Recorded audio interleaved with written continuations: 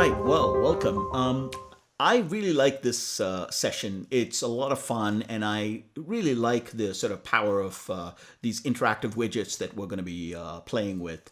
The only problem is there is a fair amount of typing in this, and so I'm going to be relying more on sort of copying and pasting things out of my little cheat sheet than I normally would. So you're going to see a lot more copy paste than you normally would, and I apologize for that. Okay, so let's get started. The first thing I want to show you is really a fun thing, which is we've already shown how to do generate GBMs and Brownian motions and plot them, but they were static plots, right? So let's do interactive plots. Interactive plots. Okay, so let's start the simple way, which is we've already done this, right? erk.gbm, we sort of generate plots like, I don't know, let's do 10 years, 1,000 scenarios. Oh, actually, let's not plot 1,000 scenarios, 100 scenarios, and then we'd plot it, and we'd make sure that you turn the legend off, right? Right, and this works great. Matplotlib. Okay, and this works great, except for the fact that, you know, it's a static plot. Now, if I want to change, let's say, mu, right? So I say mu is equal to 0.1 instead of the 0.07.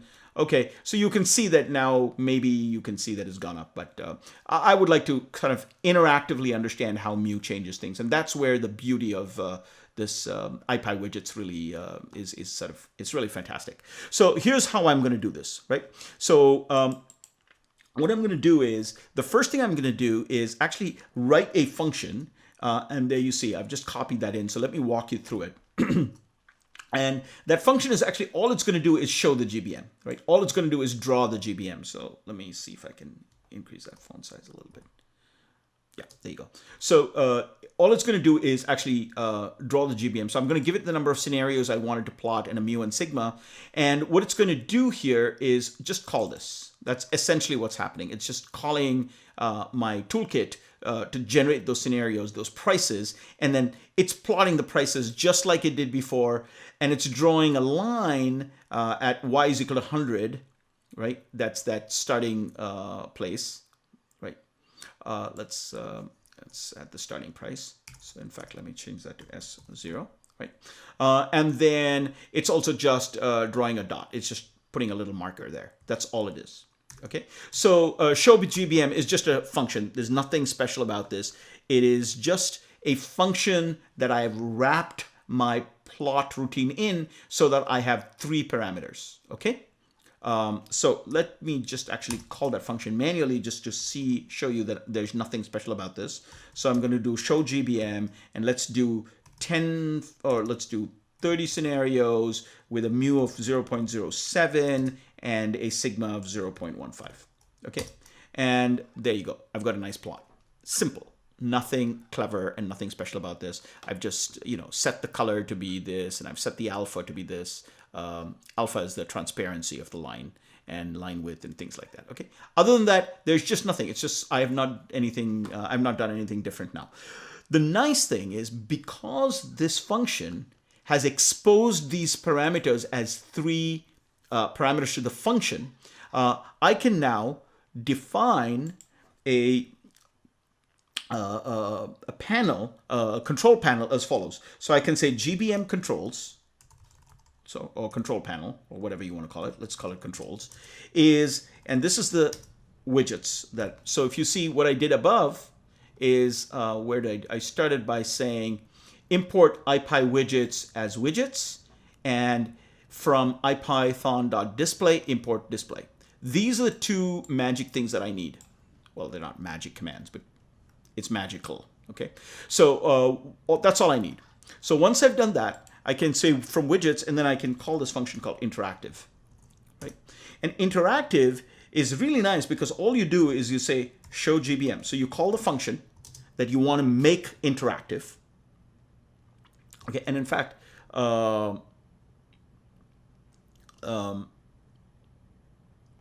just do that. Sorry.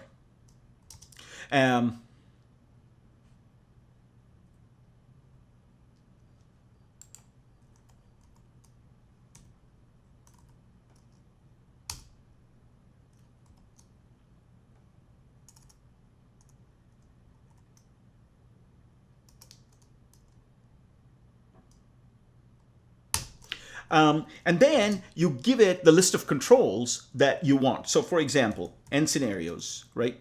So let's. I'm going to make it a little bit more. Let's do this. Okay. So what you then do is you give it a.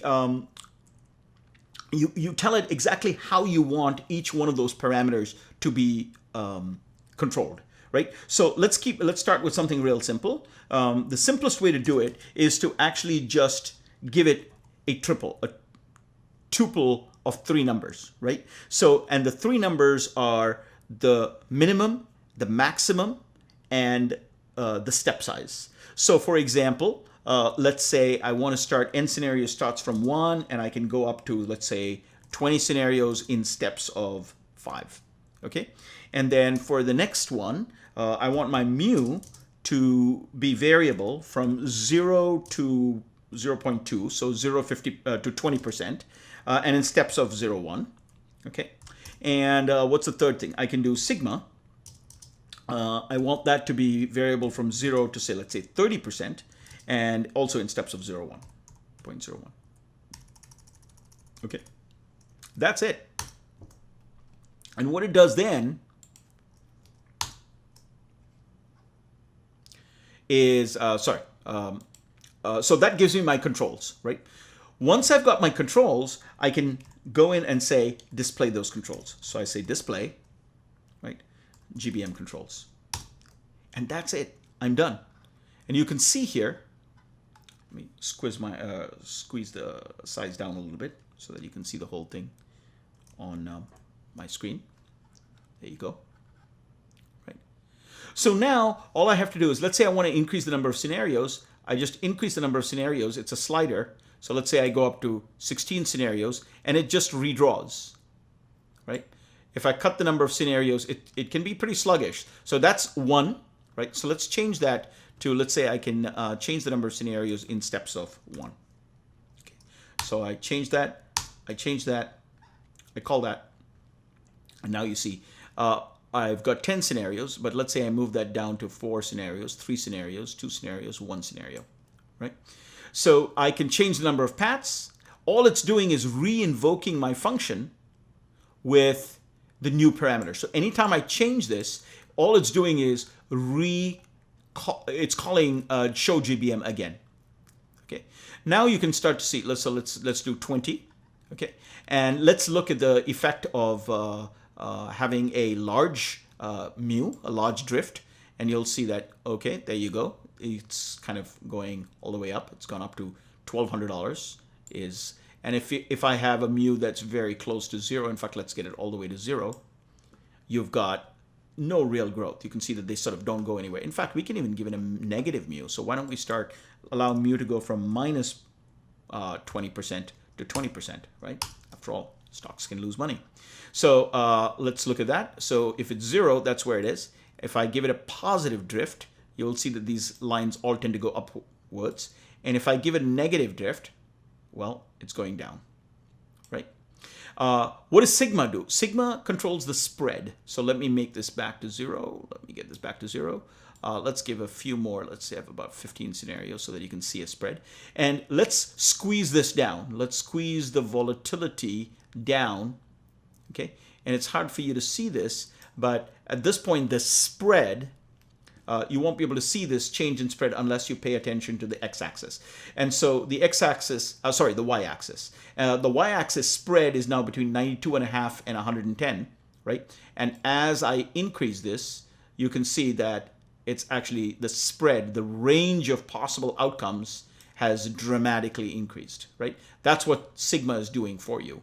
It's increasing the range of outcomes. So in fact, let me do this. Let me change my plot.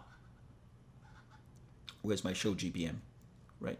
And I'm going to say ax dot set ylim right? And I set my top to, oh, let's say 400. Okay. And I said, yeah, let's just keep my top. Okay. So I do that, show GBM. I've got my top set to 400. Okay. That's good. So now I'm going to do my interactive version. And let's set my displays. And there you go. It's up to 400.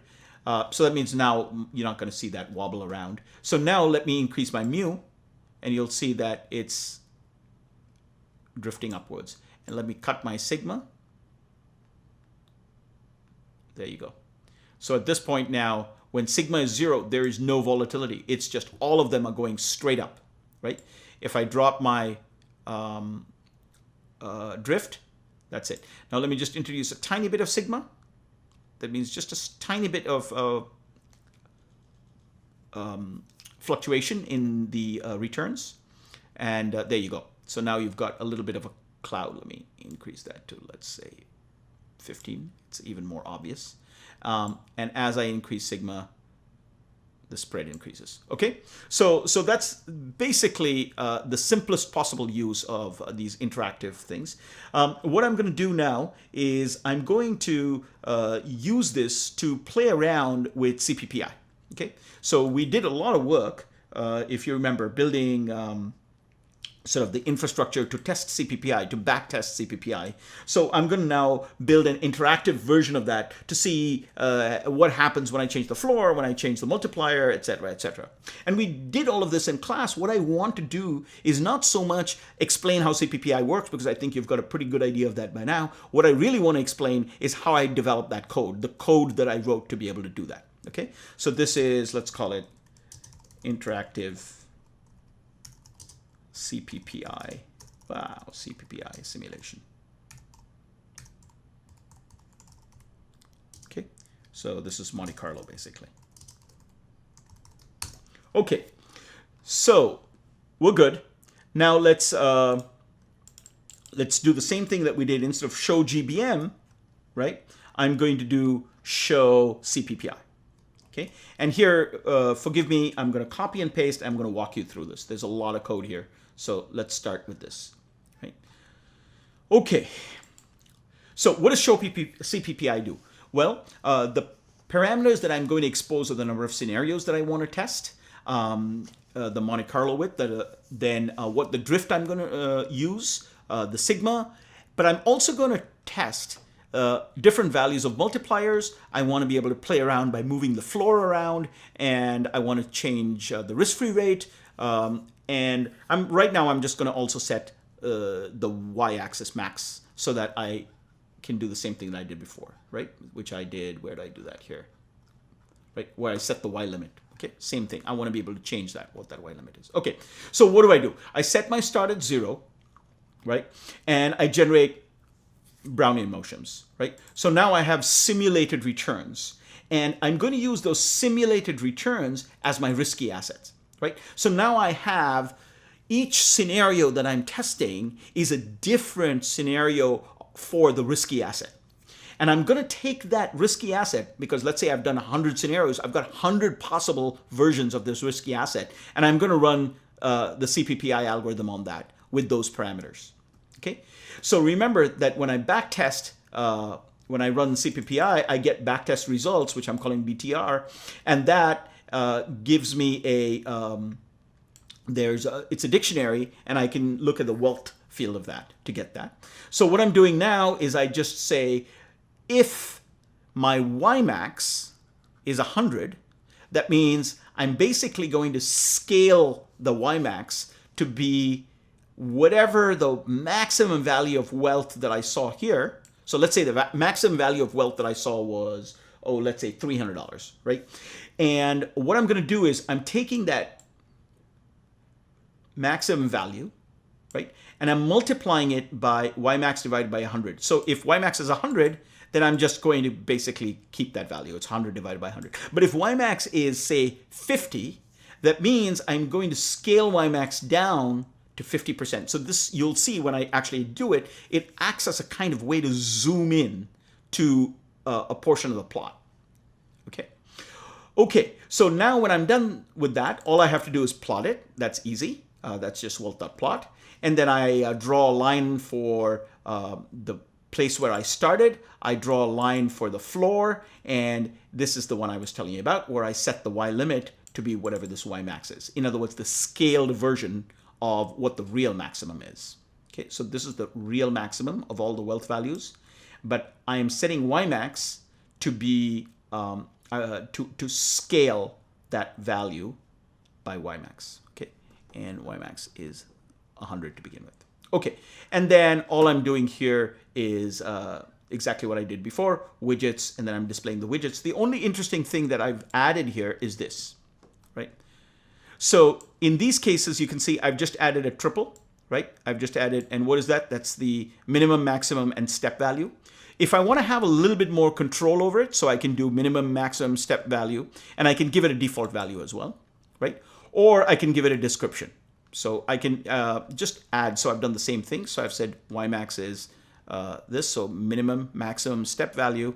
I've given a value, but I've also given a description. Okay, so let's see what that does. Shift enter, and there you go, right?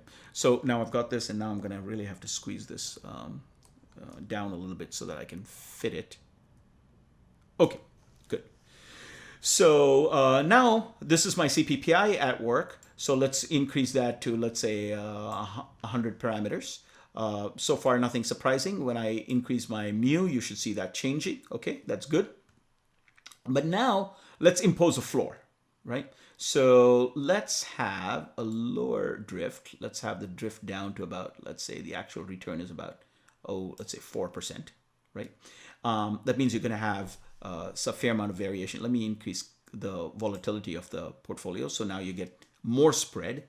And now I'm going to impose a floor of, shall we say, let's push that up to 0.8. Okay. And you can see right away that those hundreds of scenarios that we're testing, none of them go below the floor. So that means CPPI is really working quite well. And now you can kind of zoom in here if you want by just zooming into that area. Right? That's what that zoom parameter does, right? So I'm just zooming in, and you can see that it's almost like, it's almost like magic.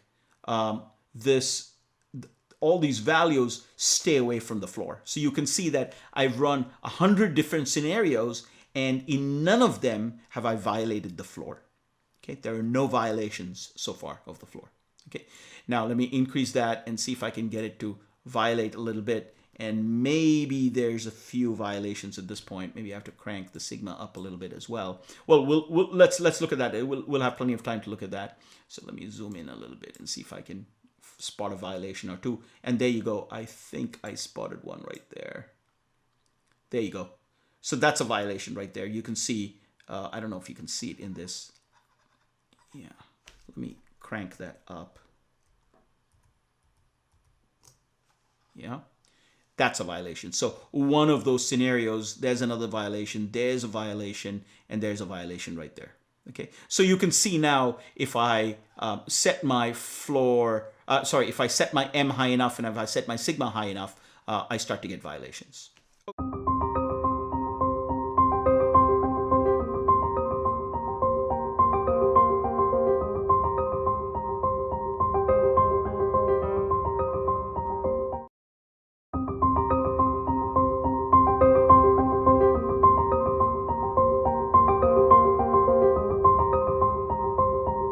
Okay, that's good.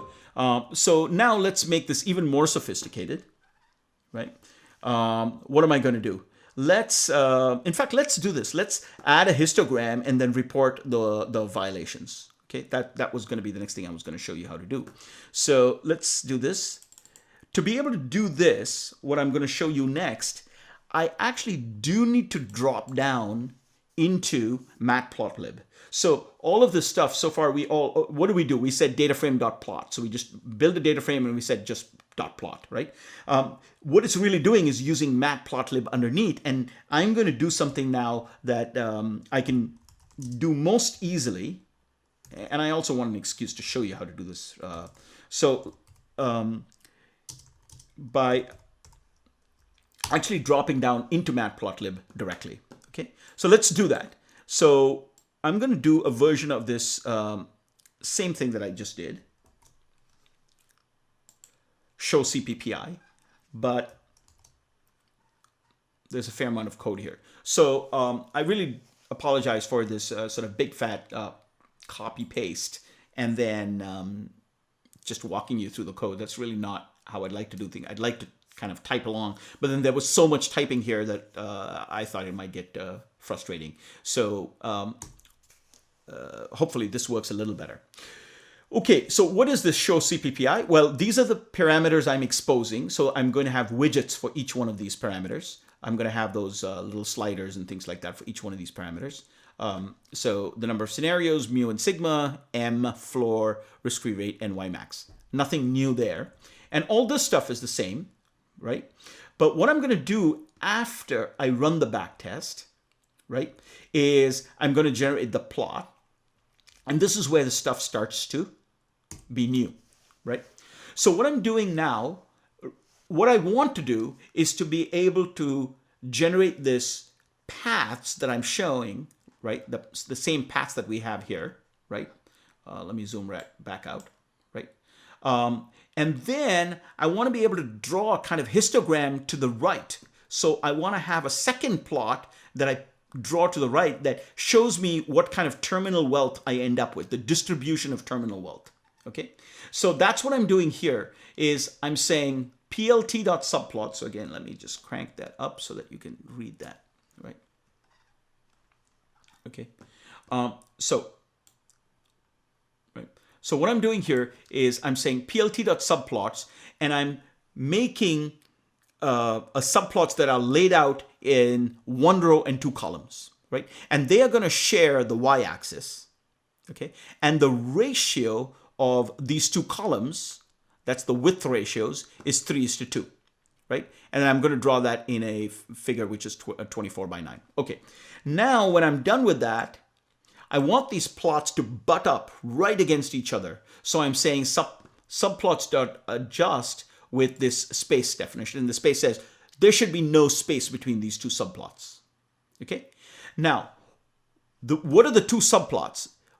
When you say plt.subplots, plt is basically matplotlib.pyplot. Matplotlib, right?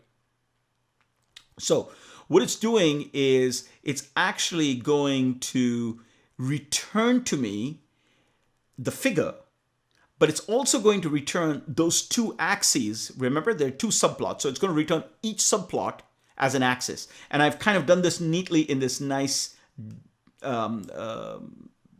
very convenient and compact format where I just basically take the return values and I just split them up right there. So it is actually returning two things. So it's returning a tuple. The first element of the tuple is the figure. Okay, we're not actually going to do anything with that. The second element of the tuple are the axes, but that itself is one row and two columns. So I'm going to get two of these, the wealth axis and and what I'm going to call the histogram axis. Okay, so on the wealth axis, I'm just going to plot the wealth. Right, this is everything we've done before. And I'm also going to plot a horizontal line at the starting value, and then a horizontal line at the floor, and I'm going to change the y limit just like we've done in the past, right? So nothing new here. What is new is the second plot. That's the histogram plot.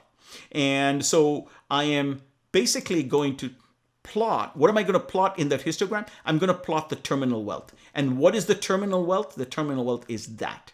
It's nothing more than that same wealth series, except it's just the last row, right? So if you look at the evolution of prices, remember it comes back to me in the form of a data frame with a row for every step along the way. So if I want those last prices, those terminal values right at the end at time step 120, that's going to be the last row right there.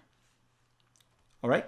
So all I'm doing in the histogram is I'm saying plot.hist. So what's really nice about pandas is it's got support for all kinds of plots. And one of the plots it actually has support for right away is a histogram. So I don't have to draw the whole histogram. I can just call it. Right. And I'm giving it some nice parameters here just to make it look a little nicer. I'm using the same color, which is Indian red. EC is the edge color, so it's just the color for the histogram plot itself. And oh yeah, I want this to be horizontal, and you'll see in a second why. And then this is, of course, just generating the controls, and then I display the controls. So, okay, lots of talking. Let's see what it actually looks like. Oops. Oh, has no attribute subplots, of course. That's what I thought. And I even said pyplot. Okay. So there you go. And that is our histogram. So again, let me squish it down a little bit so that you can see it.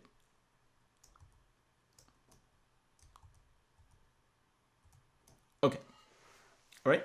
So now let me increase the number of scenarios from 50 to, let's say, 200, right? And you can see that it'll redraw.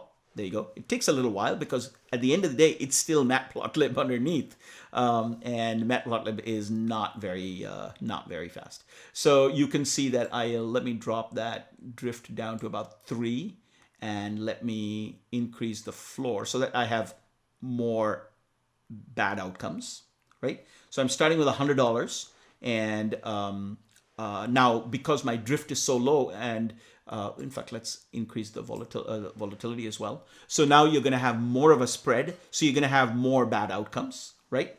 And now let me impose the floor. So watch what's happening here, right? So you have a whole bunch of outcomes right there, which are very unpleasant. So let me impose a floor now and watch what happens to the histogram. So I'm going to impose a floor of, let's say, in fact, let's make it a principal protected product. That means I don't want to lose money, right? And there you go. So I'm started with 100, and you say, I have no outcome that is below 100. That's basically the mechanics of a principal protected product. So let's say I'm willing to take a loss of, up to 0.8, right? 80%. And you'll see now, it's going to redraw the graph. And right there, you see the floor is now a little bit before this. And you have a whole bunch of outcomes, but all of the outcomes are, in fact, above the floor. Yeah? Makes sense? You can zoom in a little bit if that helps, and you'll be able to see how, there you go. You can see how all of those outcomes pretty much all of those outcomes are above the floor. Okay, so that's the code that does that. Good. Okay. The only thing I want to now add is, remember that there could be violations along the way, right? We were talking about, are they violations? So I want to add those violations. And the way I do that, so again, let's look at, I'm just going to copy paste that code. And most of the code remains exactly the same as what we've had before. So let me paste it, and then we can look at it. Oh, wow. It's going to be hard for you to read. Let me zoom in for a second. Okay. So all of this stuff is exactly the same, right? Okay. All of this stuff is exactly the same. I get the GBM. I use that as the risky asset. I use that as the input to run CPPI, and I run the backtest. I get the results, and I pull out the wealth. Okay. Now I have to compute the statistics that I'm actually going to display, right? So here's how I do that. All this is exactly the same. The terminal wealth is nothing more than the last row of the wealth, right? It's nothing more than the last row of the evolution of wealth. And the final line, the final row, gives you what the terminal wealth is. Okay, so what are the things that we might be interested in showing you? We might be interested in showing you the mean of the terminal wealth, the median of the terminal wealth, and we want to find out how often does the terminal wealth end up below the floor, right? So we can construct this thing called a failure mask, or it's just a mask, a Boolean mask. A Boolean mask is nothing more than an array of Booleans. Okay, trues or false, trues and falses. So what am I doing? So I've got the terminal wealth, right? And I call np.less on the terminal wealth, and np.less just says, okay, when is this less than this? And it gives me a true or a false. If this terminal wealth is less than whatever I give the second parameter, then it's going to show up as true. And if it's greater, it's going to show up as false. So what have I got?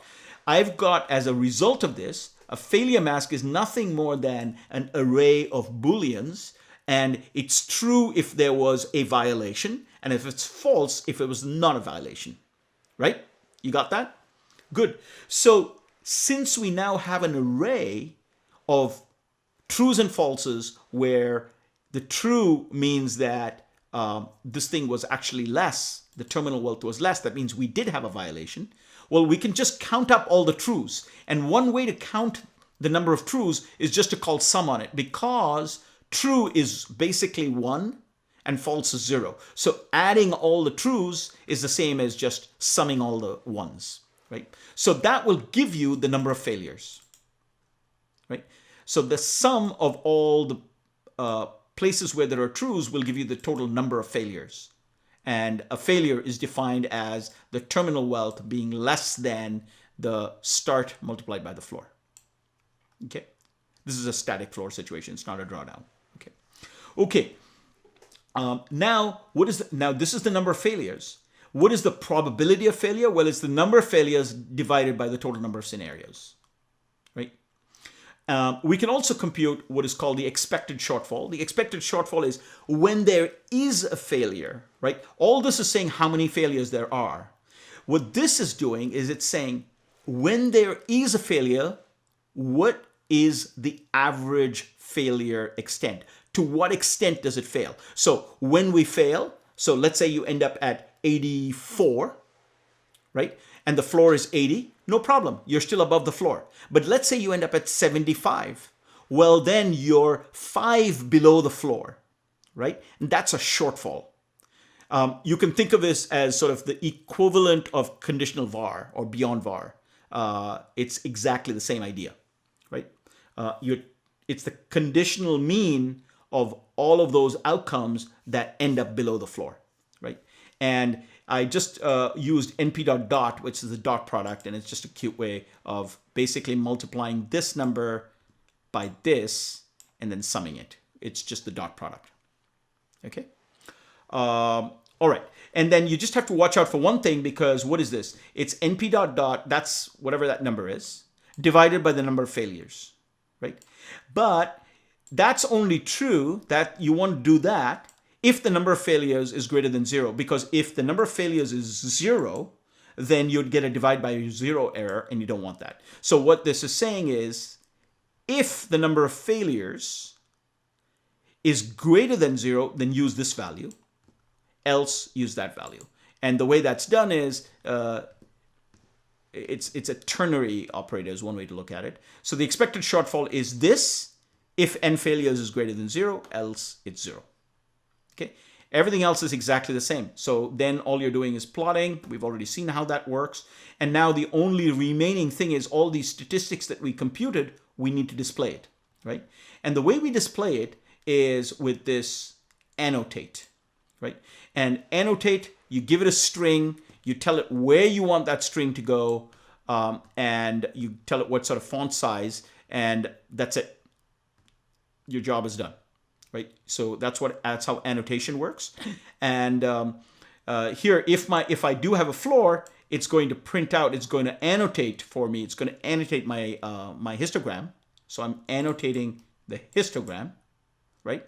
That's the annotation.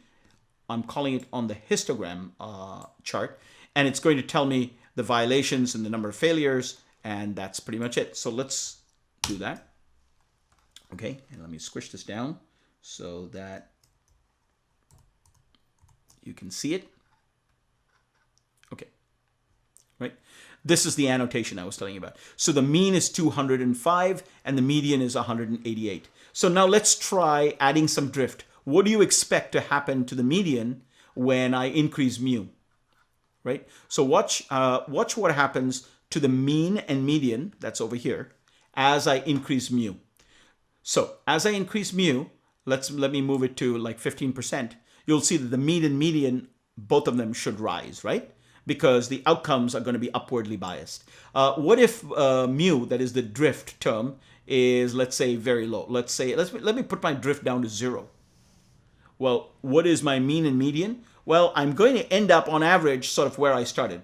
And in fact, I'll make this even more dramatic. Let me increase it to, let's say, 300, right? And you can see right away that my mean is in fact exactly 100. In other words, I didn't move at all from my starting value, right? Okay, now let's impose a floor, right? So let's impose a floor of, let's say 80, or let's say 80, yeah, right? And now you see that because my floor is something greater than 0.01, it's giving me the number of violations, although in this case it's saying there are no violations, right? So let me improve that and let me move the floor to 90% and see if I can get violations. And you see with sigma being so low and m being at 3, it's not likely that I'm going to get some violations. What has to happen for me to start getting violations is I've got to have big moves within a month, because I'm rebalancing every month. And with m is equal to 3 and a sigma of just 15%, I'm simply not going to see some violations. So let me see now if I can increase sigma to about 25%, right? Still no violations. So let me get more aggressive with my multiplier, and let me crank that up to 5. Okay. And okay, TV is not defined. Right there. I'm calling it terminal wealth there, but I'm calling it TV here. It's obviously no good. Okay, so let's try and get that to happen again. So what were we doing here? Okay, so I had cranked my number of scenarios up to about, I think it was 250, I don't remember.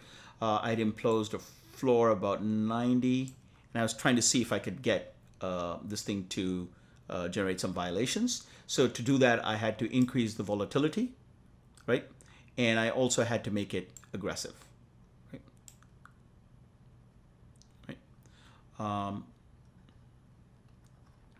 And I still don't have any violations. Let's increase that just to get a new bunch of random numbers. There you go. And I got it, right? So I got 2 violations now. But the expected shortfall is very, very small, right? And the reason that I'm getting so few violations and that expected shortfall is so small is because, first of all, sigma is only 25%. And more importantly, I'm rebalancing every single month, right? If I rebalanced less often, then you would get far more violations. So let's actually try and see that. Let me try and do a version of that where I can increase my sigma even more significantly, almost to an artificially high point. So let's go and let's get 250 scenarios, and let's add the sigma all the way up to, let's say 45. Well, let's say 45, and let's impose a floor of about 0.9. Okay, and now let's start to get aggressive. And actually, I don't even have to get aggressive. Even with m is equal to 3, if sigma is really that high, you're going to start getting violations. And now, if I make m larger, you're going to get more violent violations. That means your expected shortfall is probably going to go, probably going to get worse, and you'll probably get more violations. So let's just see if that's true. Let me crank that up to maybe 4, right? And there you go. I got more violations. Oh, look at that. I got 23 violations, right?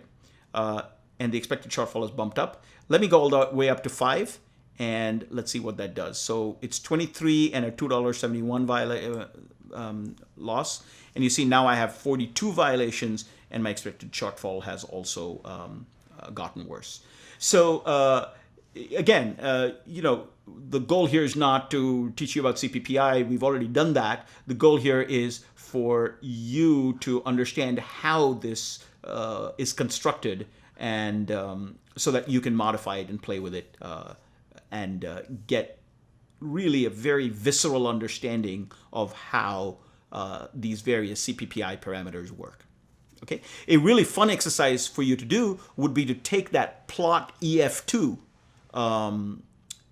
example and then put a wrapper around it exactly like we have here, right? So do something like show EF2 and put some parameters around it for the correlation between the stocks and the volatility and the expected return, and you should be able to see how the efficient frontier's shape changes as you change these parameters.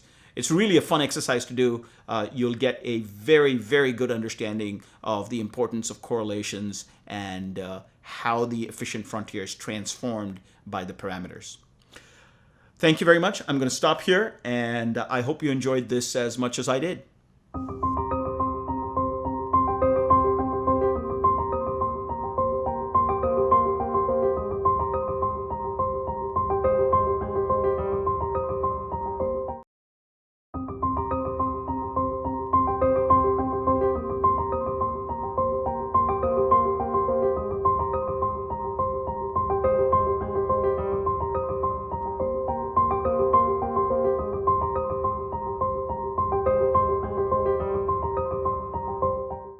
Welcome back.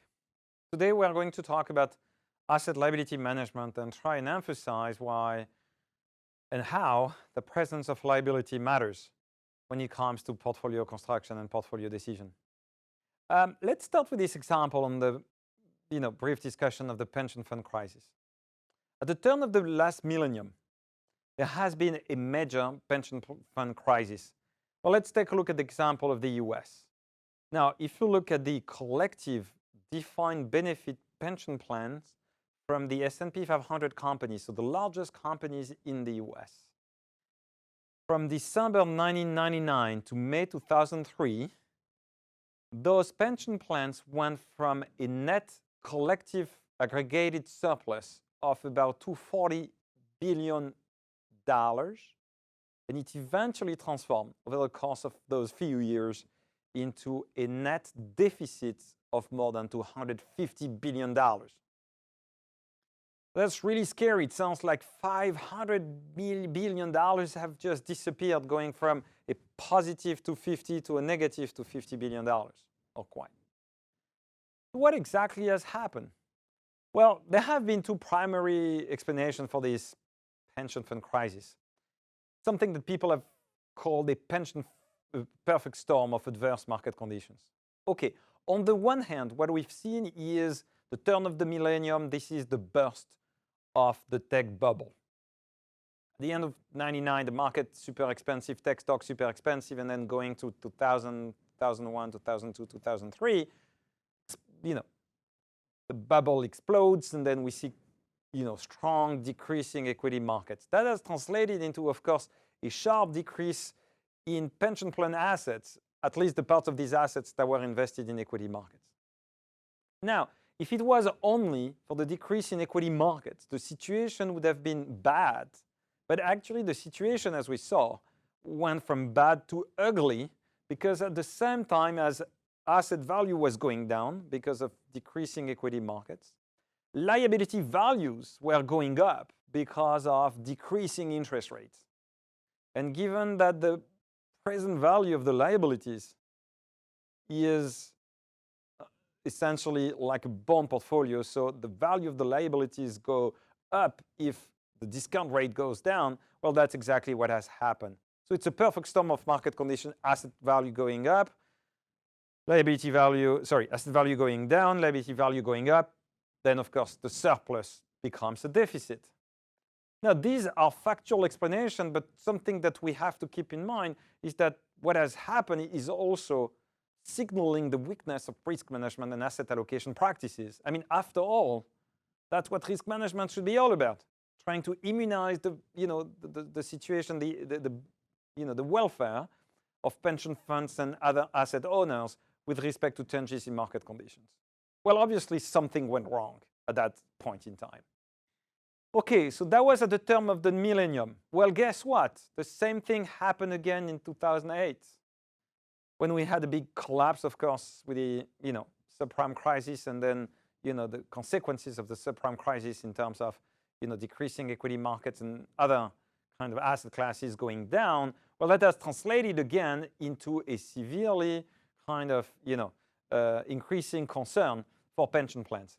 I mean, this graph shows the situation in terms of funding ratio, in other words, assets divided by liabilities for different states in the United States. And here is what we find. We find that there's no state in the US in 2009, after this bear market situation, that is at or above 100%. In other words, what that means is, in all of those states, the assets in place are not sufficient to cover the liabilities. In other words, there will be the need to turn to stakeholders and request additional contributions to meet those liability payments. And as we can see, there are a few states in which the deficit is actually very severe, with a funding ratio which is less than 70%. Well, that's the situation in the US. By the way, similar situation in the rest of the world. Just let quick look at a situation in the UK. We're looking at the aggregate funding ratio of defined benefit pension plans in the UK, and what we see is that, again, it's a deficit. So we're looking at the surplus in terms of asset minus liabilities, and what we find is this is almost always in the negative grounds. Okay, so what's the conclusion? Well, the conclusion is, when we manage assets against liabilities, what matters is not merely what happens on the asset side. What matters is what happens to the assets relative to the liabilities.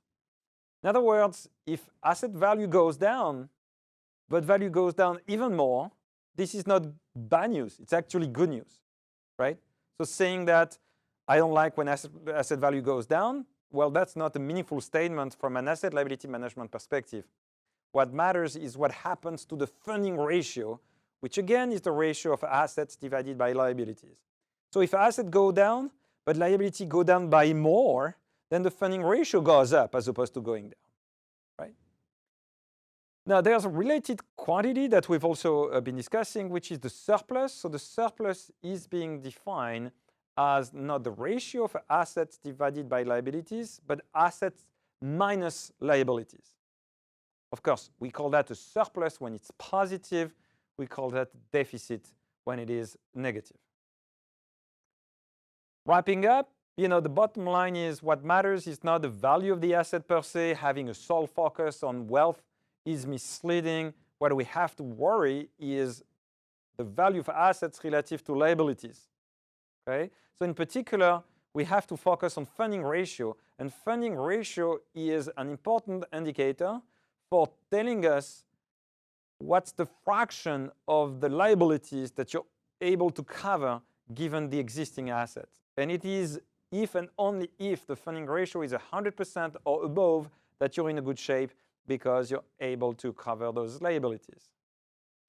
Next time, we're going to be introducing the concept of liability hedging portfolios, and we're going to argue that to achieve meaningful risk management practices, institutional investors, large asset owners, but also individuals, they need to equip themselves with these dedicated hedging portfolios.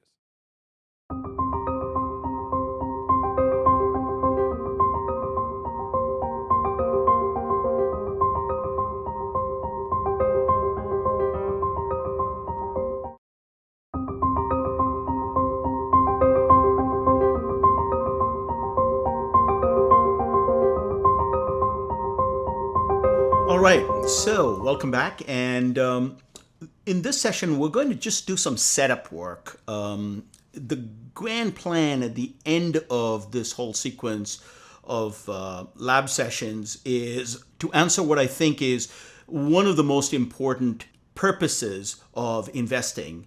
And the goal of investing is not simply to grow your assets to as large a number as possible.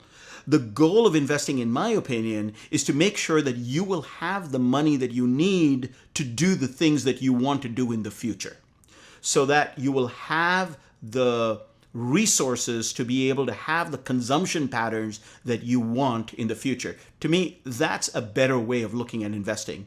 And so we are going to solve that problem, or at least address the technologies that we have available to us to address that problem. But we need to do some sort of setup work, and that's really the goal of this session. So let me specifically describe what we're going to do here. We are going to try and come up with some basic functionality that allows us to measure two things. One is, what is this future liability, this future consumption? what is it? How do I model that? And then the second is to measure, do I have enough money today to be able to meet that? And how do I measure that? And that's obviously what we call the funding ratio. So we are going to come up with a formal, a practical way of measuring liabilities that is actually useful for investment purposes. And we're going to come up with a measure of how we're doing with our assets so far that we actually do have today in order to meet those future liabilities. And that's the funding ratio. Okay, so the first step along the way is to come up with a measure for what exactly is the extent of these future liabilities. And the way we do that is actually pretty straightforward if you've ever done anything with fixed income or bonds. And that is to compute the present value of those liabilities. And how you compute the present value of those liabilities is nothing more than a simple sum of each of the liabilities. But instead of just adding those future liabilities, you have to discount them somehow for the time value of money. In other words, you discount each liability. That's what that liability is, right? So you discount each liability by some factor, and that factor is simply a measure of what would a dollar at that point TI in the future cost me to buy today, right? And that is nothing more than the price of a pure discount bond. That is a zero coupon bond that pays $1 at time TI. Okay. So what is that discount factor? Well, it's simply what the cost of $1 at some time t in the future is today, and obviously that just depends on interest rates. So if you're having trouble understanding what this is and you haven't worked with this here, let me try and make it a little easier. You can look at it this way. Let me just, instead of thinking of it this way, you can say this. Right? So whatever that price is I have today, and if I multiply that by that number, that will give me 1.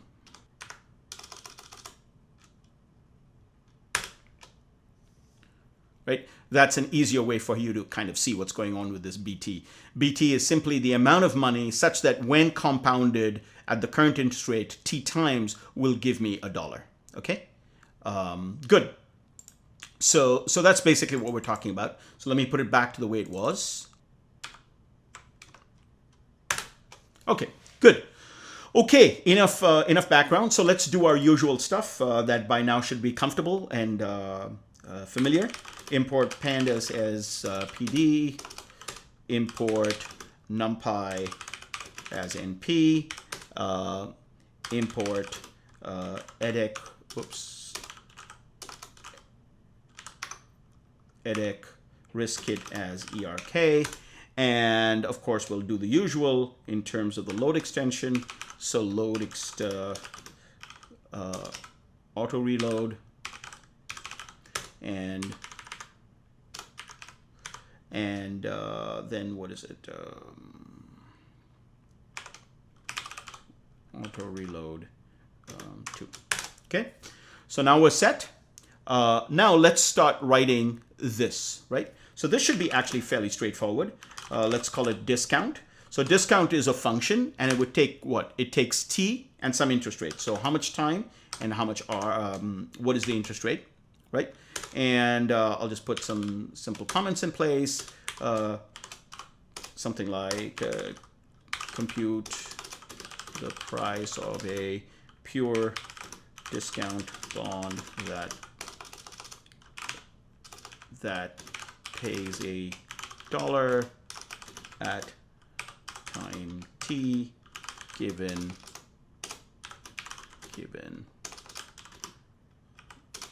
interest rate r. Okay, so let's just keep it really simple. Well, this turns out to be super easy, right? It's nothing more than return 1 divided by 1 plus r to the power t, right? And you can simplify this a little bit if you like by saying minus t, right? Okay, So we're done with that. So let's just make sure that that works, right? So for example, what would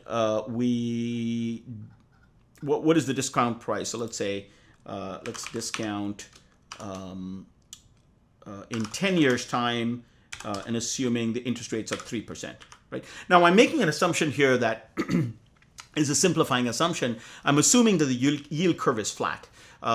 So what that means is that the interest rate is the same regardless of whether it's 1 year or 3 year or 5 year. We're assuming that the yield curve, that is the function that tells us what the current interest rate is for different horizons, we're just assuming it's the same. That's not entirely, that's not usually the case, but it is close enough for at least showing the principles at work here, right? So that is about 0.74. So it's about 74 cents is what it costs me to get $1 back at the end of 10 years. And in fact, we can verify that that's the case by just saying, let me just do that. Let's just verify that that's the case. So let me just take that number. I'm just going to just copy it and paste it, right? And let me compound that, multiplied by 1.03 to the power 10, right? So I'm going times 1.03. And I should get back about $1, and that's exactly what happens, right? So you can see how this compounds. Okay, so now that we know how to discount a number, how to discount a liability, we can extend that to computing the present value. The present value is nothing more than the sum of the discounted liabilities. Make sense? Okay. So let's look at this. So we'll say, let's say define present value of a set of liabilities given an interest rate R, right? What is that? So let's computes the present value of a sequence of liabilities, right? And let's define our liabilities given this way. So L is a data frame. Actually, it doesn't have to be a data frame. L is indexed by the time, and the values are the amounts of each liability, right? And it returns the present value.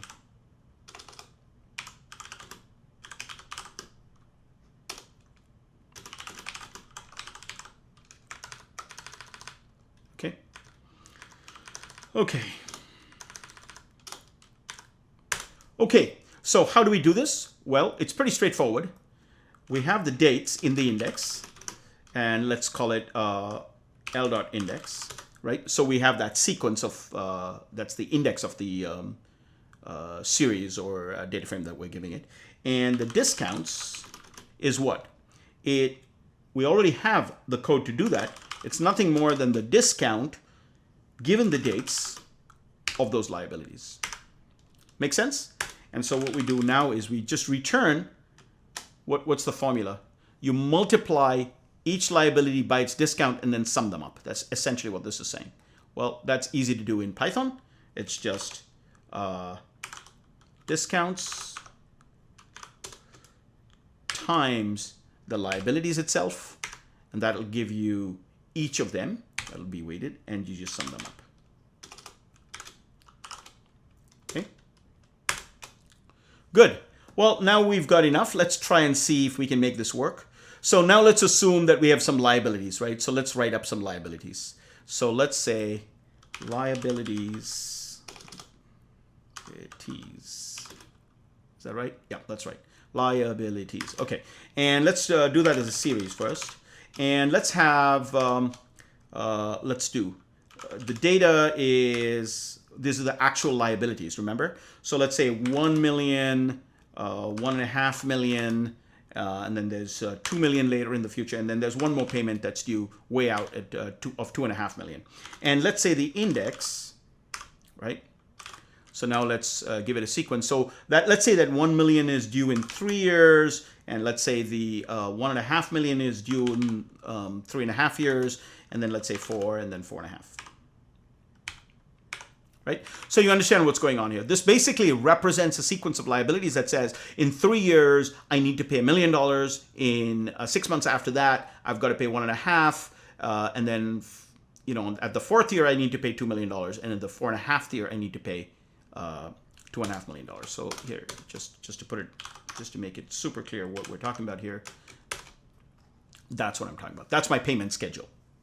Okay, so now I can say, what is the present value of my liabilities, right? Given that interest rates are 0.03. Okay, that does not make any sense, but that's because, what did I do wrong here? Well, of course, I'm discounting by the liability, but I should be discounting by the interest rate. Well, let's fix that. And let's try that again. Those liabilities still look good. Now let's look at the present value, and there you go. That seems much more reasonable. So what that's saying is, let's the sum of the liabilities here is 1, 2.5, 4.5, 5, 7. So there's $7 million. So if you look at liabilities.sum, right, that's $7 million. But the present value of those liabilities, because of the time value of money, is about $6.2 million. Okay. Good. So now that we've got that, actually, all we have to do is compute the ratio. And that is essentially what we call the funding ratio. So what that means is this. I owe $7 million in the future, but the present value of those liabilities is only $6.2 million. So if I had $6.2 million today, and I have this particular sequence of liabilities in the future, I can pay it off. No problem, because I know interest rates are 3%, right? So that's essentially what the intuition here. So let's formalize that. So let's define something called funding ratio, right? And the funding ratio, I have to give it some set of assets that I have today, and I'm going to give it a sequence of liabilities, and I'm going to give it an interest rate, right? Okay. And what am I going to do here? I'll put just keep something simple now. Computes. Okay. Okay, so how do we do it? Well, this is so simple, we might as well just do it in one line. And that is, it's whatever my assets are divided by the present value of the liabilities, right? Assuming these interest rates, right? Okay, so now let's take this example that we did before. Let's look at, let's say I have $5 million. And I have those same liabilities that I had before, right? That sequence of liabilities that we just saw right over there. And let's say interest rates, again, let's just assume it's 0.03, it's a 3%, right? What does that mean? What this means is you're underfunded. You're 80% funded, okay? That means your $5 million, unless you do something else, you cannot just put it in bonds and expect to meet your liabilities. You do not have the money today to meet your liabilities. Now let's assume, however, that interest rates go down. So I'm going to just copy that, and I'm going to paste it. And let's assume interest rates are actually only 2%, right? Now let's look at what that happens, or what that does, right? And it turns out that your funding ratio is even worse, right? And the reason is because the value of the liabilities has actually gone up now. Or put differently, the amount by which the assets that you have now will grow more slowly, and therefore you won't be able to meet your liabilities as comfortably, right? So on the other hand, let's do that same thing again, and let's assume, I don't know, 5%, right? So now you can see that your funding ratio is actually up to about 86%. Okay, so that's basically what's going on here. We can actually, let's do one last thing before we sort of end this section, and that is, I'll use the stuff that we had before. That is import IPython. No, what is it? IPy widgets, if you remember, right? As widgets, and then from IPython.display, import display, right? And then we're going to plot it. So let's do a little matplotlib inline just in case. And now let's just see. What I'm going to do is I'm going to try and understand exactly what interest rates and asset values do to my funding ratio, right? Because at the end of the day, that is what matters. My funding ratio is what matters. Do I have the money? So let's just say def show funding ratio, right? And that takes a set of assets and some interest rate. Right? So that's what I want to understand. How does my funding ratio change when either the assets I have increase or the interest rates change, right? And well, all I have to do is I have to let me compute the funding ratio. So that's just funding ratio of assets and my liabilities and at some interest rate R. Yeah. And what I'm going to do now is, actually, instead of plotting it, let me just print it, right? So I'm just going to print, how do I print it? Let's do this. Let's give you an excuse to start working with these,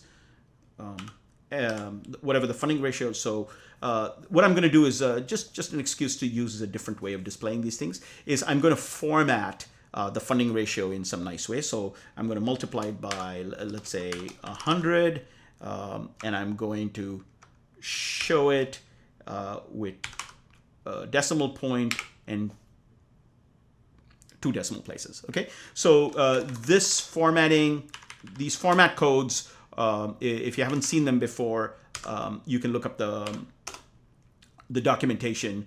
But if you used sprintf or printf or any of these kind of other formatting, string formatting codes for decimal numbers, they'll pretty much just work. Okay, so I think that's it. We're done with that. Now let's do one last thing, which is to actually display the controls. So the controls is widgets. It's dot interactive, I believe. Interactive, yeah, right. And the function I'm going to call is show funding ratio. And let's say what are the things I want to show?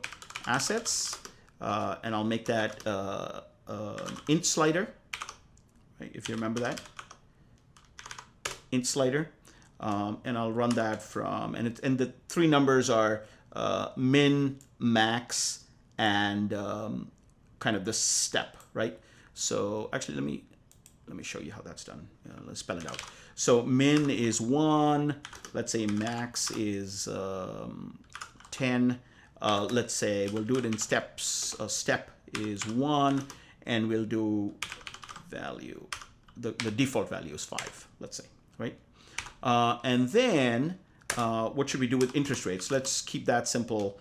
Let's just say from 0 to 20% in steps of 0.01. Okay. I think that's it. And then all we have to do is display this. So there you go. Display controls. Right? Okay. All right, so let's look at what happens now. What happens if my assets increase in value? Well, my funding ratio is going to hopefully increase in value, and that's exactly right? So you're at 145%, right? And here, if my assets decrease, you'll see that I'm underfunded. And when I get to about $5 million in assets, I'm funded. And when I am at about $6 or $7 million in assets, I'm overfunded, right? Let's say now my interest rate, that was a 10% interest rate. Let's say interest rates start to drop, right? And you can see that interest rates come down, my funding ratio is dropping as well. And if interest rates go down to, let's say, 3%, then you're only 80% funded. If you have $5 million today and your liabilities are those liabilities that we just talked about, that about $7 million in total out in the future, right? These liabilities, right? If these are your liabilities and you have $5 million today and interest rates currently are 3%, you only have 80% of the money. So what are your choices? One, you can try and get more assets. And in a pension fund, this amounts to the sponsoring company actually putting in more cash into the company. This is not something they enjoy doing, but sometimes they're forced to. Sometimes by law, someone is going to have to put in some money there. Or the other option is you have to get a higher rate of return. You've got to end up finding some way to improve the rate of return that you're going to get on your assets on that $5 million by the time the liabilities come due. And that's essentially what we're going to be talking about, how to do that in the future sessions. So what I would do now is I would just take all this code that we've developed here and we'll stick that, all this, so PV, discount, and funding ratio. These are the only three functions we've written here. And I'm going to add that to my edX risk kit. You should do the same, and then I'll catch you in the next session. See you then.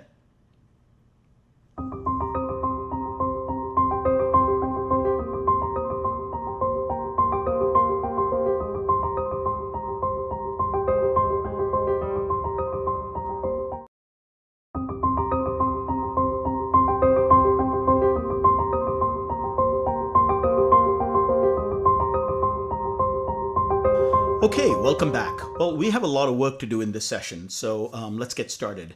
What we're going to do here is we're going to now study what happens when interest rates change, when the interest rates fluctuate over time. We've already seen it has enormous impact on our liabilities and therefore our funding ratios. And so it makes sense to try and make sure that we understand how our portfolio is going to behave under different interest rates, when interest rates evolve. And the model we're going to use to do this is this model, which is called the CIR model. You might have heard about the Vasicek model, and the Vasicek model is very closely related to this. So let me explain how this equation works, and then how that's different from the Vasicek model, and then we'll start coding it. So let's get started. The way to read this is this differential equation, which is very similar to perhaps what you've already seen for the Brownian motion.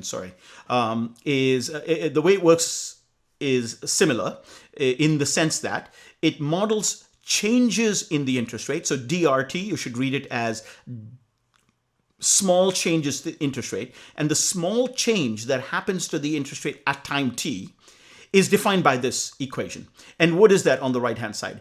It is some parameter A times B minus RT. So RT is the current interest rate, and B minus RT is the difference between the interest rate today and some long-term mean for the interest rate. So that gap between where interest rates today are and where they generally are in the long term, and that's a parameter of the model. What is the long-term interest rate?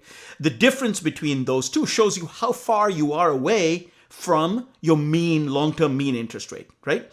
So what A here is a parameter that says, how fast do you revert to the long-term interest rate? So we've already seen here that the model requires you to supply at least these two parameters, and I'm going to show you a third one in a second, but the two new parameters that we haven't seen before in these kinds of models are B is the long-term mean interest rate, and A is the mean reversion speed.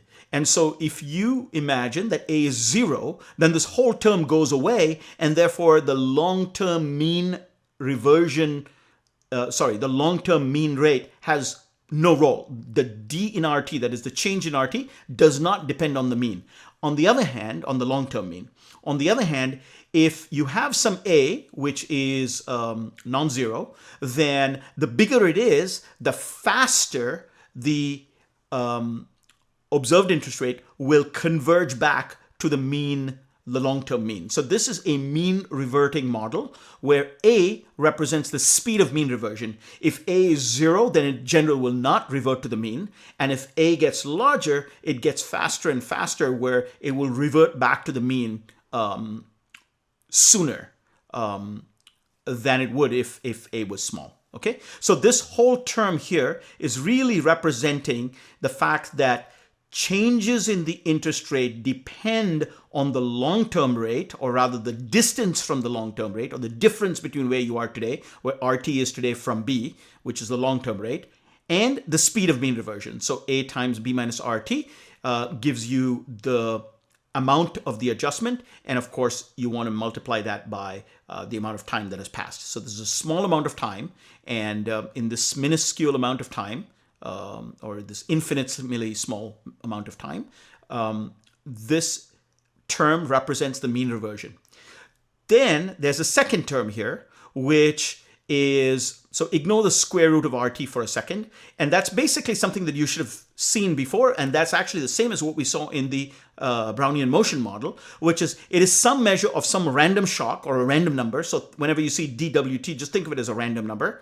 And that a random normal, in fact.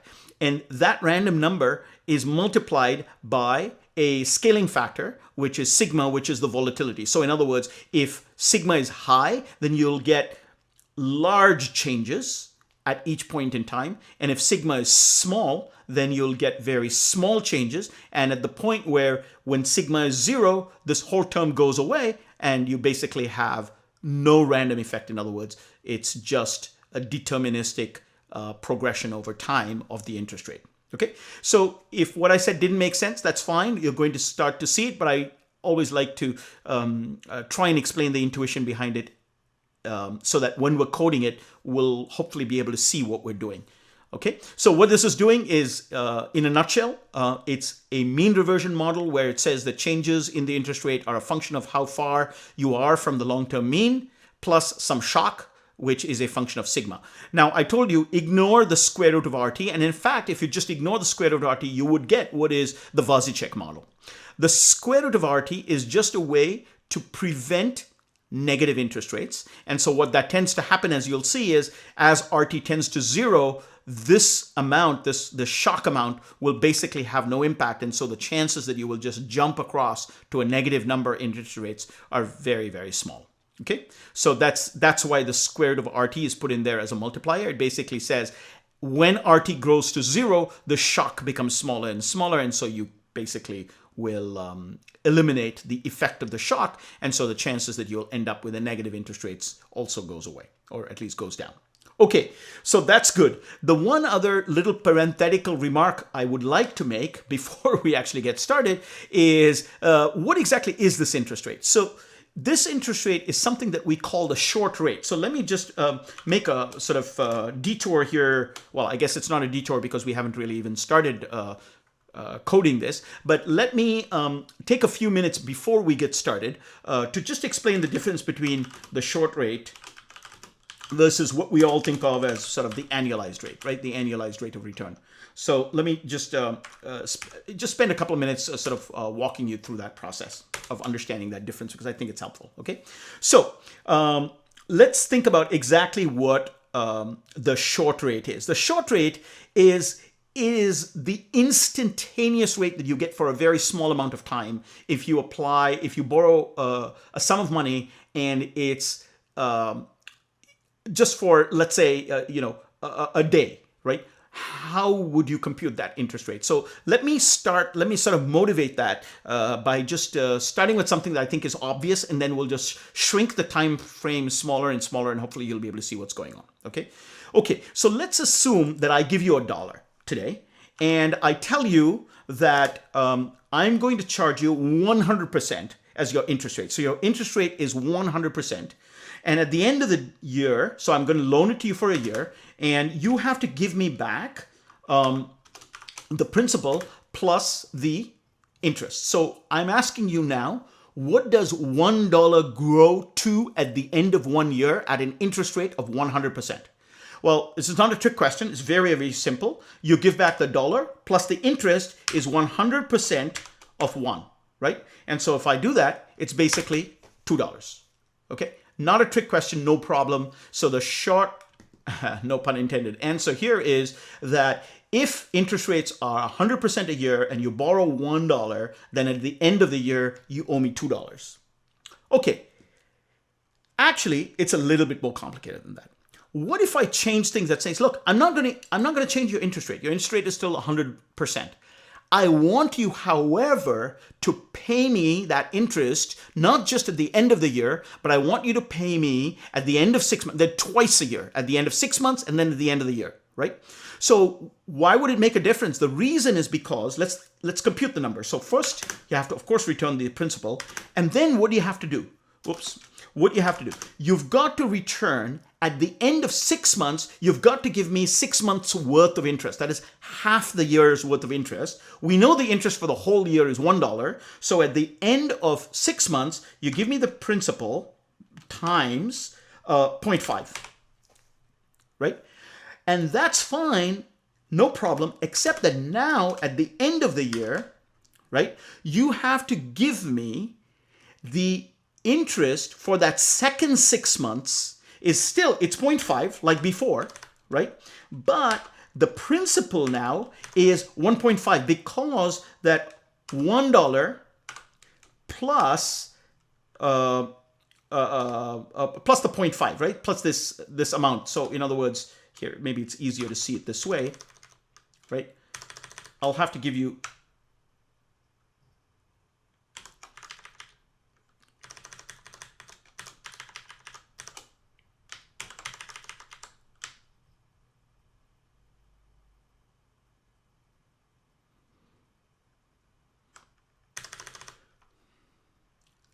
plus I have to pay you for the total amount of money that I have over that second 6 months. And over the second 6 months, I have what? I have 1 plus 0.5 times 1, which is that amount. So that is the total amount that I'm due. In other words, now I have two payments. The first payment is that, and the second payment is that, right? So it's the same 0.5, but it's now on a larger principal, okay? So far, so good? Okay, so you get 2.25. Okay, this was not super complicated. So in other words, if I'm paying twice a year, in other words, the interest rate is applied every 6 months instead of just once a year, then it's not $2 at the end of a year, it's $2.25. Well, I could take this one step further. I can say, let's do it 4 times a year. So let's apply the same idea. So it's 1, right? That's the principal, plus at the end of the first quarter, I owe you 1 times, now it's only a quarter's worth of interest, so I have to pay you 0.25, right? Now, at the second quarter, what do I have to pay? It's again, times 0.25, so the interest rate is 1/4 of the year because it's only 1/4 of the year. But I have to pay you interest on everything I've got at that point, right? Good? So I've got to do that. That is what I would pay you at the end of the that's what I owe you at the end of the second pay period. That is the second quarter. And now I'm going to have to do that for the third quarter. And let me just mark this up. And then I'm going to have to pay you for the same thing times 0.25 for the fourth quarter. So let's do the third quarter. So what is the third quarter? Well, it is all that stuff, right? Because that is how much it has grown to by the time the third quarter rolls around. Got it? Okay. And now, by the time the fourth quarter is rolled around, I've got all this in there, right? Okay. Boom. Okay, so very ugly looking expression, but you understand what's going on. It's compounding and the interest is accruing at every single point of time. Now, I could extend this further and say, well, this is once a quarter. I want to do it once every month. So of course I could do 1 plus 1 times, let's say, 1/12, and so on and so forth. And I could keep doing this. Obviously, you don't want to sit and watch me type all this stuff. The good news is that there actually is an expression for the general form of this. So let me just copy that expression here. And if you compound n times a year, right? So let me here's the expression for that. Let me just copy that in. There you go. That's the expression. Okay. So in general, if you compound every 1/n of a year, that in other words, n times a year, this is the expression you get. So let's just try it just to make sure that we did the right thing here. So let's say 1 plus 1 plus the interest rate is 100% and it's 2 times a year. and I want to raise this to the second power, right? That's 2.25. Great. Let's just make sure we get the same number again. Let's do it again. 1 plus 1 divided by 4, right? To the fourth power. That is quarterly payments, right? 2.44. That's exactly what we got before, okay? Let me just do this one more time. Let's say I said, okay, not 4 times a year. I want you to do it 100 times a year. In other words, I want you to accrue the interest every 100th of a year, right? Well, what is the number you'd get? Well, 2.08. And of course, you could keep going with this. Let me say I want you to do it once every, I don't know, 10,000 times a year, right? So 10,000. So it means every 10,000th of a year, I want you to accrue the interest, right? And you get something like 2.718. That number should look familiar to you, right? That is basically E, right? Okay, so in other words, so this is sort of the punchline here. As the amount of time between compoundings decreases, the number of times increases, it converges to a particular value. So as n gets very large, this is the expression that you get. And I'm just going to copy that in so that you can see what is going on here. I'm going to, right? You get this relationship here. So you get 1 plus what we think of as the annual rate, which is that 100%, is e to the power the short rate or the instantaneous rate, right? So you will see people call it the instantaneous rate. You will see people call it the short rate. It's the same thing. So you have this annual rate and the instantaneous rate, and this is the relationship between the two. 1 plus the annual rate is equal to e to the power r inst. And by the way, again, if intuitively you're saying, wow, we've been seeing this 1 plus r a lot, that's really what's going on. It's this compounding effect. But if that helps, if that intuition helps, that's great. Okay, so now we've got an expression for this. So we can start working with this idea of the annual rate and an instantaneous rate. But before I do that, let's do our usual incantations, okay? So I'm going to import, so we can start coding now. NumPy as NP, import, let's say pandas as PD, and import edX kit as ERK, and let's do the loadex stuff. Loadex, auto reload,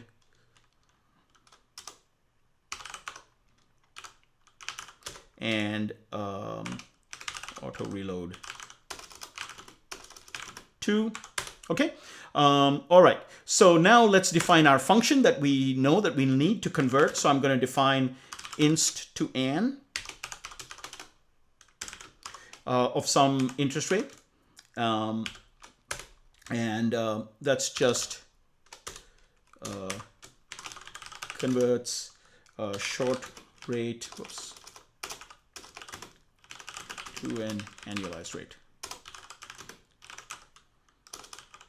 Okay, and what do we do here? Well, we just follow this formula, right?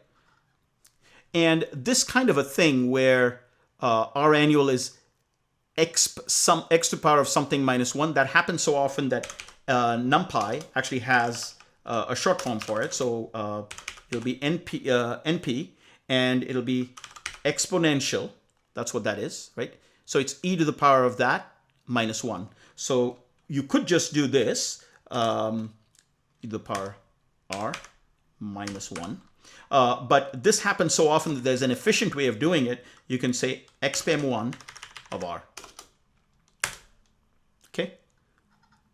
That's the same as what I had before. Okay?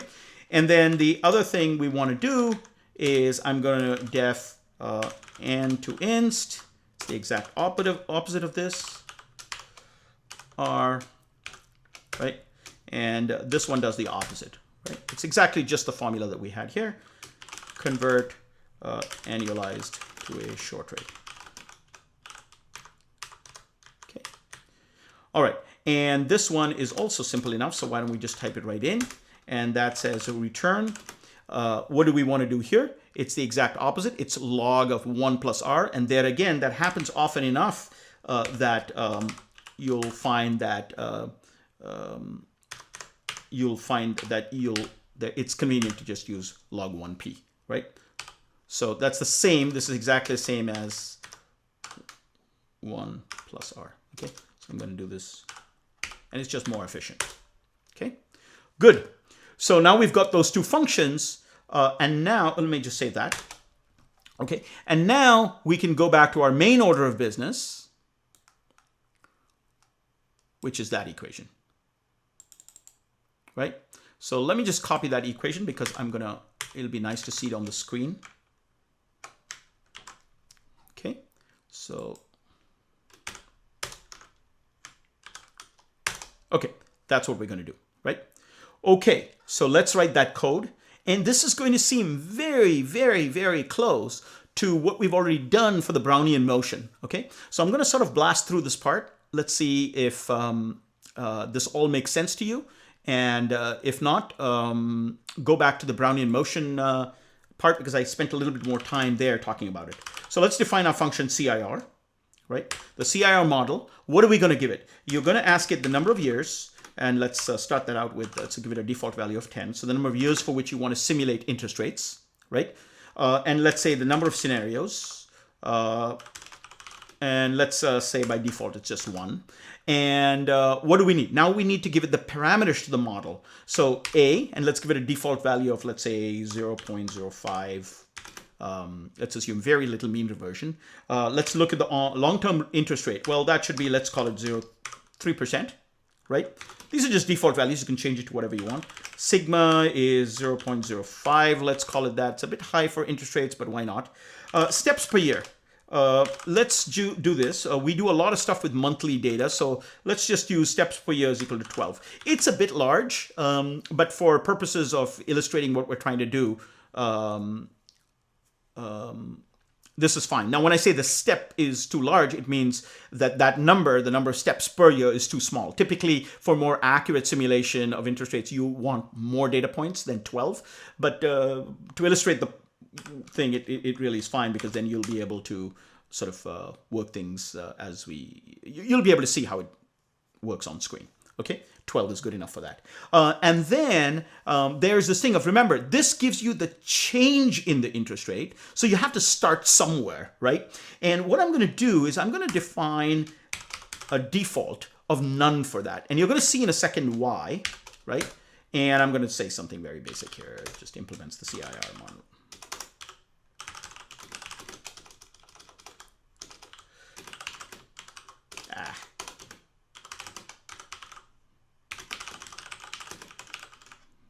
Okay. All right. Okay.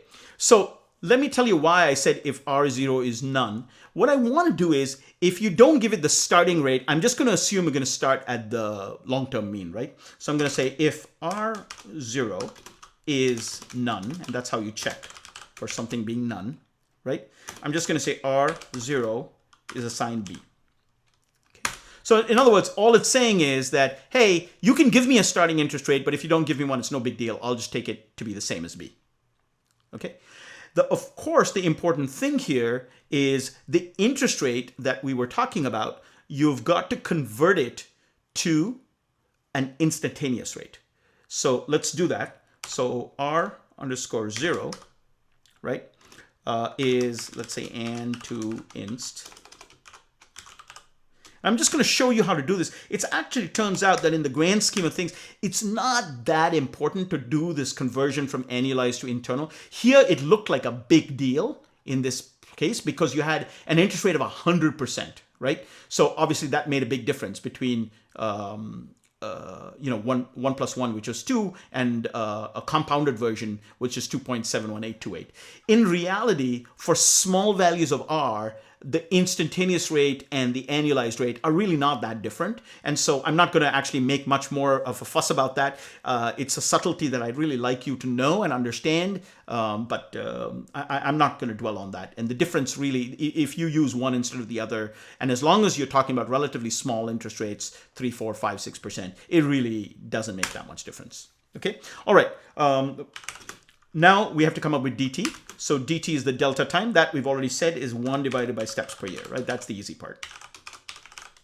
Okay, anything else we need to do? Well, we can actually start getting right into the into that equation. So in order to get that equation to work, remember, we need to generate random numbers, right? So that DWT requires us to generate random numbers, which is the shock. So let's just do that. So shock is, let's call it np dot, if you remember how we do it, we said np dot random dot normal, right?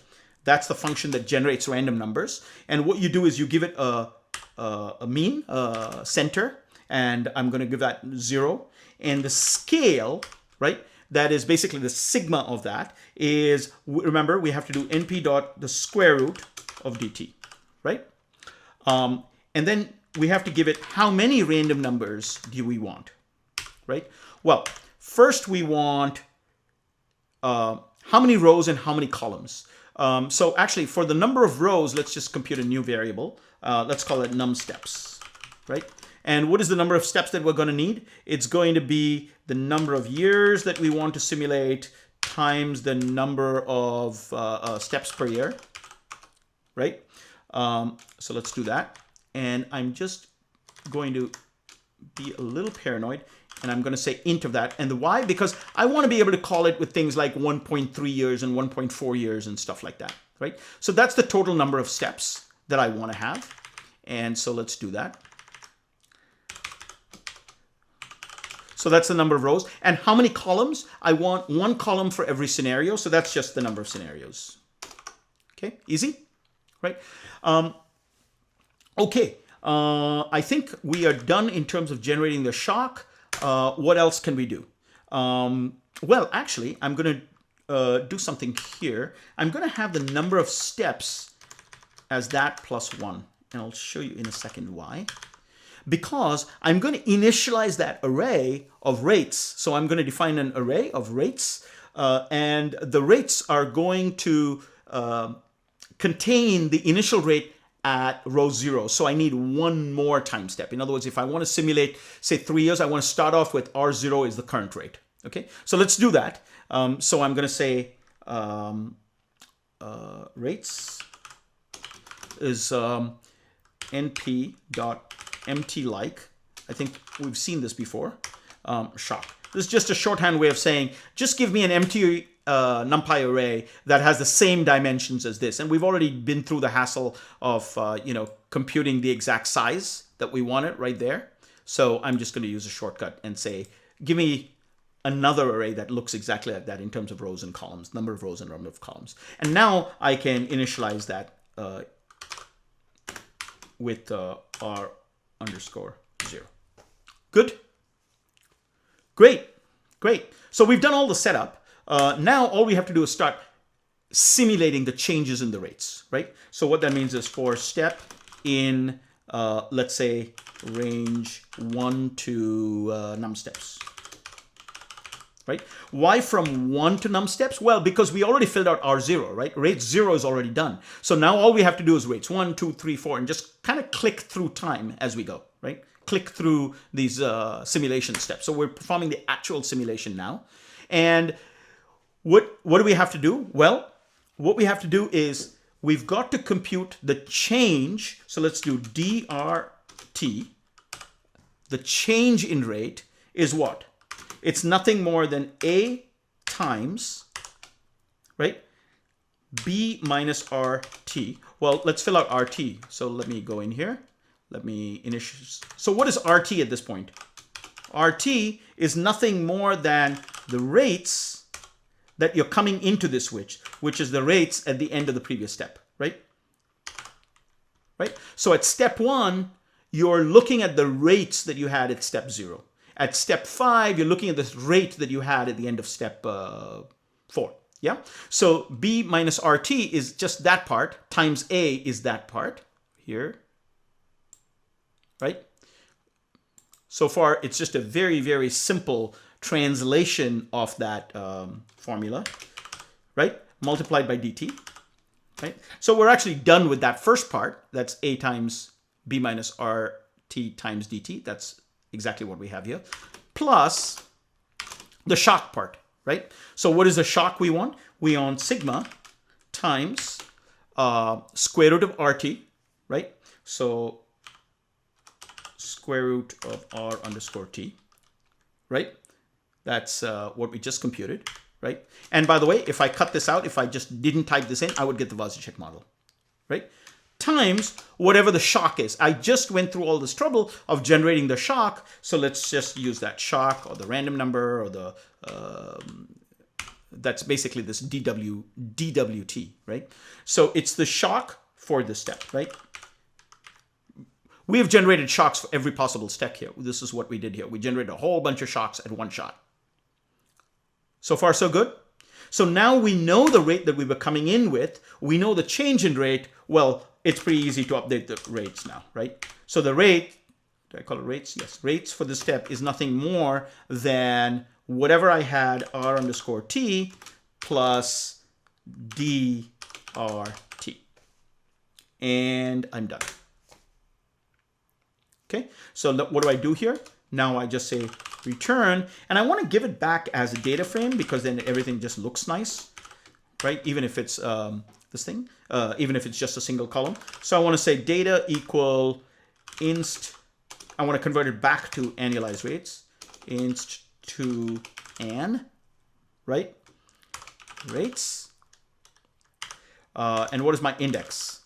My index is, I'm just going to give it the range going from 0 to however many steps we came. So I'm just going to click it through. I'm going to give it just as an index. I'm going to just go 0, 1, 2, 3, 4 up to the number of steps. All right, that's it.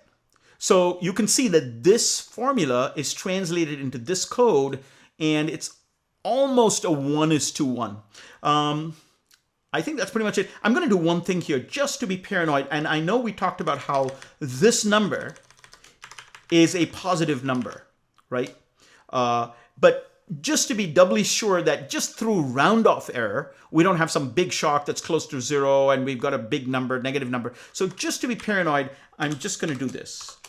It's really not necessary. It does not happen very often. But since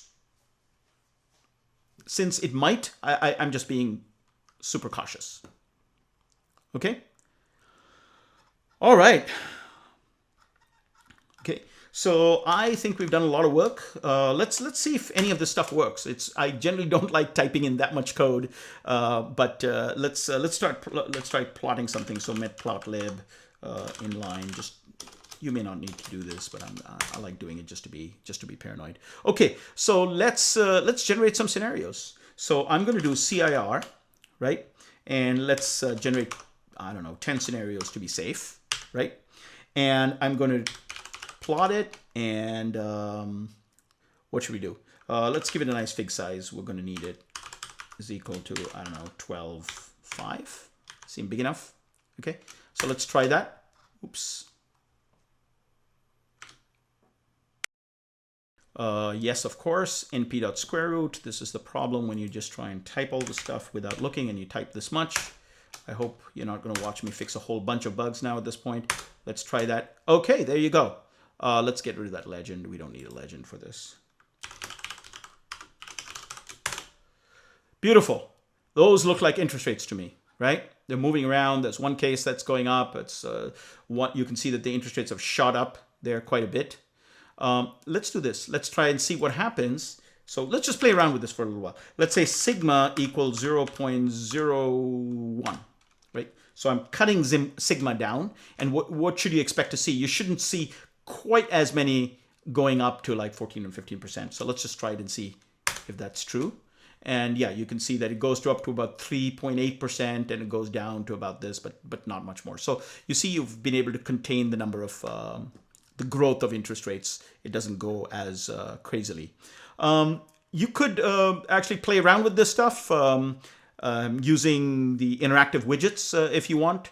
I will skip that because I want to, I think you already have an intuition for this. If not, take a look at the code that I wrote for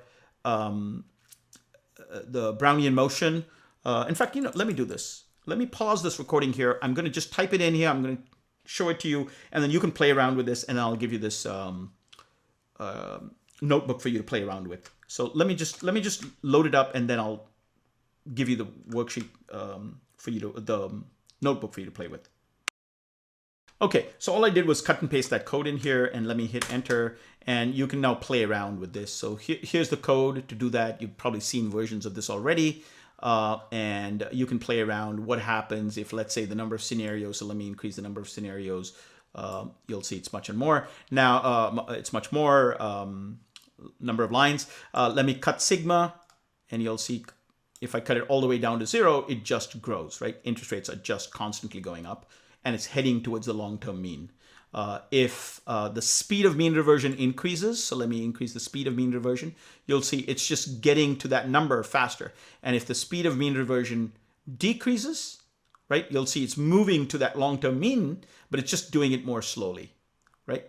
The long-term mean is that, so let me move that up, and you should see, yeah, there you go. You can see the x-axis, the y-axis changes, so on and so forth. So I would encourage you to play around with this stuff. This is really not the goal here to kind of teach you how the CIR model works. You can play around with it. The goal is actually to use the CIR model in what we're going to be doing, and that is we want to see the effect of changes of interest rate. So now we have a way to change interest rates. Does that make sense? Okay, so what do we really want to do? What we want to do is we want to figure out when interest rates change, what happens to the price of that zero coupon bond that we were talking about, that we were using as a hedge, right? So let's look at how we can do that. The good news is that the CIR model, the math of what I'm going to explain to you, show you, is a little bit onerous. So I'm actually going to skip the math. I'm just going to give you the result. And the good news is that the CIR model actually includes in it, embeds in it, a way for you to compute the prices of a zero coupon bond. And that is the answer. So the price, okay, of a bond that at any time t, so the price of a bond at time t that matures at some time capital T is given by this expression a times e to the power minus b, and a and b are given this way, where h and t, it's just an expansion. Okay, so this looks a little onerous and looks a little intimidating perhaps, but it's just typing. All it is typing. So what I'm going to do now is I'm going to spare you watching me clumsily type all this stuff. And so I'm going to just copy, right? I'm just going to copy that code in here, and I'm going to modify this simple code. So this one, I hope, I typed it in as I went because I wanted you to see me type it. This that I'm going to type in now, or more accurately, paste in now, is just a tiny bit more complicated, only because we've added these things. So we're adding an H, we've added these formulas for A and B, and we're just updating this in exactly the way that we had before, where we have prices. So what I'm doing now is I've just updated my CIR model to give you back not just, see, if you look at what I had before, right? In the CIR model, what I had there was I was just returning the interest rates, right? Now I'm actually returning the interest rates, which is exactly that, exactly what we had before. And I'm also returning the prices. So I'm going to hit Shift Enter, okay? And let's just take a look at what that looks like. So again, let me do this again so that you can just take a look at this, right? Okay, and again, I'm just copying it in because it's just nothing more than a repeat of what you've already seen further up ahead. And I'm going to show these prices, which is different from showing the rates, right? So let's take a look at this, right? And you can see here that let me squish the thing down so you can, okay, there you go, right? So now take a look at what's going on here. Exactly what we had before. Let me increase the number of scenarios to, I don't know, 27 of them. So this is the evolution in price of a zero coupon bond. As interest rates go up, the price of the bond comes down. Remember that, right? As interest rates go up, the price of the bond comes down. As interest rates falls, the price of the bond goes up to the point where when let's cut interest rates all the way down to zero, right? And let's cut sigma down to zero. Whoops, right? Let's cut it really small. Let's just say there's some case when it doesn't like it when sigma is down to zero. You can see the interest, that the prices just sort of converge very, very closely from each other. There's almost no impact of interest rates. No changes in interest rate. And as a result, it just ends up at zero. But the point I'm trying to make is no matter what happens, right? No matter what happens, as I increase this, as I increase this, as I increase this, as I increase this, it doesn't matter. The price of the bond will eventually converge to 1. It doesn't matter what happens along the way. But along the way, there can be a lot of variation in prices, right? So if you follow one of these things, let me cut my scenario down to 1, right? If you look at this, you can see bond prices, the price of the zero coupon bond, can stay flat for a while, can go down, can go up as interest rates change. Eventually, when the bond maturity is very, very short, when you're very close to maturity, it will end up being equal to 1, which is the price of, which is the amount of cash that the zero coupon bond pays off on maturity. Okay? Good. So what have we done in all of this? We have been able to build a model that changes interest rates. We have been able to figure out, based on that model, how prices change. And because we know now how prices change, we can simulate what would happen if we used a zero coupon bond as our hedge compared to if you used cash as our hedge, right? So what I'm going to do now is I'm going to look at what happens, right? So let's start typing in, right? So let's assume that I have some assets today, and I'm going to assume that I have, let's say, 0.75 million. That's 0.75. That's my cash on hand, okay? And now what I'm going to do is I'm going to simulate, right, the next 10 years. So let me say rates and bond prices, right, is what? CIR, right? And let's say R0, that is my starting interest rate, is 3%. Yeah, and let me assume the long-term interest rate is also 3%, right? And let me simulate just 10 scenarios for now so that I can actually look at them. Okay? Okay, so now I've been able to simulate the changes that are going to happen over the next 10 years, right? And I think that's the default, but just to be safe, let me just do this. Okay? And by the way, I can just shift tab if you remember, and n years is 10. Yeah, so this was unnecessary, but why not? We'll leave it like that. Okay, next, what are we going to do, right? We have the rates, right? And let's assume for simplicity that I am going to model my liabilities as just the bond prices, right? So let's look at this. Let's look at what I'm going to do here. Liabilities is nothing more than bond prices, right? What that means here is my liabilities are going to change over time, right? Because the idea is my payoff, my liability that I'm trying to match, right, is $1 million at the end of my 10 years, right? But because the bond prices that I am simulating are actually the bonds, which are the bond that I'm simulating is actually a zero coupon bond, then obviously what's going to happen is as the price of that bond changes, the liabilities change appropriately. In other words, as interest rates change, the cost of paying off $1 is my liability, and the cost of paying off $1 is also the bond price, and therefore my liabilities are nothing more than the bond prices. Make sense? Right?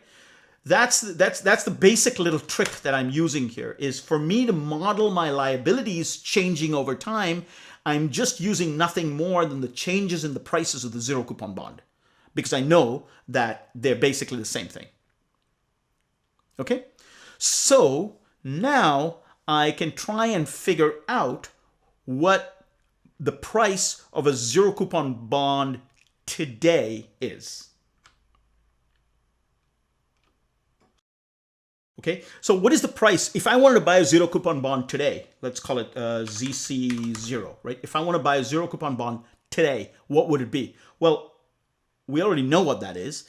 It's nothing more than the present value, which we've already done in the past, right? And what exactly is the liability? It's the present value of paying off $1 10 years in the future, right? Well, we know how to do that. It's just this. I'm paying off $1, right? And the index, that is the time. When do I need to pay off this dollar? I need to pay off the dollar in 10 years, and my interest rate is 0.03, right? So we know exactly what the price of a zero coupon bond today is 10 years from now. It is nothing more than the present value of that dollar 10 years from now, and I'm assuming an interest rate is 3%. Okay, so now I know how much money I have. I have $750,000. I have been able to simulate the changes in that liability over time. That's basically what that is. The bond prices are nothing more than the evolution, the changes in the present value of that liability. I know what a zero coupon bond today costs. Okay, so now what would happen if I took my 0.75 million, if I took my assets and I put it in the zero coupon bond? How many bonds could I buy? So let's do it in steps. So the number of bonds that I can buy is what? Right? It is however many dollars I have divided by whatever the price of the bond is. Yeah? That's nothing special. So now I've got exactly how many bonds I have, and I also know how those bond prices are changing over time, right? So now I know how my asset value is going to do over time. What is my asset value over time? So in fact, let me say asset value, assuming I put my money in a zero coupon bond, right? So let's call this AV, which is the asset value, assuming that I put it in zero coupon bond. Well, I know how many bonds I have, right? And I know the prices of those bonds. That's what we just did. That's it. Now, what if I didn't take that 0.75 million? And what if I put it in cash instead, right? So let's compute the growth of 0.75 in cash, right? So you might think, okay, well, that's super safe. I'm just going to put that in cash. Well, what would it be? It would be whatever I have today times, right? And let's just assume that whatever I have in my rate, so, you know, my interest rates, I know my interest rate, right? And let's say I can always get that rate, right? So because that's the short rate. So it's basically whatever I'm getting as my rates, right? Now remember, those are the annualized rates, so I'm going to divide that by 12, right? What else do I need to do? So it's 1 plus R of that, of course. Yeah, 1 plus R. Times cum prod, the cum prod of that, which we've seen now several times. So let me just walk you through this just in case you haven't. So what is this saying? The growth of that 0.75 that I put in cash is the initial value times whatever this array of rates that I've got. So I've now got this matrix, this T by N, where T is the number of time steps and N is the number of scenarios that I've simulated. Those are the annual interest rates, right? That's what we simulated here, for example. No, not here. All the way back. Yeah, this here. Right? These are the changes in rates. That's the annualized rate. So what we want to do is we want to do 1 plus R of that, right? And then you want to just basically do the cum prod, that is compounded. In other words, this is nothing more than the compounded value, right? And so at that point, you now know exactly how much the value of the asset would be if you had invested in cash. All right. Okay, well, that's weird. Oh, yes, here, further proof that I actually am typing this in as I go. Well, of course, it's not the present value of that. It's the present value of that, right? And I'm sure you guys were all yelling at me saying, no, no, no, that's not what it is. Okay, I want to generate a series, and that is my liabilities. You know what I should have done? Let's make it super clear. This is the ZC bond in 10 years. So it's a zero coupon bond. So my ZC bond in 10 years is PD.series data equal 1, and my index equal 10. Better? Well, this makes much more sense now. That's the bond, the zero coupon bond in 10 years. The cost of my that bond today is nothing more than the present value of that bond, of that dollar. Okay, let's try that again. Poof, there you go. Good. So far, so good. So now we should be able to look at how that cash account works. Let's plot it. Should we give it a title? Let's legend equal false, because we don't want all those extra things there. And fig size is 12.6. There you go. Right? So you can see here what is going on. Let's look at this chart and try and figure out what's going on. Right? What this is saying is this is the evolution of my asset value in 10 different scenarios. Right? And as interest rates change, some of them do very well. As you can see, this little purple line is going all the way up to, what was that, 1.2. So $1.2 million. So here's the way you should interpret this.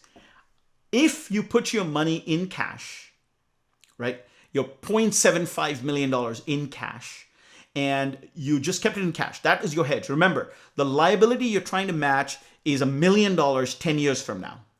120 months from now. So what this is saying is but I only have 0.75, I don't have $1 million. I only have 0.75, $750,000 now. So I'm going to take my $750,000 and I'm going to put it in cash as my hedge, right? Okay, what this is saying is, well, you might make it, you might not make it, right? There are some scenarios where you end up above $1 million. And these are the cases where you could say, I have succeeded. I am able to meet those liabilities. But what happens if these things happen? Well, you're short. As you can see here, you could be short by as much of a little more than 20%, right? So if you're a pension fund, this is a huge problem. You cannot just go to your members and tell them, "Ooh, I'm really sorry. We were super safe. We put your money in cash, but I'm sorry, we don't have enough for you." Right? That's simply not an option. Even in a personal situation, if you've got, say, a kid going to college 10 years from now, it would be quite a setback for your kid to basically tell you, hey, I got into Stanford, and you say, look, I'm sorry, I put my money in cash, I thought it was super safe, I'm sorry, I don't have the money for you. Okay, or at least I don't have enough. All right, we're going to solve this basic problem, but I just wanted to illustrate, this is all a very, very long way of formalizing the idea and computing and building a computing infrastructure that demonstrates that putting your money all in cash is not a safe hedge, because there's some realistic chance that you're simply not going to be able to make that $1 million liability. Okay. Well, is there an alternative? Well, sure. Remember, I did all that trouble to compute also the asset value of the zero coupon bonds, right? So let's just take this exact same thing, right? So I'm going to do this, and I'm going to copy it, and I'm going to print this, and I'm going to do a different chart this time. But instead of the cash, let's look at what if I had actually put my money in zero coupon bonds, right? And there you see that at this point, I have been able to get to pretty much something very close to 1. In fact, I believe it's slightly higher than 1, right? So you can see here that this is the beauty of zero coupon bonds. This is the beauty of being able to buy something that doesn't get affected by interest rates It, of course, gets affected by interest rates as you go. There's a lot of changes. So if you looked at the value of your portfolio, this might look like a nice, smooth ride up. And you might think, wow, that's really not risky. But that's the wrong way to look at it, because what really you should be looking at is your funding ratio. And what this is saying is this looks super risky, but if you look at it in terms of your funding ratio, it's actually not. So let's try and compute exactly that measure, right? And let's just look at it in terms of funding ratio, right? So what I'm going to do now, right, is I'm going to compute basically what Lionel did in class, right? I'm going to compute here. Let me just copy it because it's a little easier to walk you through the expression then. Type it in. Okay, so what I'm going to do is I am going to here. This is what I'm doing. So I'm going to take the cash divided by liabilities, right? That is the funding ratio that I have at any given point in time. Cash values are changing, liabilities values are changing, and I'm going to compute the return on that funding ratio, right? And assuming, so I'm looking at basically the changes, right? Percentage changes just over time. How much is it fluctuating by? And so let's just look at that, right? And you'll see it's pretty wild, especially in the beginning. And then, of course, at some point, you sort of, it stabilizes when you go towards the end, right? So the returns on the funding ratio, the changes in the funding ratio when I'm using cash as my asset is extremely volatile, right? That's quite different from the story that you might conclude from here, where it looks like cash is a nice, steady, non-risky asset. But you can see here, when you look at it in terms of the funding ratio, it's actually very, very risky. Now, let's do the exact same thing. So I'm just going to, again, copy, and I'm going to paste, right? But now I'm not going to look at the asset value of the cash portfolio. I'm going to look at the zero coupon bond portfolio, right? What if, in other words, what happens to my asset values instead of buying, instead of just putting it in cash? If I had bought bonds, what would I have done? All right. And hopefully you're not going to be surprised by that. It is just one simple flat line, right? In other words, your funding ratio is steady. This is what you want. You want something where you've got a nice, fixed, reliable funding ratio, right? So that is the beauty of using zero coupon bonds as your funding vehicle to hedge your liabilities, right? Now, the challenge, of course, is even though the zero coupon bonds, if they existed, would be fantastic hedge vehicles, they do exist, but they're actually not that easy for retail investors to buy. And even for institutional investors, it gets hard to find exactly the right liability matching set of bonds, a set of zero coupon bonds. But really the main benefit of the zero coupon bond is the fact that it doesn't fluctuate. It's less sensitive to interest rates, right? So that you still end up where you need to end up, even though in the meanwhile it could fluctuate a lot. So let me end by just looking at sort of everything we've done. I'm trying to wrap it up in a slightly different way now. I'm going to look at sort of the terminal funding ratio. This is sort of the range of ways in which the story could end when you invest with different vehicles, right? So what I'm going to do is let's start typing again. So I've got the same old thing that I've got before. My asset value today is 0.75, right? And let's do the same thing that we had before. Let's say rates and bond prices are CIR, and let's say end scenarios is let's say 10,000, right? And I'm going to look at 10,000 different ways this could work out. So R0 is 0.03, and let's say B is also 0.03. Okay. Now, what am I going to do? I'm going to look at the same thing I did before, liabilities as bond prices, right? And then what I'm going to do is do the same thing, which is the cost of my zero coupon bond is the same thing that I did before. It's erk.pv, the present value of pd.series. So I'm not going to make that mistake again. Yeah, in fact, we already did that, right? Didn't we already have that? It's a ZC something, ZC bond 10, right? And I'm going to do assuming 0.03 again. Right, so let's just do that. Okay, so now we've got the price today of a zero coupon bond. So how many bonds could I buy? N bonds is equal to whatever my assets are divided by the price of the bond, right? And the account value of the zero coupon bonds is exactly what we had before, which is the number of bonds times bond prices. Right? That's my asset value. If I have 10 bonds and the price is $4, then its asset value is $40. Okay. Now, what if I did it in cash? Right?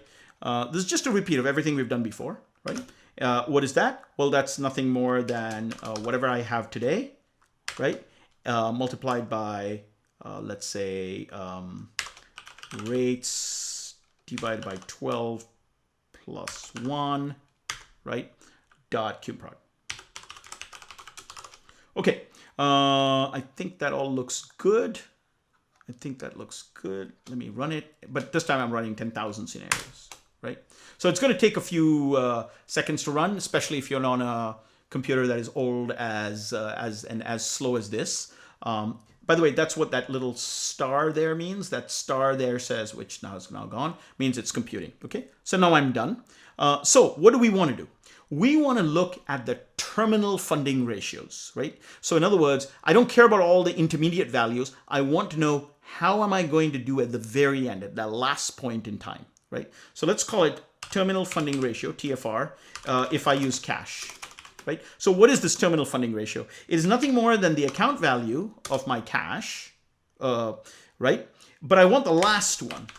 So it's ILOC -1, right? Remember what I said? ILOC is the sort of the integer index. It's and -1 is a way to say I want the last one, right? And so my funding ratio is that divided by the liabilities at that same point in time, right? Good. So that's my terminal funding ratio. It is the account value that I have at that point in time divided by my liabilities at that point in time, right? Okay, so now I should just be able to do the exact same thing for bonds. So let's just do TFR ZC bonds, right? Is the account value of zero coupon bonds, which is what we just computed up there. But we want the last one, oops, .iloc of the last one, right? Divided by, again, the liabilities at the very end. Okay, that's the terminal funding ratio of that. Okay, now we can just plot it. So let's plot both of these as histograms. So what I'm going to do is TFR cash dot plot dot hist. So let's plot a histogram, and let's label this is cash. Right. So these are the funding ratios, and my fig size is, let's say, 12, or let's say 15, 6. Yeah. Let's have a lot of bins because I did 10,000 of them. So let's put 100 bins for my histogram. Yeah, I definitely want a legend here because I'm going to do something here. Legend equal true. Okay. So I'm going to do that.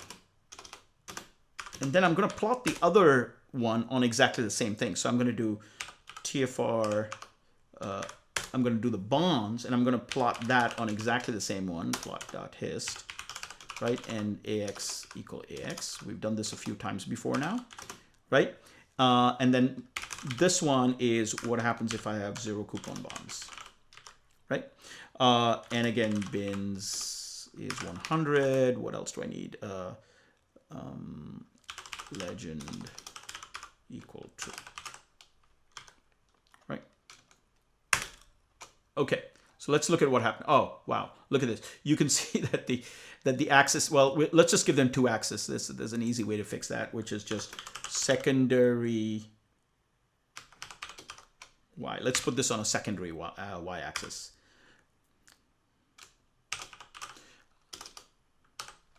Which is interesting because what this is basically telling you is every single one of these 10,000 cases, you end up with a funding ratio which has, like, you know, with a reliable funding ratio. Well, we'll just see what, there you go, right? Okay, so this picture tells everything that we've done so far. So let me try and walk you through this. What this is saying is, look, if you invested, remember, the liability here that we were talking about is $1 million.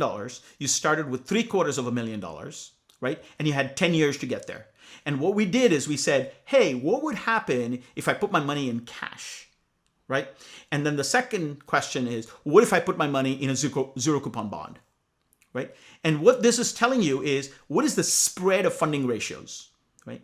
And what this is saying is, if you put your money in cash, yeah, there's a certain chance that you'll do really well. But there's also a significant chance that you're not going to have the money when you get there. Right? So in other words, your funding ratio could be as low as something in the, you know, about 70, let's call it 0.75, 0.8. Right? You could fall short by almost 20%, right? You might overshoot, but you could fall short. If you put your money in zero coupon bonds, right, your funding ratio here is a nice solid, rock solid 1 point something. It's slightly higher than 1, as you can tell. If I remember right, it's 1.03, but that's not the point. The point is that you've got a rock solid funding ratio, which is really what the game is all about. The game is all about making sure that you can make the payments that you said you're going to make, that you can keep that promise if you're a pension fund. If you're an individual, the equivalent version of this is that you will have the money at the time that you need it. And of course, I'm making a very, very convenient assumption here, and that is that my A0 is 0.75, and I've got 10 years to do it. And what this is telling you is, if interest rates are 3%, you're going to be fine. You're going to make it, as long as you invest using a zero coupon bond and not cash. If you've got cash and you put your money in cash, well, I don't know if you're going to make it. You might do very well indeed, but you might also not make it. Okay. So that, of course, is a very convenient assumption that I made, that I have $750,000. If I had 0.5 instead of $750,000, this picture wouldn't look quite as good, right? So let me just make that point. Let me switch it. Let's say my assets are only $500,000, right? And I have 10 years, and I do exactly the same thing, right? Now, again, I'm running through 10,000 scenarios all over again, and it's going to plot a picture that is going to look almost identical, except that line here, right, is now at about 0.7. So what this is telling you is a different problem. It says you simply don't have enough cash to be able to get there with any degree of certainty. You might be able to get there. There's a small percentage chance that you can get there if you go to cash. But our whole game now is going to be, well, I want to be able to have a higher degree of certainty. So one way of thinking about this is, I want to have this spread be as skinny, as narrow as possible, and I want it to be as close to a funding ratio of 1 as possible. Okay, and that's what we're going to be doing in the remaining sessions. We're going to try and see what we can do to get there. Thank you very much. It's been a long session. I hope this all made sense to you. I will have a more extended version of this in the notebook, where I'll have a few more steps in the middle, which might be helpful to you if you found that I went too fast here. And I'd encourage you to go take a look at that notebook. In the meanwhile, what I would say is, all of this code that we've developed here, I've just typed it right in here. So things like the CIR model in particular, add that to the toolkit, because in the very next class, or in the next lab session, we're going to be using it. So I would say copy and paste this code. If you've been following along, just copy and paste this code from this into the toolkit, and then we'll use it from the toolkit the next time around. Thank you very much. I will see you there.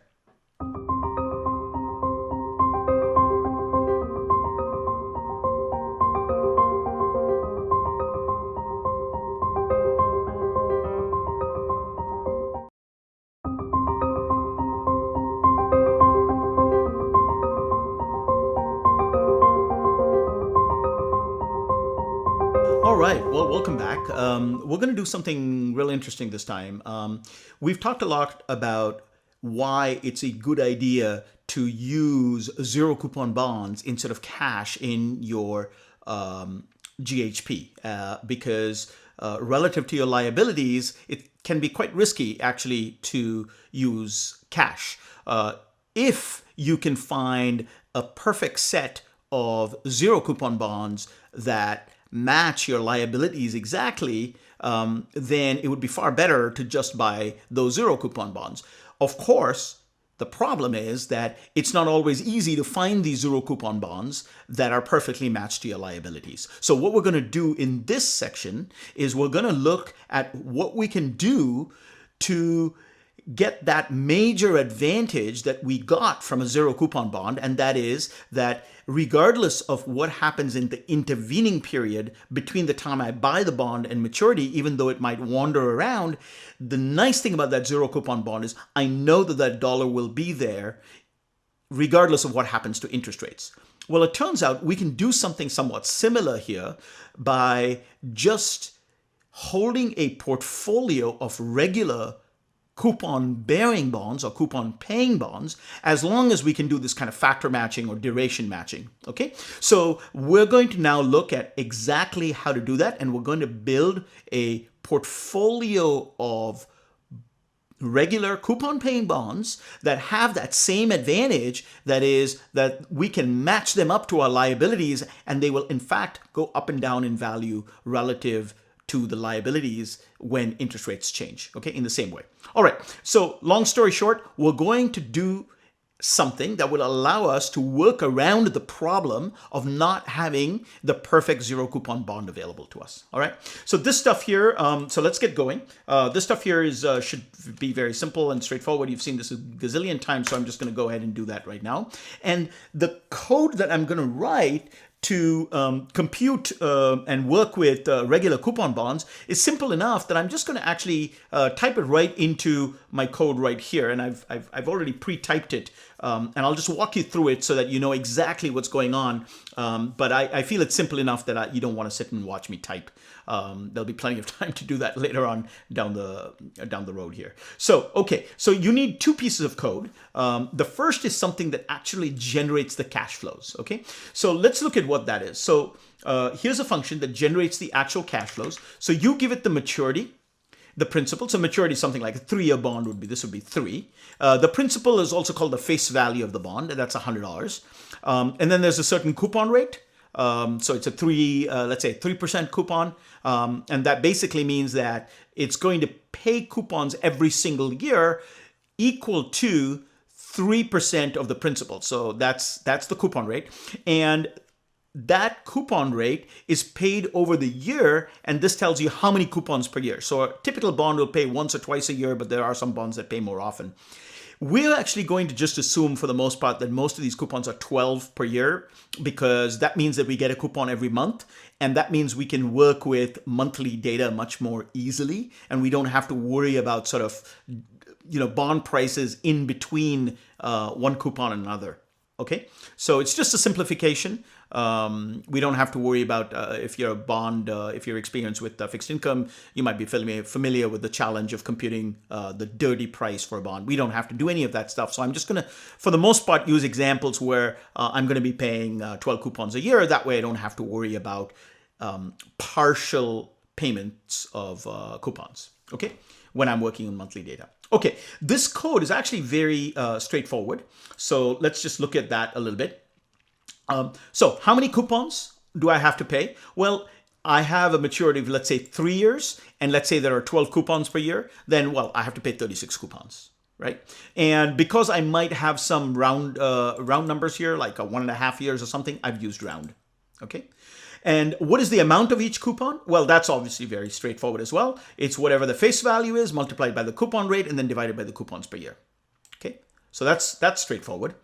So now we've got the coupon times here. When am I going to pay these coupons? And I'm just going to keep it real simple. I'm just going to number these coupons starting from 1. So it's going to go 1, 2, 3, 4, 5, 6 for if I have a 3-year 2 times a year coupon. So I'm just going to go 1 to 6. And so np.arange it just returns an array that goes from 1 to n coupons plus 1, this last number not included. So this would literally be the numbers 1, 2, 3, 4, 5, 6 up to n coupons. Okay, now that we've got that, generating the actual cash flows is very, very simple, because all I have to do is it's going to generate that coupon amount, for once for every single coupon time, right? So if there's 6 of these, this will be a series of 6 elements, and each element will be equal to the coupon amount, right? And normally I would have just said we're done, except we have to increment that last payment, because that's how the bond works, right? The bond will pay coupons several times a year, and then that last payment, when the bond matures, will return not just that last coupon, but also the principal. So all I'm doing here is I'm saying for that last cash flow, also add in the principal. Very simple. So I'm going to get the cash flows. Let's just try it just to make sure that we understand what we're doing here. So I'm going to say something like ERK dot bond cash flows. And let's say, let's say it's a 3-year bond. The principal is $100. The coupon rate is 0.03. There are, say, 2 coupons a year, and that's all we need. So if I go and hit that, you'll see that's exactly right. I've got 6 coupons. The first coupon is $1.50. That's half. Why half? Because there are 2 coupons per year, and half of $3. And $3 why? Because 3% of a face value of $100 is $3. So that $3 is split into those 2 semi-annual coupons. And then the last one, of course, you get that same 1.5, but you also get back the principal. Okay, that's exactly what I was hoping to see, and that's good. Now, pricing a bond is actually just literally 1 line of code, and that's because, actually I have a bug here. Let me fix that, but I'll tell you in a second what it is. So let's think about this. All I'm doing to price a bond is I generate the cash flows just by calling that code, right? And then I'm computing the present value of those cash flows, right? And of course, I have to look at the discount rate per period. That was the mistake that I have here. So let me fix that. And that's just coupons per year, right? Okay, so there you go. So what am I doing here? I've generated the cash flows, and then I compute the present value of the cash flows, assuming some sort of a discount rate overall, divided by the number of coupons per year. So this is the interest rate per period. Because if you remember the code for the present value, we were just using everything was annual data, right? Okay. Let's try this. So let me save this, and let me go back in here, and let's try and compute the price of a bond. So let's do this. So let's ERK.bond price. Yep, bond price. And let's try and price a 20-year bond that has $1,000 face value. Let's assume that the coupon rate is 5%. Let's assume it's 2 coupons per year. So it's paying semi-annually.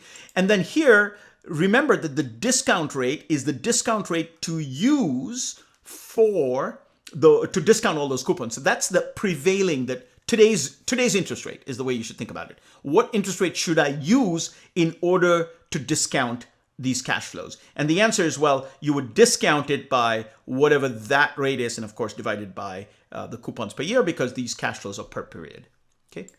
Okay, so let's do that, and let's assume that my interest rate is, that my discount rate is 0.04.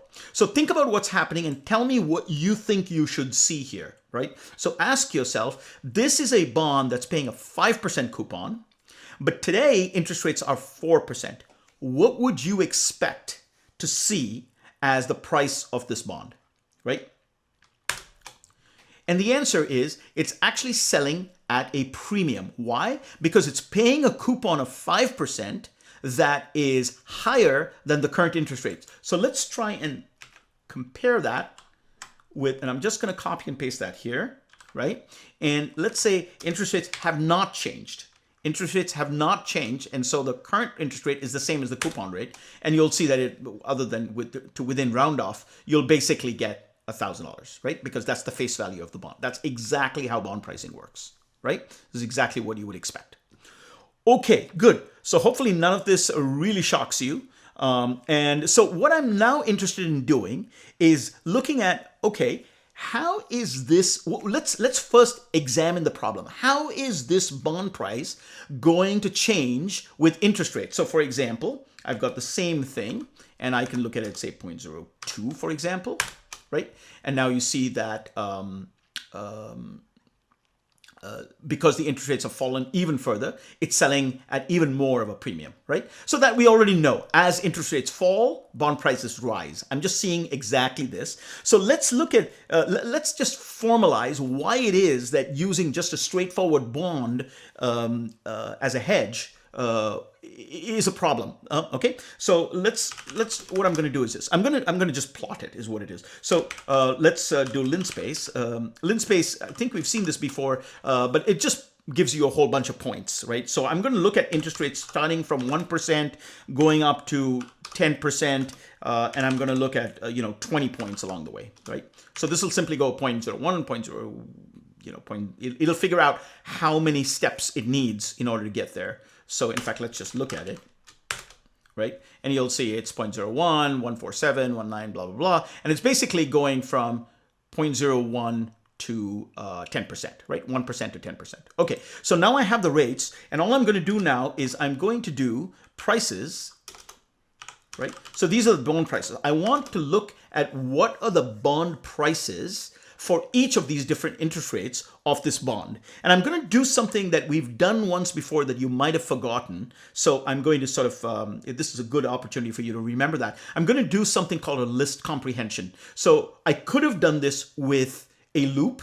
I can say for r in rates, but I prefer that you start looking at these kind of more sophisticated ways of doing it. This is more Pythonic.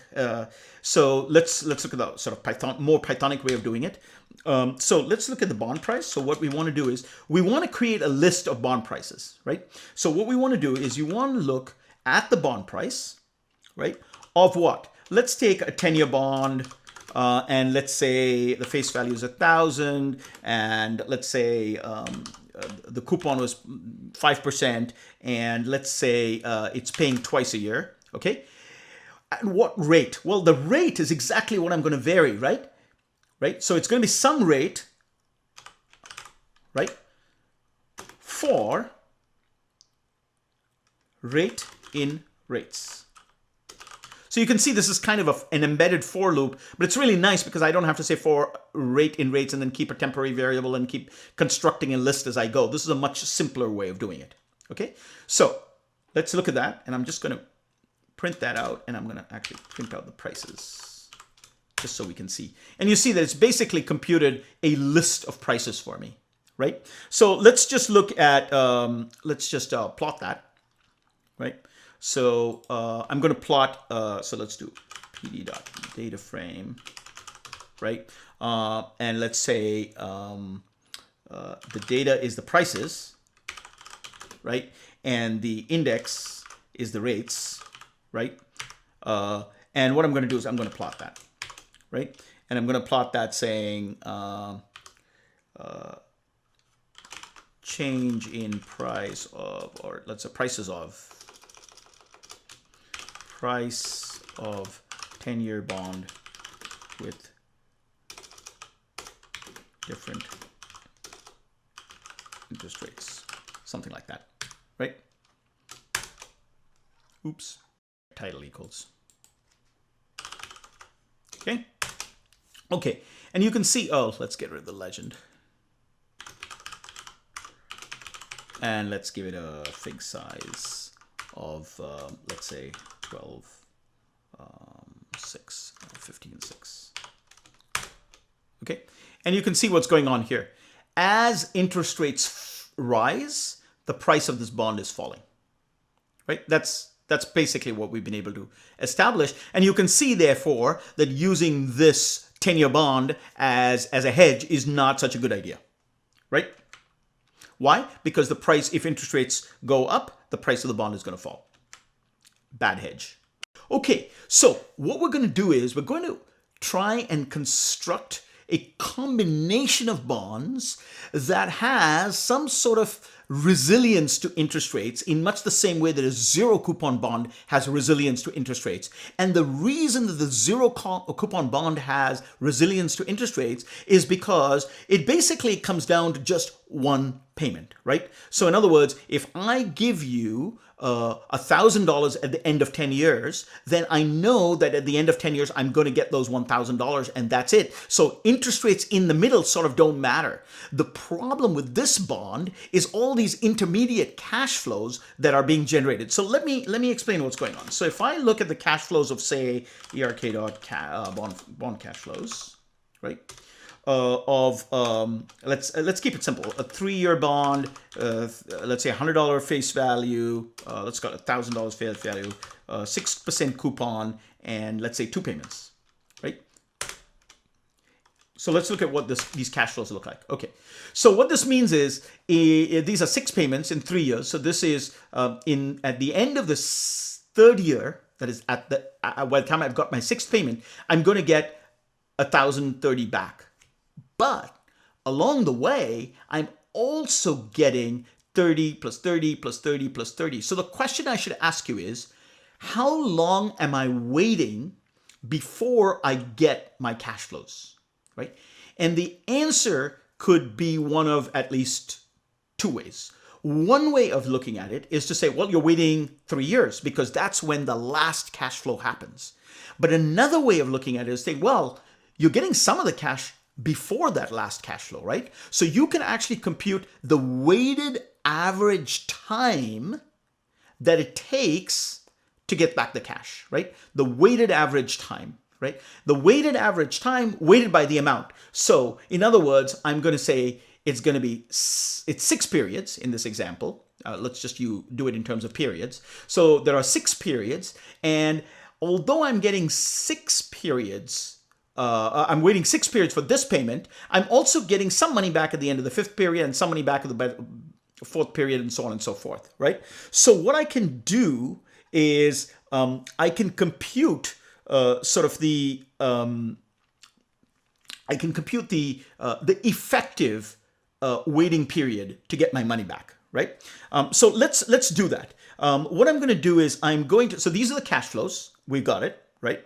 And what I'm going to do now is I'm going to compute what are the discount factors. So again, getting this $30 back today is better than getting some $30 out in the future, right? So I'm going to weight them not just by the cash flows, but by the present value of the cash flows, okay? So remember how I do that? I have to find what is the present value of these cash flows, and I do that by first finding what are the discount factors. So let's look at the discounts. So let's call this discounts, right? And the discounts is, we already have the code to do that. So I'm just going to say discount, and I'm going to, you have to give it how long. So I'm going to give it the index. So it's 1, 2, 3, 4, 5, 6. That's the number of periods. And the interest rate is, what was it? 6%, let's say 0.06, right? Is what I'm assuming interest rates are at this point. I'm not changing anything else. And by 2, that's the discount. That's the rate by which I want to discount it per period, right? So let me just look at those discounts, right? And you see that I get that's how much I need to discount the first payment. So that's 97%, 0.97 is the discount factor for that first payment, and 0.83 is the discount factor for a payment that's 6 periods out. Okay, good. So now I can compute sort of the weighted average in the following way, right? So the discounted cash, let's call this the discounted cash flow, right? Is what? It's the discounts multiplied by the actual cash flows, right? So let's look at the discounted cash flows, right? So you see, this is the discounted value or the present value of each of the cash flows given by that bond, right? So this bond is generating a sequence of cash flows. This is the present value of those cash flows. Sound good? So what we can do now is convert that into a set of weights by saying DCF divided by DCF.sum, right? And if I do that, I'm going to get a set of weights, right?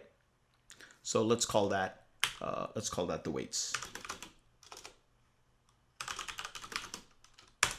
Okay, so we've seen what the weights are, right? And now all I'm going to do is I'm going to weight each of these periods. So in other words, I'm going to say I'm going to take the index that is 1, 2, 3, 4, 5, 6 in this example, right? And I'm going to multiply it by the discounted cash flow, the weights. Actually, I can just do this, right? And I can sum them, right? So this is the weighted average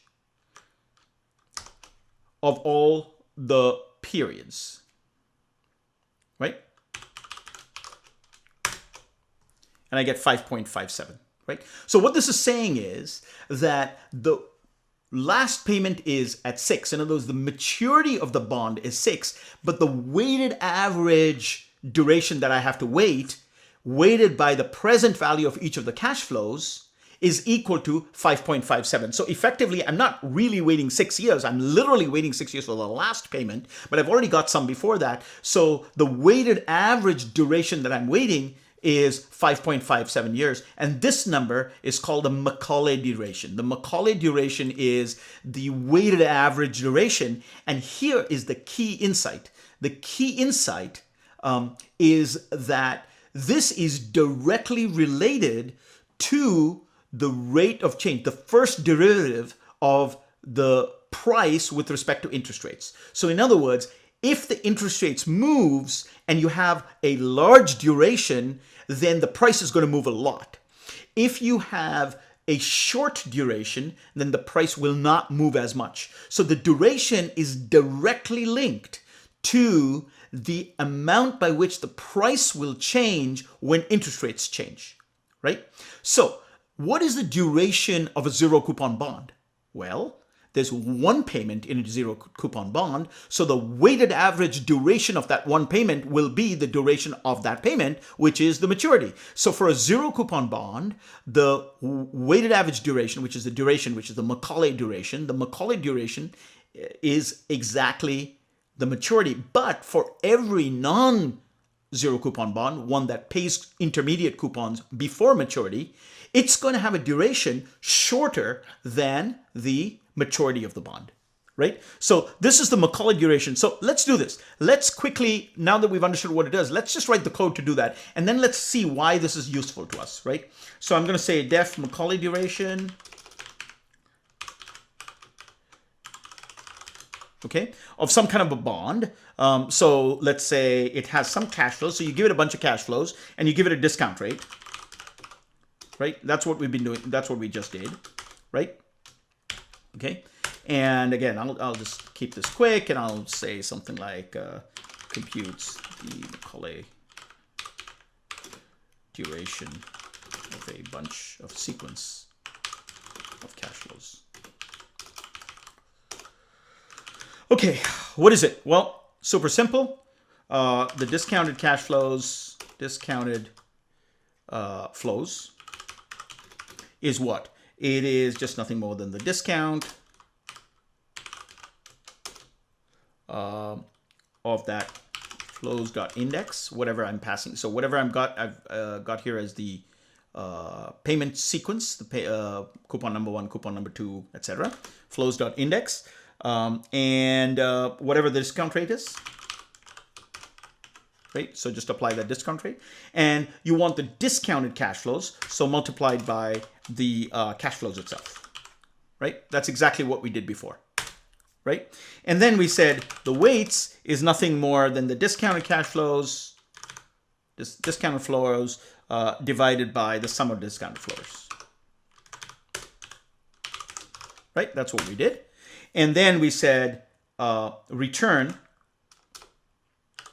the weighted average weighted by those weights, right? Well, fortunately, there's a nice little function that actually does that. The standard average function in NumPy actually supports weighted averages as well. So all I'm going to do is flows.index, right? And the weights that I'm going to pass are these weights that I just computed. So this is nothing more than the weighted average of the times, right, of the cash flows, and the weights are computed by the present value of the discounted cash flows. Okay, so it's very simple. It's exactly what we did before. So let me just save this and let's just try it, right? So I'm just going to try it again just to make sure that we get the same number. So I'm going to say erk.macaulay duration, right? And what do we use? First, we have to give it the cash flows. So erk.bond cash flows. Sorry, I've got this weird keyboard that I'm still wrapping my head around. So let's do 1000. Is that what we call it? I don't remember what. Yeah, 1000. Yeah, this was what we said, right? 1000, 0.06 and 2, right? 0.06 and 2, right? And what is the discount rate? It would be what we were using, 0.06, right? And the per period discount rate is 0.06 divided by 2. Okay, and do that, and you get 5.57. Great. So this is the Macaulay duration. Why am I doing all of this stuff? The reason I'm doing it is because if you can match the Macaulay duration of your bonds to the Macaulay duration of the liability, what do you get?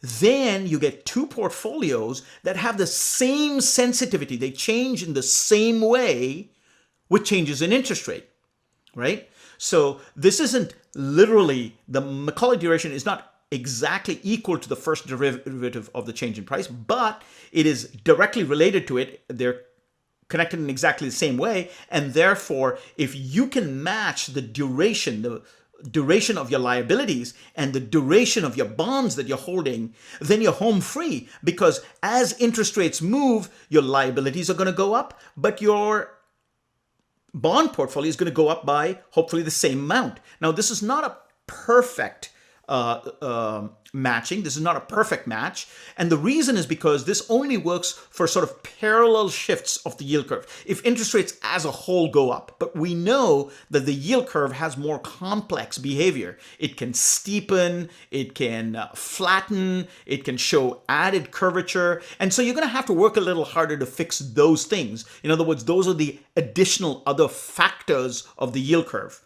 But this is really the major one. The level of the yield curve is the major one. So this is a very, very good place to get, to at least to start. So let's actually do it, right?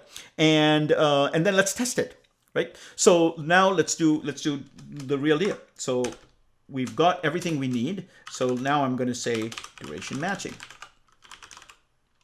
Okay. So let's do some duration matching. So let's assume that we have a liability of, let's say, $100,000 in 10 years' time, and then another liability of $100,000 in 12 years' time. So let's start typing that out. So liabilities is, remember, we're going to implement this as a series, right? And what is my data? My data is, I said $100,000, and then I've got another $100,000. Okay, and what are my times?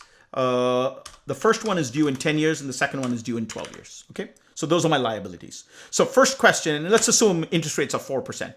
So the first order of business is so remember, I'm going to try and build a portfolio that has the same duration as my liabilities, right? So I have to find out what is my duration, what is the Macaulay duration of my liabilities. Well, you just take these liabilities because they're just cash flows at the end of the day, and I'm going to say discounted by this 0.04.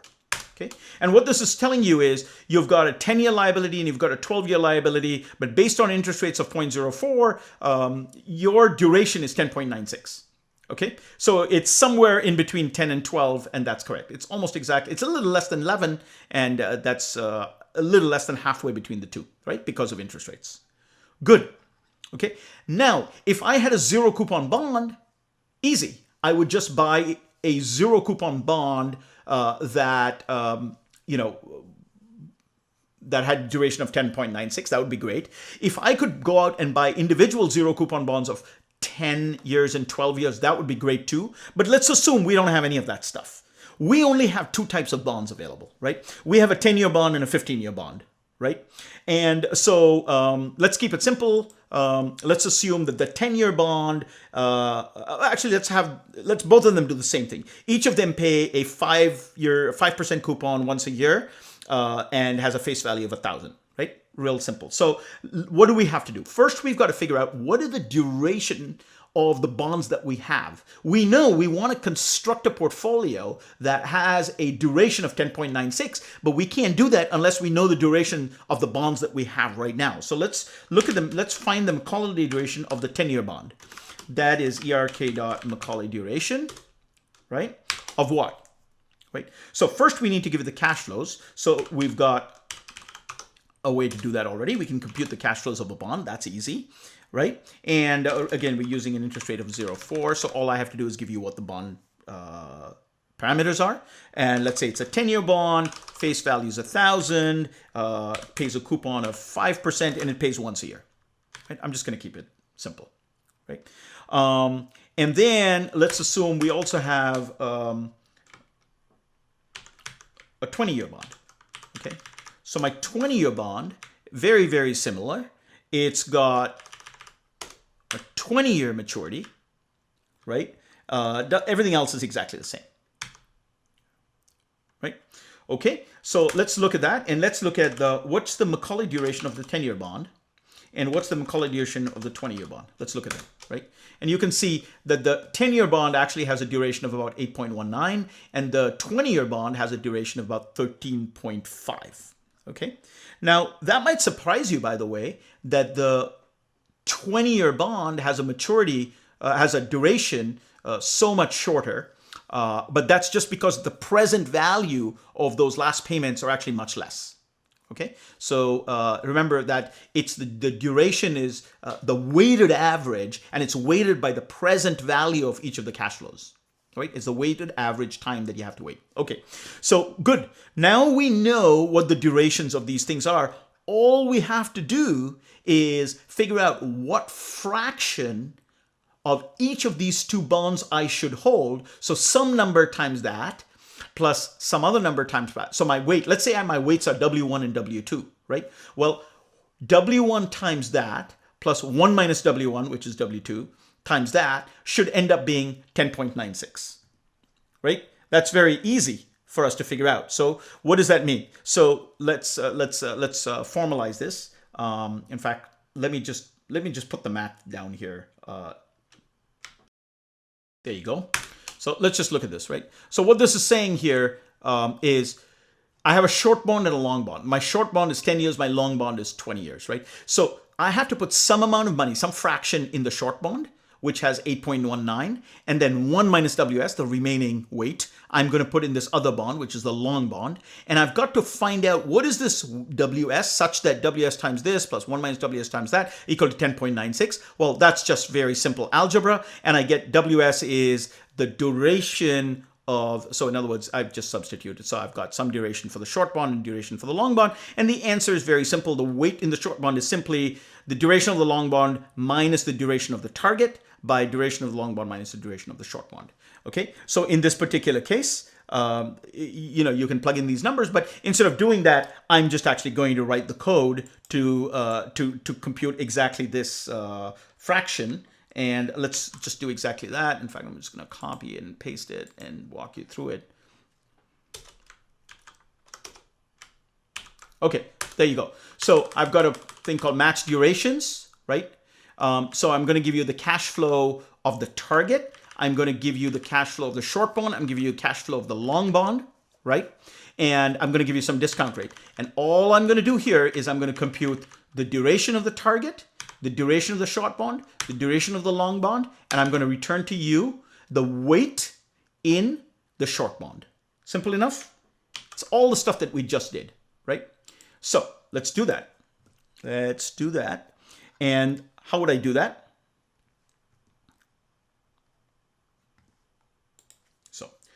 my short bond is let's look at the ERK dot bond cash flows.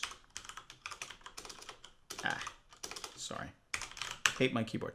And let's say I've got a 10-year bond, $1,000 face value, 5% coupon, and pays once a year. I think that's what we said. That's my short bond. Let me copy and paste that for my long bond. So my long bond has exactly the same thing, except it's a 20-year bond, right? So now, what is my weight in the short bond? So let's call it WS, and that is ERK.match durations, right? I've got my liabilities here, right? And I'm going to give it the short bonds cash flows. I'm going to give it the long bonds cash flows. And my discount rate right now, I'm going to assume is 4%, right? And let's print out what the, boom, 0.48. What that's telling you is you have to put 48% of your assets in the short bond and 52% of your assets in the long bond. Right? So let's do it. Let's actually do exactly that. So of course, to be able to do that, first I have to price the short bond. It's for me to know, how much of that I can buy. I need the price of the short bond. So that is of course easy. The price of the short bond is ERK dot bond price, I believe is what we call it. There you go. And 10, 1,000, 0.05 pays 1, and let's say, like I said, my interest rates right now is that, and my long bond is almost exactly the same thing, right? Except that it's 20 years, and that's the long one, right? What else do I need? I need my assets. How much money do I have? So I've got a $200,000 thing. So how much money seems reasonable to start out with? Let's assume I own $150,000, $130,000. Right? So what do I got? Right? So now what I want to find out is what do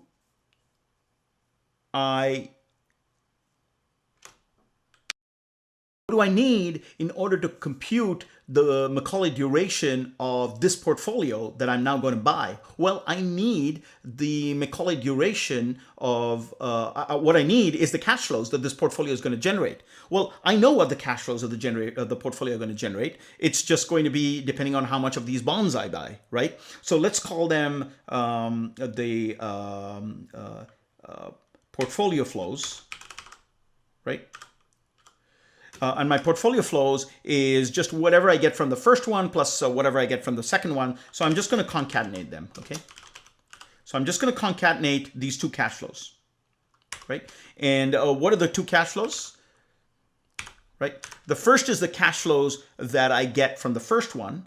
And how much will I get? Well, whatever I have in my assets, right, multiplied by however, what that fraction that I came up with, which is WS, right? So that is how much money I put in the short bond. And let me divide that by the price of the short bond. So that's the number of bonds, number of the short bonds. That's a number of shares or number of, that's a number of the short bond. And of course, I have to multiply that whole thing, right? So that's I have to multiply the cash flows that I'm going to get from that, right? So in other words, all I'm saying is this is the cash flows right here. That's what I did over here. This is the cash flow of the short bond, right?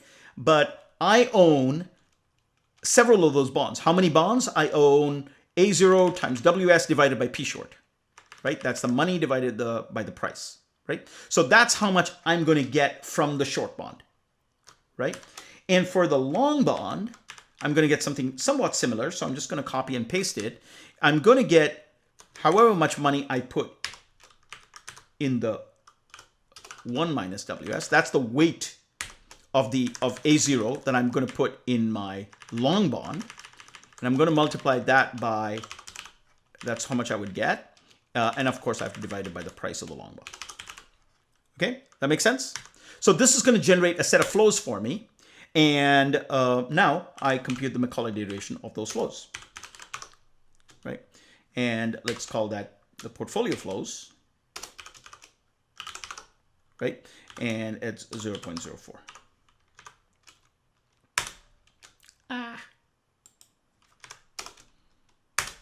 Okay, good.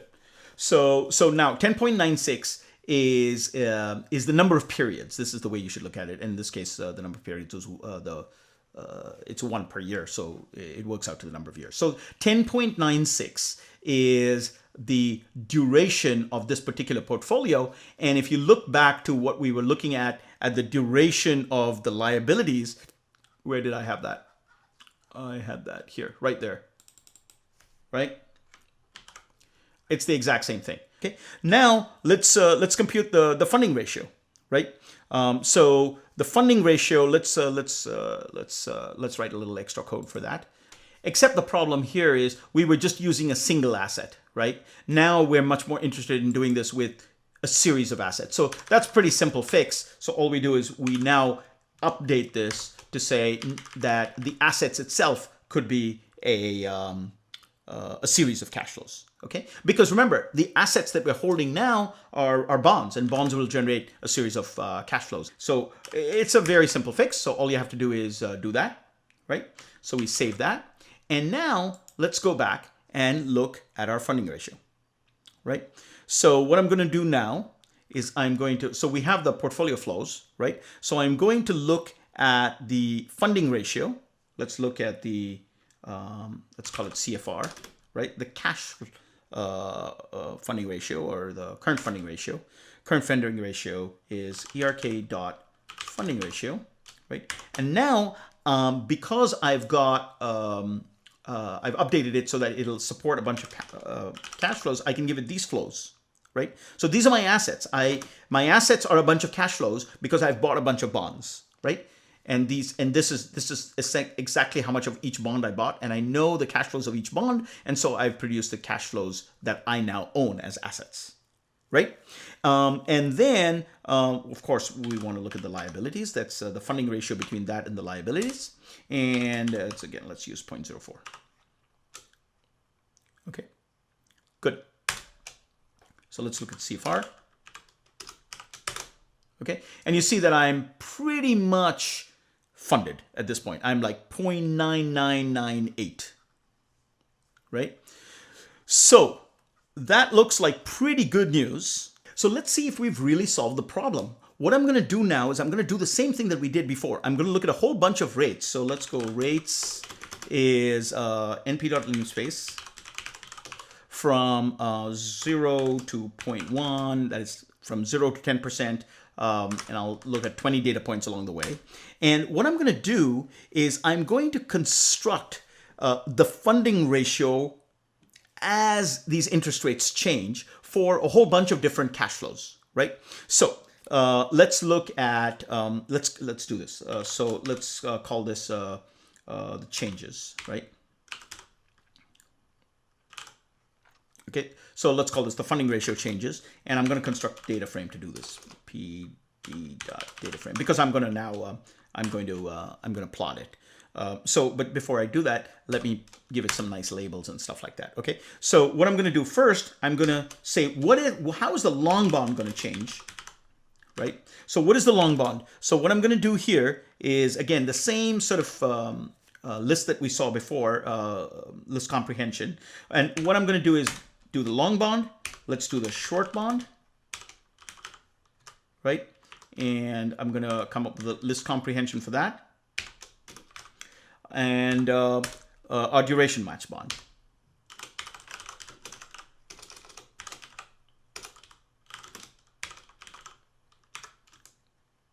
Okay.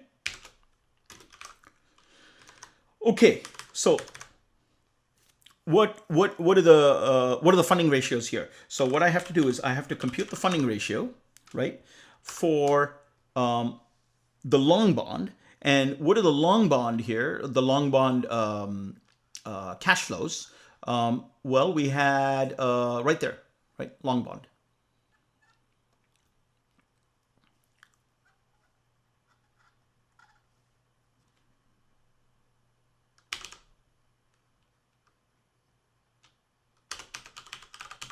Right? So whatever the long bond assets would have been, right?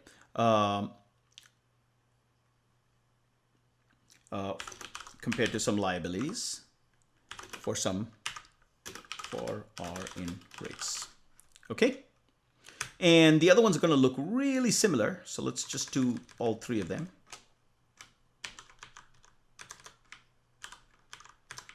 Yeah. Now, for the short bond, it's going to be some kind of whatever the short bond assets are going to look like, right? And for this one, we've actually already computed this.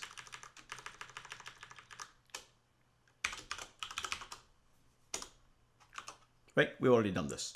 So all I have to do now is I have to figure out what would my cash flows look like if I had just invested 100% in the long bond, and this one would be if I'd invested 100% in the short bond, right? Well, that's real easy as well because we've actually done all that work right over here, right? So let me just copy that. If I had put 100% of my portfolio, so let's call that long bond assets, right? If I put 100% of my portfolio in the long bond,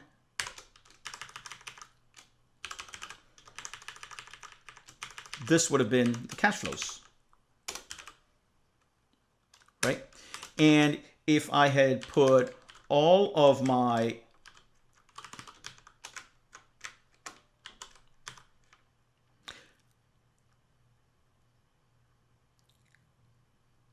assets in the short bond, right? Let's call that SB, right? Then these would have been my portfolio, right? It's just nothing more than right? It's the amount that I have divided by the price multiplied by the actual cash flows of the short bond or the long bond, right? That's exactly what we have there. And the P flows is nothing more than the weighted combination of those two, right? Okay, so I think we're done with that. Now we should be able to plot that. So let's just do FR change. That's what we called it. And let me plot it. And I'm going to give it a title. Funding ratios with changes in interest rates, right? And let's give it a nice big fixed size. Let's call it 12.6. Okay, let's see if we did that right. And boom, there you go. Let's look at what's going on here, right? Okay. So first, let's look at the long bond. If I had put all my money in the long bond, what would my funding ratio have been? Well, if interest rates had come down, my funding ratio would have gone up. But if interest rates had gone up, my funding ratio would have plunged, right? That would have dropped off. Big deal. Big time, right? Okay, not good. Now, what about if I had just put all of my money in the short bond? Well, that has a slightly different curve, and that is exactly what we exploited when we did this duration matching business. But you can see that if I had just put all my money in the long bond, right, that would have been the cash flows, and you see that my funding ratio would have been kind of the opposite. If interest rates had gone down, then I would have suffered, but if interest rates had gone up, I would have actually done well. So, what about our friend, the duration matched portfolio? You can see that the duration matched portfolio has has very subtle, right about this point here, whether interest rates go up or down. So it's actually easier to see the effect on interest rates if you change the index of that, right? And, right, so we do that. And now you can actually see, given today's discount rate, when these things move, right, it's going to move in a way such that there's almost no change in the funding ratio, right? So this is the basic breakthrough that you need in order to work in a world where you have actual bonds that pay coupons and where you don't have easy access to a zero coupon bond. What you do is you construct a portfolio using just regular old bonds which have all these intermediate payments, but you try and make sure that the liability has a duration that is matched by your assets. So you compute the duration of your liabilities, compute the duration of your assets, and if those two are not the same, then you have exposure to interest rate risk. That's basically the breakthrough that you sort of need to get around this interest rate sensitivity problem. But as you can see, the good news is it's really not that hard, at least to do this sort of first level matching for parallel shifts in the yield curve when interest rates generally go up or go down. All right. I think we've covered a lot in this session, so we'll stop here and I will see you next time.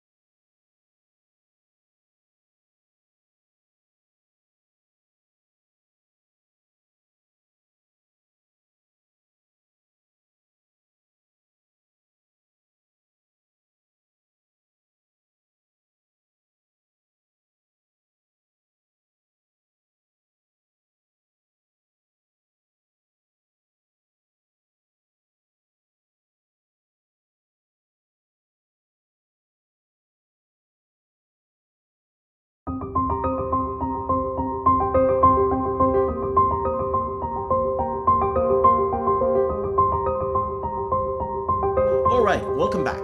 So what we're going to do today is we're going to do the first step that we need in order to simulate thousands of different portfolio construction techniques for how to put together a goal hedging portfolio and a performance seeking portfolio. And for that component, what we really need to do is stitch our CIR model, which generates lots of different scenarios for interest rates. And we need to feed those different interest rate scenarios through to our bond pricing and present value calculations that we've already done. So I have to make some small minor changes in our code, and I've already done them here, and I've kept both versions here just so you see which one we're replacing. So this is what we've had so far, and you've been using this code where you basically look at a discount rate given a time and a rate, and you just do this very simple 1 plus r to the power of minus t. What I've done here, and I'm going to get rid of that now, in a second, but this is the replaced version. And the difference is simply that I'm going to be able to iterate across different values of I and t, and for every one of those, I'm going to generate a data frame that has all the possible interest rates that you've passed in. So this is nothing more than a sort of vectorization is what some people will call it. It's basically a way to make sure that this code works even when I pass in vectors here, okay? But you can see that it's pretty much exactly the same code. I'm doing exactly the same thing here, except that now I'm doing that in a loop. That's the only difference, okay? So that's that. So I'm going to get rid of that piece of code there. I'm also going to do the same thing here for present value. So this is sort of what we had before, right? Very simple code there. And it's just the present value is just the discounts times the flows, so the discounted flows, and you sum them all. This is exactly the same thing, except that you basically call discounts.multiply so that you can do flows can be a vector as well. Okay, so I'm going to get rid of that, You'll see that this code is nothing more than a generalization of the previous code so that it supports vectors. Okay, so I just wanted to show you those sort of minor changes that I made. So let's get back here to what we were doing here. And let's try and just play around with this new code for a second. So let's try and price a bond. ERK dot bond price. Yep. Bond price is what we call it. Let's price a 5-year bond, face value of 100. Oops, face value of 100. Let's say a coupon rate of 0.05, and let's say 12 coupons. I've got a sticky keyboard here, 0.03, right? Okay, and let's shift enter, and you see it's about $109. And that makes sense. Why does it make sense? Because the coupon is higher than my discount rate, and so the bond is setting at a premium. Okay, good. Now I'm going to do something interesting, and so let's just do this with a small number right now, but you should really run this with a larger number. So I'm going to get the rates and the zero coupon bond prices. And we've seen this before, so this should hopefully not be a problem. And let's do this with, for 10 years, let's do 500 scenarios. Let's use B is equal to 0.03. That's the long-term rate of the model. And I'm going to start it out at R0 is also equal to 0.03. Okay, so what do we do? So what do we have? So we've now got rates, and we've got a whole bunch of, we've got 500 different scenarios for how that rate would change over time. And so basically when you start out, right? So let's look at the bond price. I'm going to just copy that code exactly, right? Copy that code exactly, right? And now the only difference is I'm going to give it a series of rates. So I'm going to say rates, right? And of course, I don't want a whole bunch of them. Let's type the first row, I lock 0. So that is at time step 0. And let's just look at the first, say, 1, 2, 3 scenarios, right? Now, at time t is equal to 0, all of the interest rates are the same. In fact, it's set to R0, right? So what would you expect for the bond price? Well, the bond price should be exactly the same, and in fact should be exactly the same as what we've got before, and that's exactly correct. right? So all I'm doing here is I'm confirming that at time t is equal to 0, since the interest rates are all the same, the bond prices should exactly be the same, right? But now let's go in here and I'm going to copy and I'm going to paste and I'm going to just change one thing, which is I am going to go to the next point in time, right? So at time t is equal to 1, right? What do my bond prices look like, right? And you can see that they've started to diverge. Why have they started to diverge? Because if I look at, let's look at these bond prices that I was using, and you can look at the head, let's say, right? You can see that so I should look at, let's look at this. This is more useful. Right? You can see that time t is equal to 0, they were all the same price. I mean, the interest rate were all exactly the same, and therefore the price was the same. Now, at time t is equal to 1, the rates have started diverging. These two who have gone up, and this one has come down, and so you'll see exactly the opposite effect here. These two prices have gone down, and this one has gone up, right? So gone down. Why has it gone down? It's gone down to 108 point something from 109.27.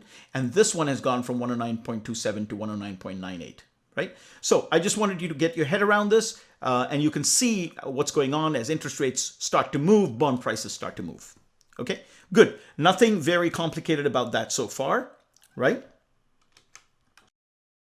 So let's start now simulating the changes in bond prices. So we're going to have to fix up our code. And this is the code that we have right now that generates a bond price. And this is very simplistic because all it does is it figures out what the cash flows are and it discounts it by some discount rate, right? What we have to do now is stitch our multiple scenarios, our multiple interest rate scenarios into this pricing model. So I'm going to get rid of this, right? And we have, well, actually, before I get rid of it, let me show you the new version. So here's the new version, right? So the signature looks pretty much the same. The maturity principal, I'm going to pass it the exact same things, except that now what I'm going to do is I'm going to compute the price of a bond, right? And if that interest rate, if that discount rate is not just a number, right? If the discount rate is an instance of data frame, then I'm going to actually do that in a loop. So you can say for t in pricing dates. So if you give me a whole data frame worth of rates, it's just going to produce a data frame worth of bond prices, right? So the base case, the basic case here that we had before, this is almost exactly identical to this, right? This case is exactly what we had before. But now I'm saying that if what I'm giving you here is an instance of a data frame, the discount rate is not just a number, but it's a data frame, then what I'm going to do is I'm going to go through all of the pricing dates in that, and I'm going to generate, for every single t in those pricing dates, I'm going to generate a bond price for every single point in time. Okay, so that is the new improved version on bond price. So I'm going to get rid of this old code and I'm going to do this new code that basically will work the same way as it did before if you give it a number for the interest rate, but is going to behave in a much more smart way if you give it a whole data frame worth of interest rates, right? So let's try that. Okay, so we're ready. So I'm going to just copy and paste this exact same case, right? All right.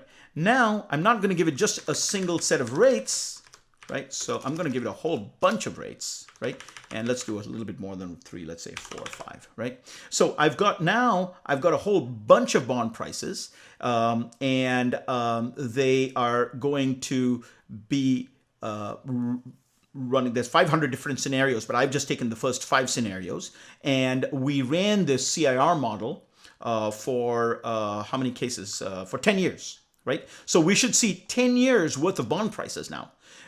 So let's take a look at that. So let's say, yeah, let's just plot it directly. We should be able to plot it just directly, right? So plot, I don't want a legend here because we know that we'll just get 0, 1, 2, 3, 4, 5. And let me give it a fig size of, I don't know, 15, 5, right? Okay, let's see what happens. And boom, there you go. This was a 5-year bond. Yeah. So this was a 5-year bond. And so at the end of 5 years, it just flattens out. So it's really not interesting. Let's look at the price of a 10-year bond, right? Okay. This is going to take a little while to run, by the way. That's an important thing for you to know, that now I have done this with only 500 scenarios, and 500 is really not that many scenarios, right? But think about what's really going on. At every point in time, it's computing 500 different bond prices. So this is going to run slow, especially if you're on a computer as slow as mine, right? But the point, what you should look at is you start off at this point as interest rates move around, the prices of this, the possible price of this bond diverge as the interest rates change. You can look at one possible path, which is the blue path, and it doesn't seem that bad. It's kind of steady, whereas the green path and the blue path here, the purple path is not that bad, but the blue path here and the green path here, you can see sort of wander all over the place. There's very, very large capital appreciation and capital losses in the bond price. And by the time you're done here, of course, you get back to sort of there's very little time left for the bond to mature. And so you're not going to see as much variation with over time, okay, with interest rates. Okay, good. So I think that sort of gives you a pretty good idea of how this works. Let's just look at these numbers as well, just to be just to see what we're looking at. So I'm going to do the same thing here. I'm going to copy it. I'm going to look at, let's say prices is something like that. So let's do 5 scenarios, and I'm just going to get rid of that. Okay, so we're just looking at 5 different scenarios here. Do those numbers look good? Yeah, they look good. And let's just look at the prices, right? And the prices will pop in a second, and you can see they're starting out at this $117, and then they sort of move around over time, right? Okay, that's good. So now, what do we do in order to get the returns of a bond? Remember, why are we doing all this? We're doing this because we want to generate random bonds prices. We already know how to generate random stock prices. So this game is all about generating random bond prices so that we can generate returns from these random bond prices. And once we've got the returns from a bond portfolio, we can then construct the returns of a portfolio that consists of a mix of stocks and bonds, and that's really what it's all about. Okay, and so let's look at what we can do now. We've got the prices, right? So you might be thinking, well, all I have to do. So let's try something, right? So I've got my prices, right? And you could say, well, why don't I just do this? Why don't I just do percent change, just like we've done all the time, dot drop NA, right? And so let's call that the bond returns, right? And so now I've got 500 different bond returns. So I can say ERK dot, you remember that we had annualized returns, something like, yeah, annualized returns, BR, and we have 12 periods, right? And let's just look at these, right? And we get something very, very strange. What we get here is that the annualized returns of this bond over these periods are a negative number. Why is that? How could that be? Because it doesn't make any sense. This is a bond that's generating a premium, generating a coupon. How could it be? And the reason is because what you're looking at here is only the price return. And you remember all the way back, we talked about the difference between a price return and a total return. Well, this is just the price of the bond, and you're looking at sort of the capital gain or the capital loss of the bond. What we are interested in is the total return of the bond, right? So what is the total return of the bond? Well, the total return of the bond is the value that you get, not just from the price appreciation or loss, but also the value of the coupons. So we've forgotten to include the coupons here in generating those returns, right? So what we have to do is define the total return of the bond as something that includes not just the prices, but also the coupons. So let's do that. We've written that code here. Let me find that for you. There you go. So that's the bond total return. It's just right here in this file. And it's very, very simple. It's basically you get the coupons, right? And so what are the coupons? Well, we know this. You start out with, just fill them out as, start out with 0, right? And then what do? You go all the way from 0 to t, and you just basically linearly space them out, right? So all you do is just space out these pay dates over time. So you know what coupons you're going to make. So you have various pay dates. So if you've got 5 years and you're doing 3 coupons a year, then that's 15 coupons that you have to space out, right? That's basically what that's saying here, right?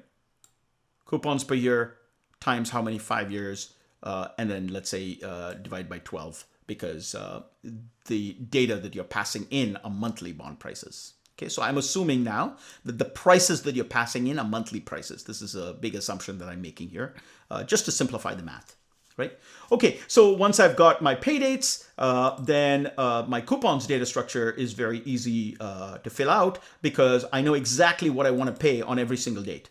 On every single date, I need to pay the principal times the coupon rate divided by coupons per year. We've already seen this happen. So now I can compute my total return, and the total return is nothing more. And this is a callback all the way to the, I think, one of the very, very first classes that the lab sessions that we did. And I told you there are 2 or 3 ways to compute the return. And one of them was by using shift, if you remember that. And the reason that works so well here is because remember that I have to do the monthly prices plus the coupons divided by the previous month's prices. That's your total return, right? And then minus 1. Okay, and that's it. That's the result. Just drop any NAs in the process. Okay, so that's your bond total return, right? So let's try that. So let's call that bond total return, and that is ERK dot bond total return. Yeah, that's it. So what do I need to give for the bonds total return? Let's look at this. I need to give it the sequence of monthly prices. I need to give it the principal, the coupon rate, and the coupons per year, right? So let's start doing that. So what are my monthly prices? Well, let's start constructing that. That we know. That's just the bond price function that we've already got, right? And so let's do a 10-year bond, $100 face value, coupon of 5%.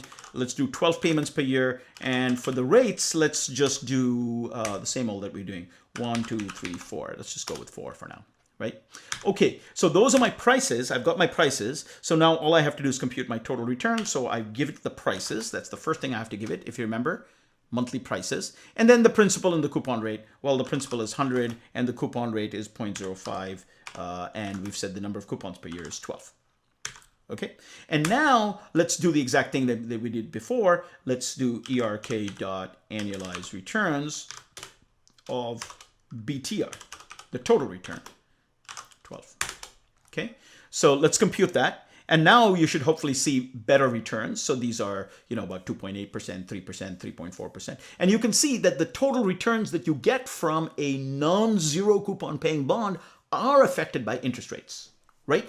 Why is this? Because of those intermediate coupons get reinvested at the then rate. And the then rate is a number that changes over time. I don't know what the rate is going to be 5 months from now or even next month, right? So that's the key thing that I really want you to understand here, is that the bond prices change over time and are affected. In fact, even the total return is affected by interest rates because of those intermediate payments, right? So this is why you don't know what you're going to get at the very end. Those intermediate payments are getting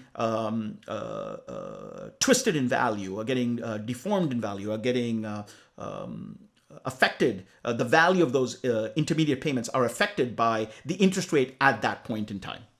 Okay, so the dynamics of that interest rate is what is really killing you. So let's now that we've got everything, let's put this together, and we've got a way now to generate prices from which we can do returns, and now we can start experimenting across asset classes, right? So I'm going to do a very simple one now, and then in the next one we'll do a much more structured way of doing this, and so we'll do something really simple now.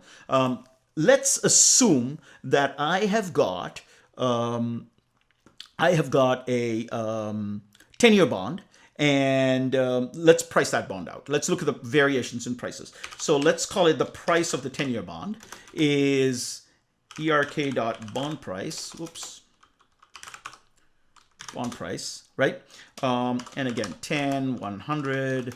Let's go with the same 0.05 and 12 months. And let's run it for all the rates that I have, right? This is now I'm running a full simulation. It's not that many. It's only 500 scenarios. You should probably do it with at least 5,000 scenarios, but let's do it as a place to start. And let's just look at the prices that I generate, just to make sure I'm getting good prices. Let's call this price 10, right? And I'm just looking at 1, 2, 3 dot tail. Still looking at the end of those prices, right? So let's look at those, and you can see that, well, you will see, hopefully, yes, there you go. So by the time the end of this comes around, this bond price has converged to that final payment. So the value of the bond at the very end, right, just the day on which that final payment is made, is essentially the value of the final payment. Okay, that should not surprise you. Let's do the same thing for the 30-year bond. Let's now construct a 30-year bond, right? So I'm just copying and pasting. And hopefully I won't make too many mistakes here. 30, and what am I going to do here? I'm going to just switch that to be a 30-year bond, right? Otherwise, everything else exact. So it's the same changes in rates, but we want to see what happens to the 30-year bond, and we want to look at it towards the very end, right? So remember that I generated interest rates for 10 years. Remember that? So if I go all the way back here, I said rates. My CRM model ran for 10 years, right? And now I ran over 10 years. So because I gave it 10 years worth of rates, I looked at the price of the 10-year bond. Now I'm looking at the price of the 30-year bond over 10 years, right? And let's look at that price. So I'm going to do exactly the same thing. I'm going to look at the last set of prices at the end of 10 years of that 30-year bond. Okay. And what you will see when my computer comes back is that these prices are not all the same. They do not converge. And the reason they do not converge is because you still have maturity left. You've still got 20 years left to go on the bond. And so they're all going to be all over the place. And you can see there's enormous variation in the price of the bond, right? Even though, this is interesting to watch,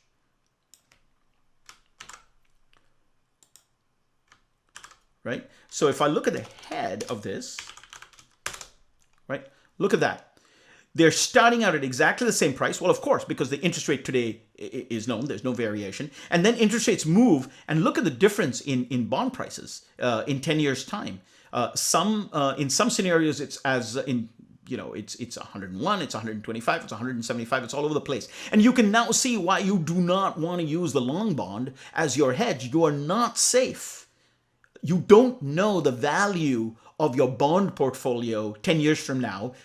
So bonds are, it's so tempting to think of bonds as safe, but of course they're not. Anyway, I think I've made my point. Okay, so let's try something else. Now let's do, just for fun, let's construct a portfolio well, let's get the returns first. So I'm going to just basically compute some returns. So let's call it the RETS 30 is ERK dot bond total return, right? And so I'm going to base it on these prices, price 30, right? And same thing, 100.0512, right? And in fact, let's do the 10-year bond while we're at it. So let's compute the returns of the 10-year bond. Everything here is exactly the same, except this would be the 10-year bond, and we want to look at the returns of the 10-year bond. right? And now what I'm going to do is I am going to construct a new portfolio, RETS, let's call this RETS bonds. This is a new bond portfolio I'm computing, right? And that is, I'm going to have a 60-40 mix of the 10-year and the 40-year bonds. So this is a bond portfolio that consists of two bonds. So what are my returns of that bond portfolio? Well, it's going to be so this is a 0.6 times the returns of the 10-year bond plus 0.4 times the returns of the 30-year bond. Now, I'm making an assumption here that you might not realize I'm making. I'm assuming that we're rebalancing back to 60-40 at the end of every month. That is why this works. Otherwise, you would have to drift the weights over time. So if what I just said makes no sense to you, just think through what would happen if you didn't rebalance back to the 60-40 combination at the end of every month. You would see that at the end of the first month, because the differences of returns, you're actually not at 60-40 anymore at the end of the first month. So you'd have to figure out what are those new weights and compute them. And it's not difficult to do, but I'm just trying to keep things simple here because I'm trying to explain how these portfolios constructed, not rebalancing rules. Okay. So we're good. We're good on this. And let's see if there's anything else I want to do. Well, let's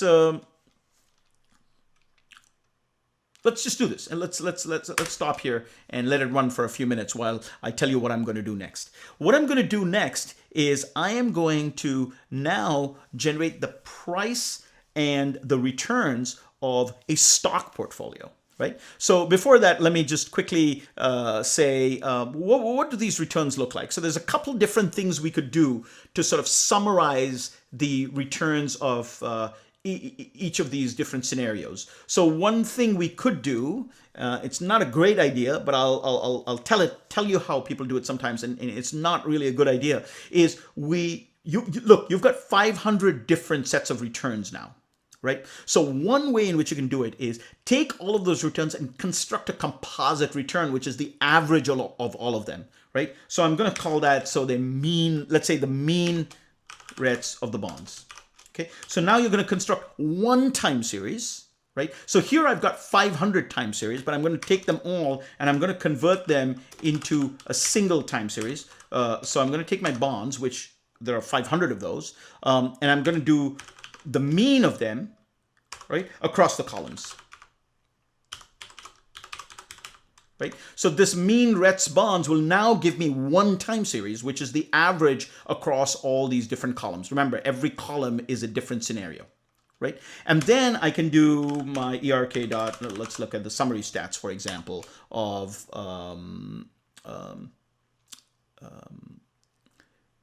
mean RETs, mean RETs bonds. Okay, oops. Right, I need a data frame there for that. So let's do pd dot data frame.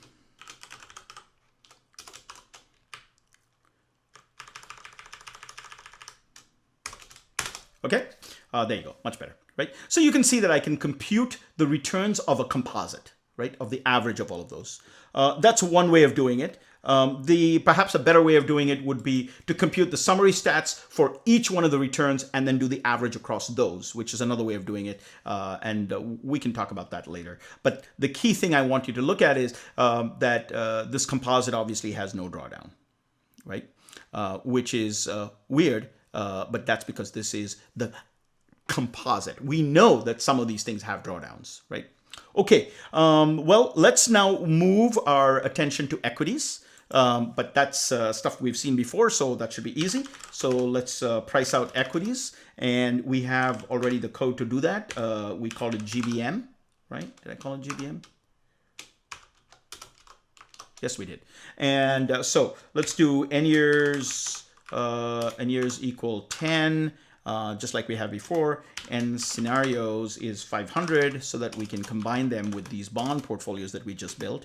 Let's give it a mu of 0.07. Let's give it a sigma of 0.05.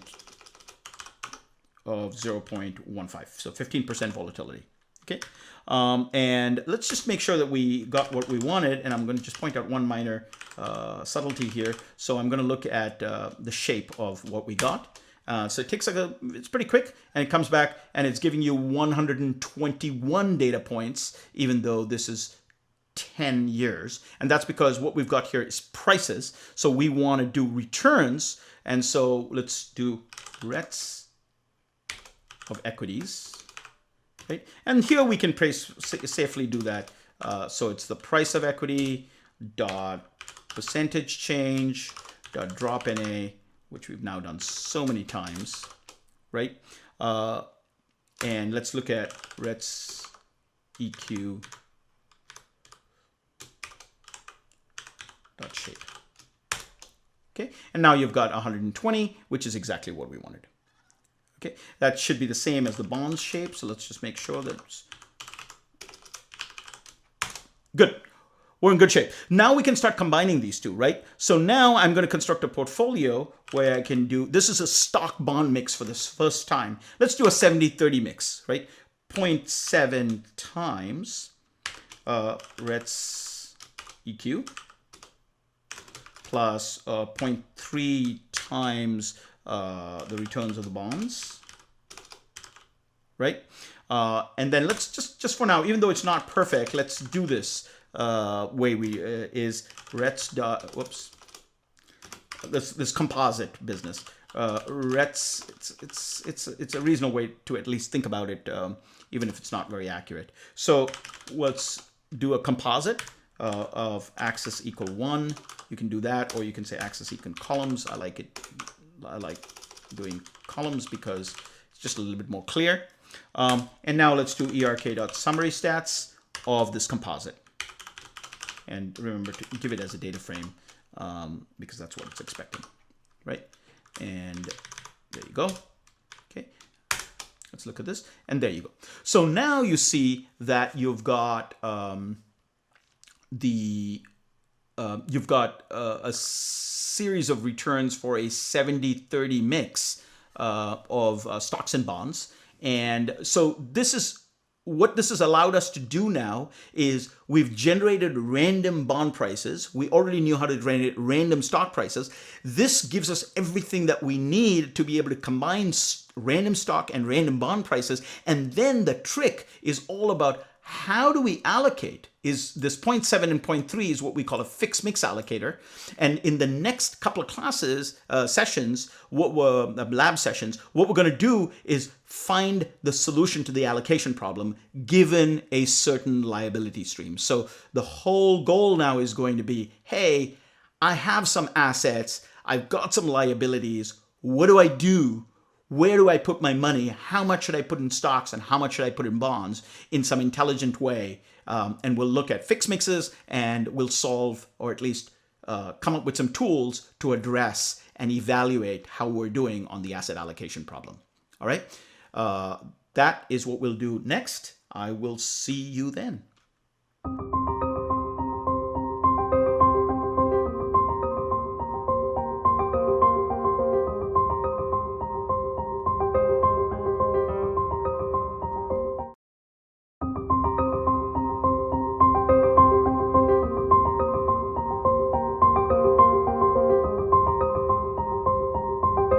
All right, folks, welcome back. We're now going to solve the basic risk budgeting problem. And we're going to start by doing very simple and naive risk budgeting strategies. And we're going to see that it helps, but it's really not solving the fundamental problem of meeting our liabilities as well as we possibly can. And we're going to do better next time. But we're going to start with something simple, and that is by figuring out how to write allocators or how to write strategies and how to backtest strategies that construct portfolios that mix the PSP and GHP in some sort of systematic way. So let's start with something very simple. I am going to write a piece of code that is going to take a little Python background to understand. So let me write it, and then I'll explain as I'm going. So what I'm going to do is I'm going to write a backtester, and the backtester is going to test different mixes, right? Make different mixes between two different portfolios of whose returns you have to give it. So R1 and R2. Now we're going to use it as the PSP and the GHP, but I'm keeping things somewhat general here, and I'm saying you give me two sets of returns, and you give me some way of mixing between those two, of allocating between those two over time, right? What I'm doing here is going to be interesting. I'm going to abstract away. I'm going to ignore exactly what that strategy is. I'm going to assume that you're going to give me a piece of code that is going to implement that strategy. So I'm going to call that that piece of code that you have to give me, that function that you have to give me, an allocator, right? And the allocator is going to be called, and I'm going to allow you to configure the allocator, to give it certain parameters. Now, the problem is I don't know what arguments you want your allocators to have. So Python allows me to write a function and accept any set of parameters, any set of arguments that you can give it. And the way you do that is by giving it this, star star kwargs. Okay, so what I'm doing here is this is just keyword arguments, right? Key value pairs. And what I'm saying here is I actually don't care what they are, as long as you give me R1 and R2 and an allocator. Anything else that you just give me as A equal B, foo equal bar, anything else, I'll take it, right? And I'll show you in a second what it'll allow you to do with it, right? And so that's my function. And well, what is this function going to do? Well, I'm just going to write some code. I'm going to copy and paste the documentation here. Let's clean that up a bit. And basically what it's going to do is it's going to run a backtest by allocating between two sets of returns, R1 and R2. This is the key thing I want you to note, are data frames. So I want you to give me returns of the first thing that you want me to mix and returns of the second thing. You have to give them to me as data frames, and it's T by N, where T is over time, so the rows are time and the columns are different scenarios. Okay, and of course I want you to make sure that R1 and R2 have the same shape, right? And what I'm going to return at the end of that is I'm going to call your allocator, and that's going to give me a set of weights, and I'm going to combine it. I'm going to compute the total return, the combined return, and I'm going to return to you the composite return, the returns of the result of mixing those two. Okay. The beauty of it is I'm going to be able to write this without any idea of what this allocator is, right? So let's do some simple testing, because we want this to make sense. So if it's not the case that right. Let me look here. That's what's going wrong here. There you go. So now if I say if it's not the case that R1's shape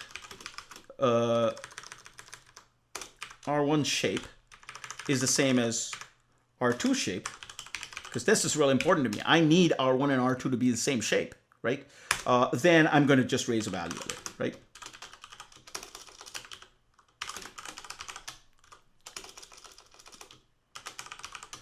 Okay, what's the value error? I'm simply going to say R1 and R2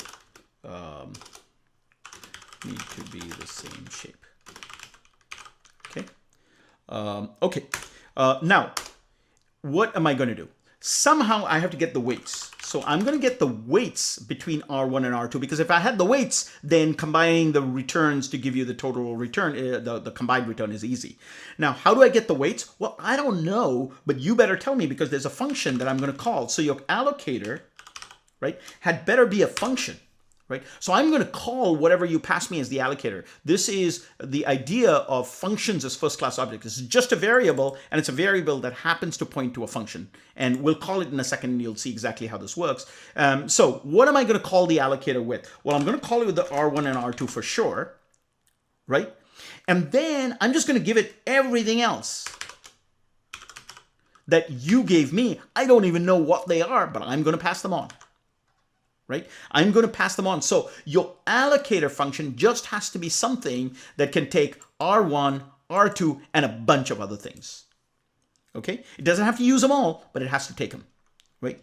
So now what do I get? So I said, so now I've got my weights, and the weights had also better come back in the same shape, right? So let me just test for that as well. If not the case that the weights, weights dot shape is R1 dot shape,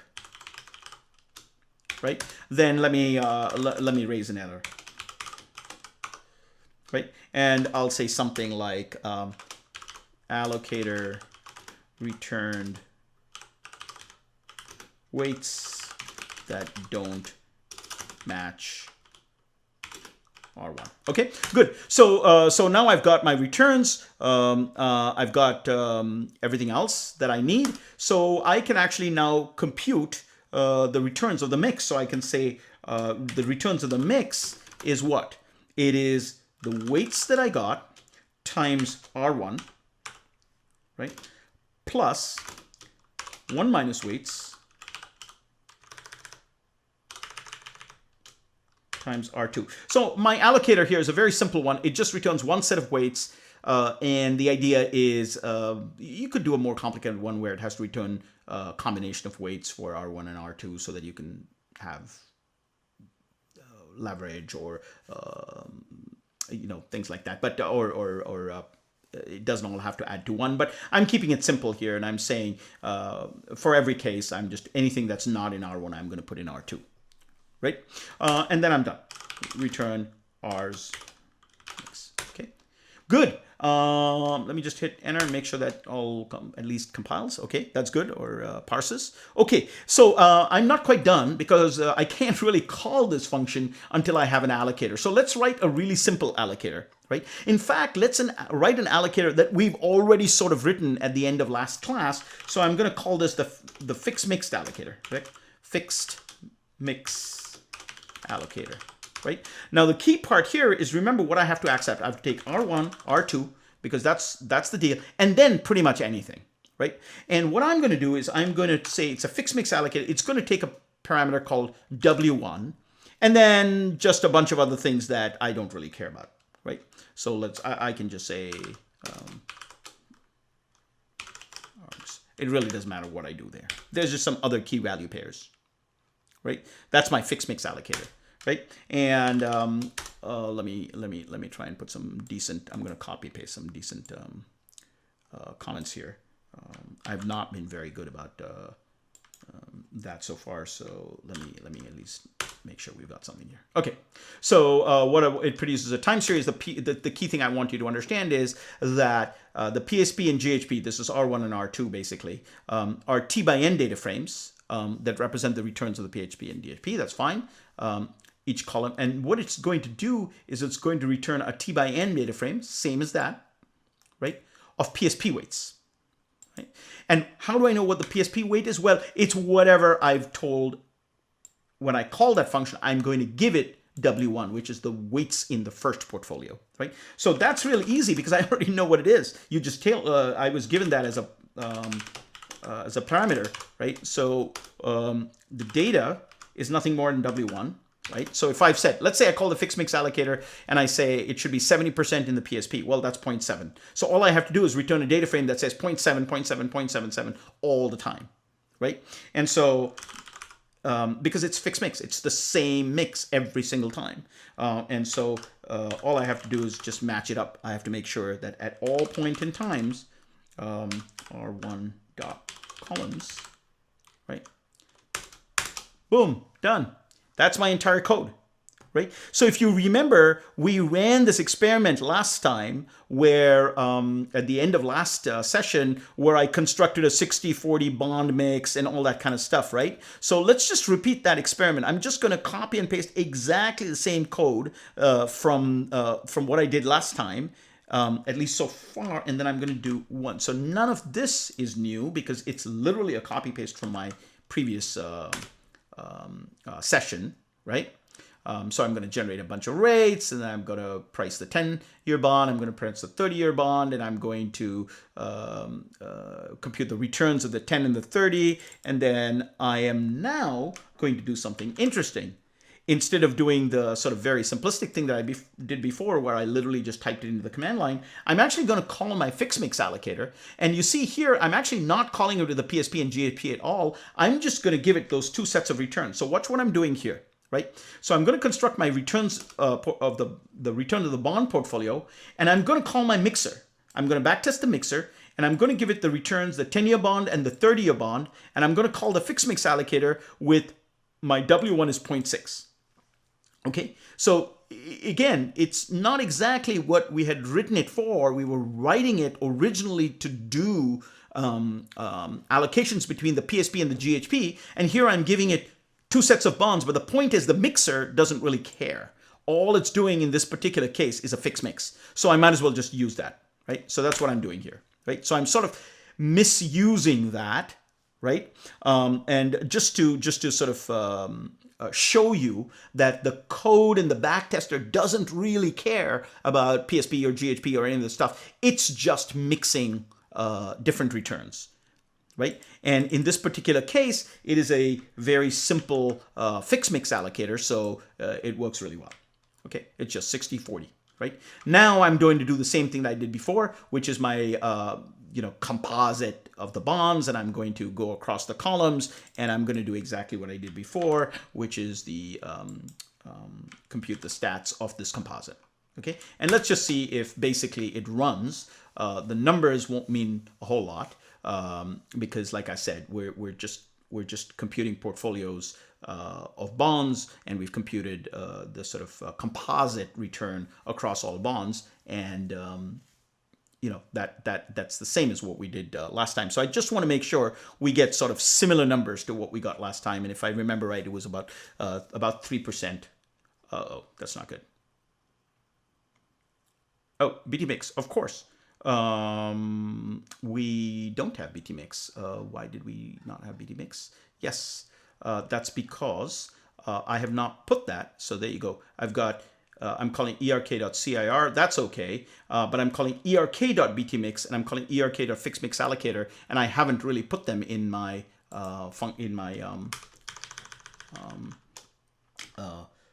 so let me do that. So let's go in here. Let's go to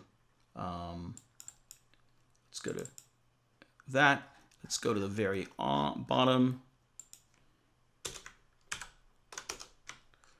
Let me add my BT mix, and let me also add my fixed mix allocator.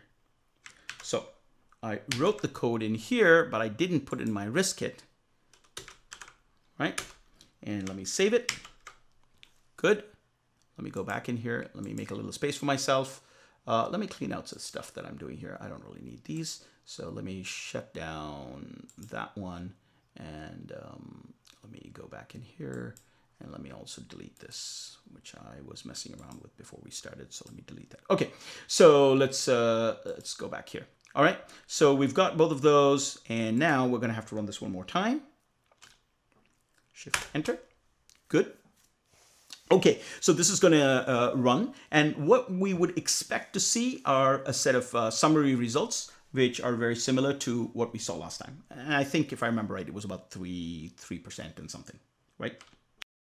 Okay, and there you go. We're just at about 3% and something. Okay, now we can do what we really were trying to do. So let's generate some bond returns. Some equity returns. So price equity is erk.gbm of let's say n years is 10, and then n scenarios. We had better do the same thing that we did here.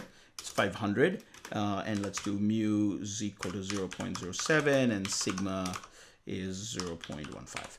All right, so we've got that taken care of. And what do we want? We want the returns of the equity is just the prices, price of equity dot percentage change dot drop NA. We've done that now a bunch of times. And then, let's also compute the returns of the zero coupon bond while we're at it. Let's do that because we're going to need that in a second, because I'm going to try and use that in my portfolio. Is ZC prices dot percent change dot drop NA. Now, what is interesting here is I can actually do this for the zero coupon bonds. I cannot do it for a regular bond because of those intermediate coupons. But you see, a zero coupon bond doesn't have intermediate coupons, hence the name. And so it's okay for me to do this because the price change or the price return of a zero coupon bond is the total return of a zero coupon bond because it doesn't pay coupons. Okay, so let's do that. So I've got my prices now, I've got the returns for my equity component, and now I can construct a portfolio which is a composite of 70-30, right? This is what we were doing before. So let's do RETS 70-30 bonds, let's call it that, right? Is ERK.BT mix, right? And now I'm gonna mix my equity with my bonds. That was my 60-40 mix. Let's call it RETS bonds, right? Okay, and what is my allocator? That's going to be my ERK.fix mix, right? And what should I use here? I should use the weight of the equity, that's W1, should be equal to 0.7. 70% in the PSP. That's what that's telling me. I'm going to use equities as my PSP. I'm going to use bonds as my GHP, right? Not a good idea. Don't get me wrong. I'm not saying that this is the smart thing to do. And I'm not even saying a fixed mix of 70-30 is a smart thing to do. I'm just going to try and see what happens if I do that. Okay, and let's do the same thing that we did before, this composite business. That just, again, not because I like it, but it'll give you a good sense of how these, at least the returns work. Let's say mean return, and that's equal to RETS 70-30, right? Dot mean axis equal 1, right? Or columns, you can do either way, right? And then ERK dot summary stats of RETS 70-30 mean. Oh, and let's remember to turn that into a data frame. Otherwise, we're going to get a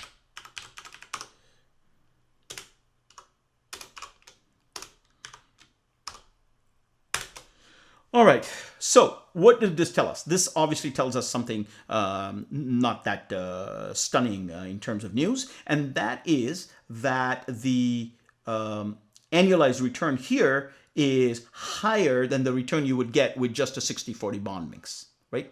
And this is really where we're going with all of this. So what we're saying is, look, if you have the money to buy zero coupon bonds or do a fully duration matched bond portfolio to the duration of your liabilities, and you can get a funding ratio of 100%, you're good.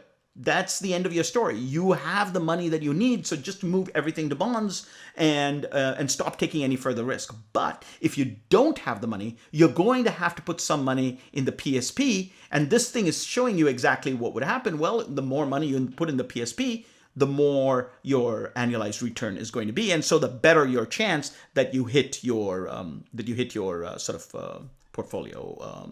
You hit your liabilities. You make your liabilities. Okay, I just want to point out before I move on, there is a different way, and it's a little bit more complicated. But instead of doing this way, where I compute the composite, that is, I take 500 different portfolios and I just compute at every point in time the mean return, and then I get my composite, which is the average of all of the different scenarios, and then just run my summary stats on this. There's actually, in a way, a slightly better way of doing this, and that is I can get summaries is ERK.summary, right? So I can actually, I can actually run the summary stats on each of those scenarios. So now I will get, right? I will get 500 different summaries, right? 500 different statistics. So in fact, let's just do it, right? And this will take obviously a little bit longer to compute because it's going to run summary stats for all 500 different scenarios. And if I look at summaries.head, for example, you will see that it's generated literally it's computed a summary parameter for every single one of these 500 portfolios. And so in a sense, this is a little bit maybe more meaningful. Some people like this better, and I'm just going to say, let me compute the mean, right? So you understand the difference between the two. The difference between they are going to give you different numbers. The first one says, I'm going to compute one time series, which is sort of the average of all the 500 different possible scenarios, and then I'm going to compute the summary stat on that average case. This says, no, I've got 500 different scenarios, so I'm going to compute all my statistics, each one of my statistics on every one of those cases, and then I'm going to average across those. So I'm going to average the statistics, not the returns. And you will get different answers, and I just wanted to point out that there's two ways of doing this, right? But again, you'll see the same thing, though. It is higher. The annualized return of this is higher. Okay, so what is my point here? We can do all of this, but the proper way to do this is neither of these two shortcuts, although these shortcuts will tell you something. The real proper way to do this is to look at the sort of terminal values. When you end up, how much cash do you have at the end of the day, at the end of your the period? So what I'm going to do now is I'm going to define a function called terminal values, right? And terminal values is just going to take a set of returns, and all it's going to do, right, is, and the thing should tell you, returns the final values at the end of the return period. Right? And this should be super familiar to you. It's nothing more than, what am I going to return? I'm going to return whatever the rets are plus 1 dot prod. Okay? It's nothing more than the compounded return. Right? So it is the final value values of a dollar at the end of each return period for each scenario. Right?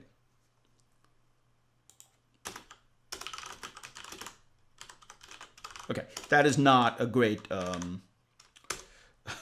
that is not a great comment field, but oh well. I want to keep going with this stuff. And now I'm going to add a piece of code that, in fact, let's not make that mistake again. Let's add this in the edX risk kit. So there's terminal values. And now I'm just going to produce a bunch of statistics, just like I've got summary stats. Here, let me just copy this code in because this is a fair amount of code, but it's not really interesting code. It's just simple code. So let me just copy it in here and show you what I've got here. So what I'm going to do is, if you give it, basically what I'm going to do is I'm just going to produce a set of statistics, right? And what are the statistics? So you give it a set of returns, and you give it some sort of a floor that you do not want to be below, right? So this is the returns for a dollar, and you say, there's a number I really don't want to be below, and I'm going to call that the floor, okay?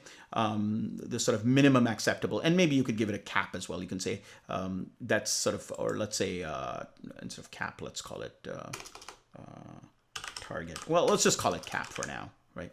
But okay, so what is it going to do? It's just going to produce a whole bunch of statistics. The first thing is going to tell you what the terminal wealth is of every dollar, so it's going to compound over time. So all it's doing is exactly what I did before. That's this terminal values. That's the same thing here. rets1.prod. And then it's going to say, how often do I end up below my floor? So breach is just going to say, did I end up in every scenario? Did I end up below my floor or not? And so you'll get a series of booleans, trues or falses. Reach is, did I reach my cap? And then I can compute the probability of a breach, which is how often does a breach happen, right? So it's just breach.mean is basically how you compute the average, because as you know, a true is treated as a 1, so the mean of those will be, the percentage. And then you can compute things like that we've seen before, the expected shortfall. The expected shortfall is the average of all of those cases where you're below your floor. Okay, so it's just a bunch of statistics, just useful things to look at. So I'm going to save that. Right, let's go back in here and let me look at the terminal statistics here. So let's do pd.concat, right? So I'm just going to concatenate a bunch of these things, right? And I'm going to do access equal 1, right? Okay, so what am I going to do here? Let's do erk dot terminal stats of I think we've got rets bonds, right? And let's give it a name. That's one thing that we did here that I didn't mention, which is you can give it a name, and it will tag that with the name. Okay, so where did I put that? And boom, boom, boom, columns equal name. Okay, so it'll use that name if you give it to one, and it's just to make it look nice. And I can say erk. Let's do that. Let's line them up. Dot terminal stats. And let's do bonds, and then we'll do rets eq, name equal equities, and then of what we just computed here, right? So we've done rets bonds, we're under equities, so we've done rets bonds, rets equities, and now let's do that one, right? The 70-30 case, right? And name, I'm going to call that 70-30, right? So let's look at these statistics, right? So let's read this off. So what this is saying is every dollar that you invested in these different strategies, here's what it means. Across those 500 scenarios that we tested, the mean case here is if you invest in the fixed income strategy, that's that 40-60 if you remember, between the long and the short bond, the 10-year and the 30-year bond, you'll end up with $1.38. Here you'll end up with $1.98 in the case of equities. And if you do 70-30, you'll end up somewhere in between, $1.79, right? But look at this, right? If you've set your probability, your floor, I've set my floor here at 80,000, right? I've basically said, I do not want to be less than 0.8. And what this is telling you is if you're just 100% involved, so 0.8, think of that as your liability, right? So 0.8, so I'm overfunded now at this point, right? So one way of dealing with this is, look, I'm going to set a floor, which is a number I do not want to be below. That you can think of as your minimum acceptable liability. In the goal based investing paradigm, this is essentially what they call the minimum essential goal, right? So it's the minimum number. It's a number below which you absolutely do not want to be below. So that's your sort of basic minimum. That's the liability you must hit. So in that sense, you have to make sure you're well equipped to at least hit that number, right? And I've set that number, if you remember, the default value is 0.8. Right? So what it's saying is I start with $1. For every dollar, what this is saying is that you will end up with $1.38, but the probability that you end up below 0.8 is basically 0. Right? And of course, that is the beauty of fixed income, that you tend not to lose that kind of money over a period of 10 years at least. Now with the long bond, you might end up below, but with a 60-40, it's harder to be below. But it worked. In other words, the at least in these 500 cases, and you really should do this with maybe 5,000 or 10,000 cases, but this sort of worked. P breach was not a significant number. Now let's look at equities. Equities was great. It gave you a much better shot at your upside. It gave you much better upside. The problem was that you've got a 3% chance that you'll end up below 80 cents on the dollar.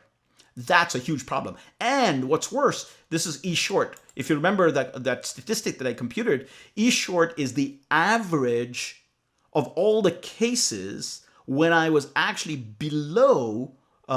This is how much I undershot by. So if you're below the 80 cents, how much are you off by? And if you look at the code, it's worth actually looking at the code there.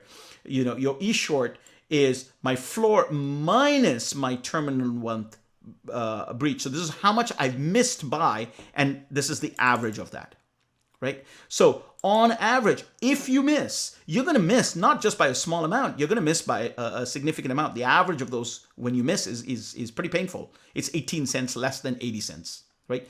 Now, when you do 70-30, you still miss. That's the point. That going to a 70-30 bond does not secure your 80-cent floor. All it does is it makes it slightly less likely, significantly less likely, but it's still possible that it'll hit it. And you've cut your shortfall, but you haven't eliminated it. And that is what we're going to be focused on for this last session. It's going to be, what can we do to make sure that we can actually hit that liability no matter what happens, okay? But we're going to have to wait for the last session for that. There are a couple of other things I want to show you before I go there, okay? Now, one last thing I want to show you, that's not quite last thing I want to show you, but one interesting I want to show you, we haven't done this before. I'm going to look at a type of a chart that we haven't looked at before. I think it's worth my at least mentioning it, and I probably will not use it very much more than this. And that is a package called Seaborn. So I'm going to say import Seaborn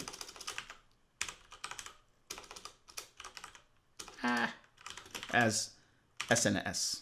Okay, what is Seaborn? Seaborn is just a very nice plotting and visualization package that is built on top of Matplotlib, which is exactly what all the plotting stuff that we've been using is built on. So in fact, let me copy and paste this stuff, and I'll just show you what's going on because it's easier to just sheet.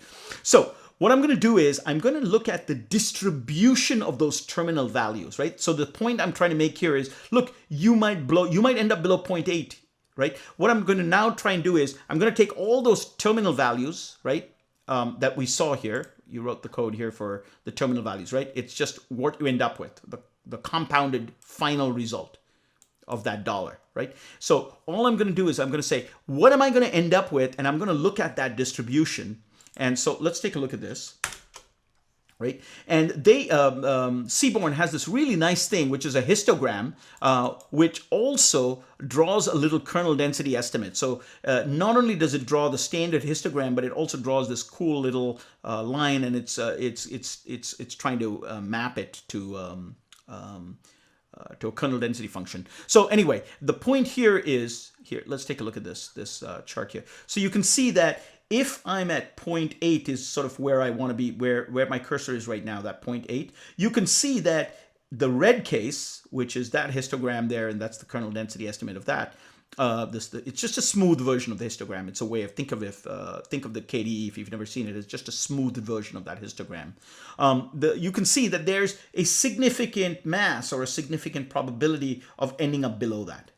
Right? That's what we don't like. That's the part we're going to try and get rid of. And you can see that moving to a 70-30 or it really doesn't really help things in terms of eliminating that possibility of your ending up below where you want to be. Okay. Let me now truly end with one cool thing that I do want to show you is you could make the point, right? And it's going to set up my last session. So what I'm going to do here is you could say, look, Vijay, you started with 100% equities. That was clearly very risky. You went with bonds, 100% bonds. Well, that was kind of too conservative. And then one way in which you sort of tried to straddle the difference between those two is you went, sort of a fixed mix. Well, isn't it better for you to think about risk as time, and as you get closer to the end of your time period, as you get closer to the end of the 10 years, you move more and more into bonds. Now, this is the exact basic idea behind a target date fund. So let's simulate that behavior and see how it does. In other words, let's define our weights to be our risk budgeting technique to not be a fixed mix of 70 and 30. Let's start out with something like maybe 80% or 90% in stocks, and then glide our way through a glide path over those 10 years so that we end up at maybe 20%, right? So that actually is very easy to do. So let's do that right now. Glide paths. as for allocation. Okay, so let's do that, right? So, well, it turns out to be pretty easy to do because all I have to do is write an allocator, right? So I'm going to call it a glide path allocator,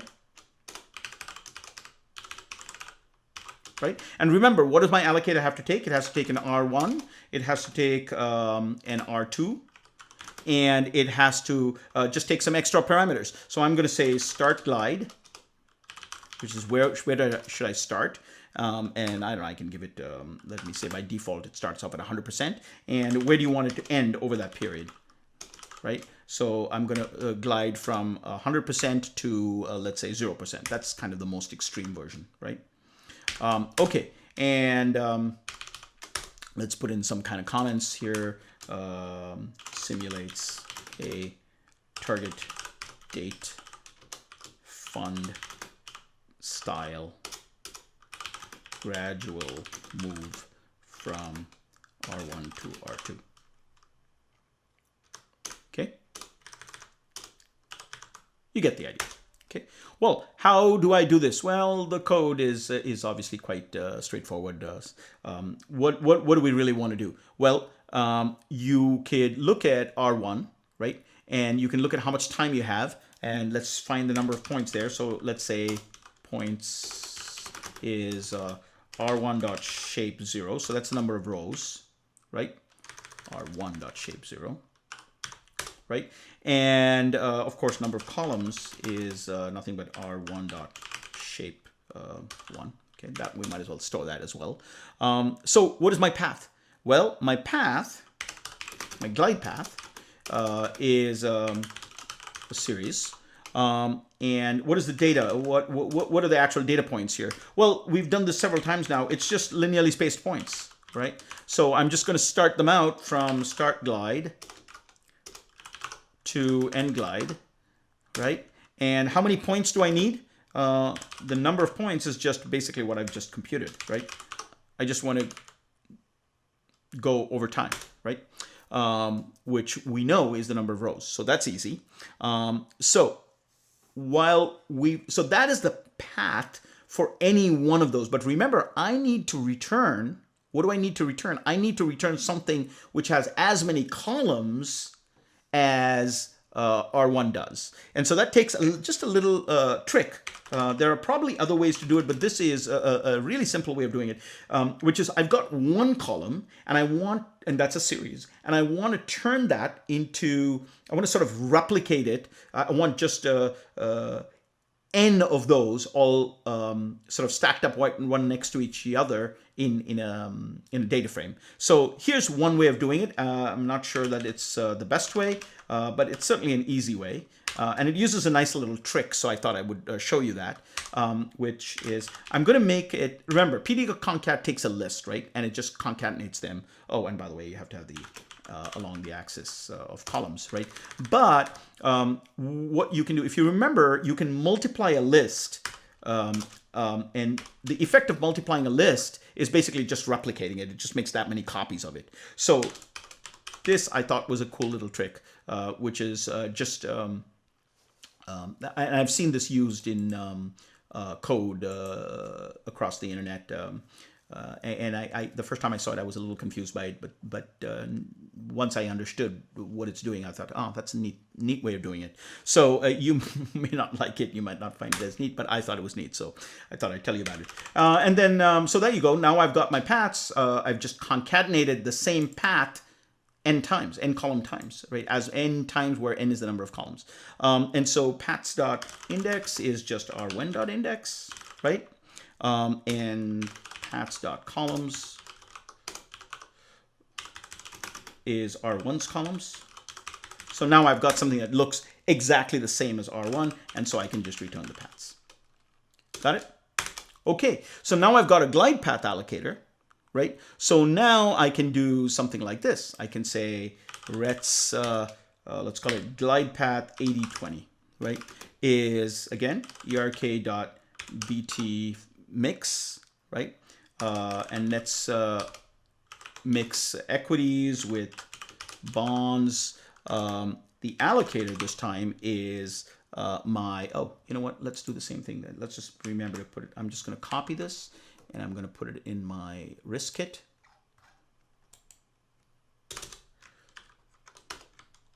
Yep. I'm going to save it so that I can now call ERK dot. Right? ERK dot glide path. Glide path allocator. And what are the parameters I'm going to pass? Start glide is I'm going to start it at 80%. Right? So at time t is equal to 0, it's going to have 80%, and gradually over time, it's going to end up at it's going to keep decreasing the allocation, and it's going to end up at 20%. So far, so good. Okay, and let's actually repeat this stuff. I'm going to take the exact same code that I have here, and I'm just going to do the exact same thing one more time. And I'm going to also add in these new returns that I just calculated, right? I'm going to call this G8020, and I'm going to call it glide path. Glide from 80 to 20. Okay, good. So I think that's good. Yeah. Oops.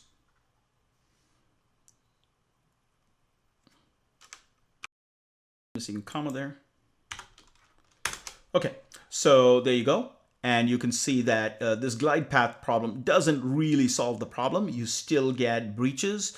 It's you know, it's, you know, sort of somewhere in between, I guess, but it doesn't really solve the problem. It just perhaps makes you feel a little better that at least over time you're de-risking, but it really doesn't solve the problem. Is the point I'm trying to make. And we've done this you know, several times, and I've looked at it in several situations, and these glide paths very seldom produce superior results. Very seldom. Okay, I'm going to stop here. You could do one more thing that I have not done for you, but it's so similar to everything I've done here that I don't think it's worth wasting the time. And that is, you could build a portfolio of equities and zero coupon bonds, right? And you'll see that actually it does end up behaving, you know, maybe a little bit better, but again, it's not really solving the underlying problem of these breaches and creating expected shortfall. So the point I'm trying to make here is that you can use this allocation technique that we've developed here and write your own allocators. We're going to write a really good one, I think, in the next class, in the next lab session. But I think it might be useful for you to play around, write different versions of your allocators, write random allocators, write other allocators, and see what happens when you use different assets. Okay, I will see you in the next class, and in the next class we will do some of these things that I just suggested. Thank you very much. I'll see you then. That'll be a good one.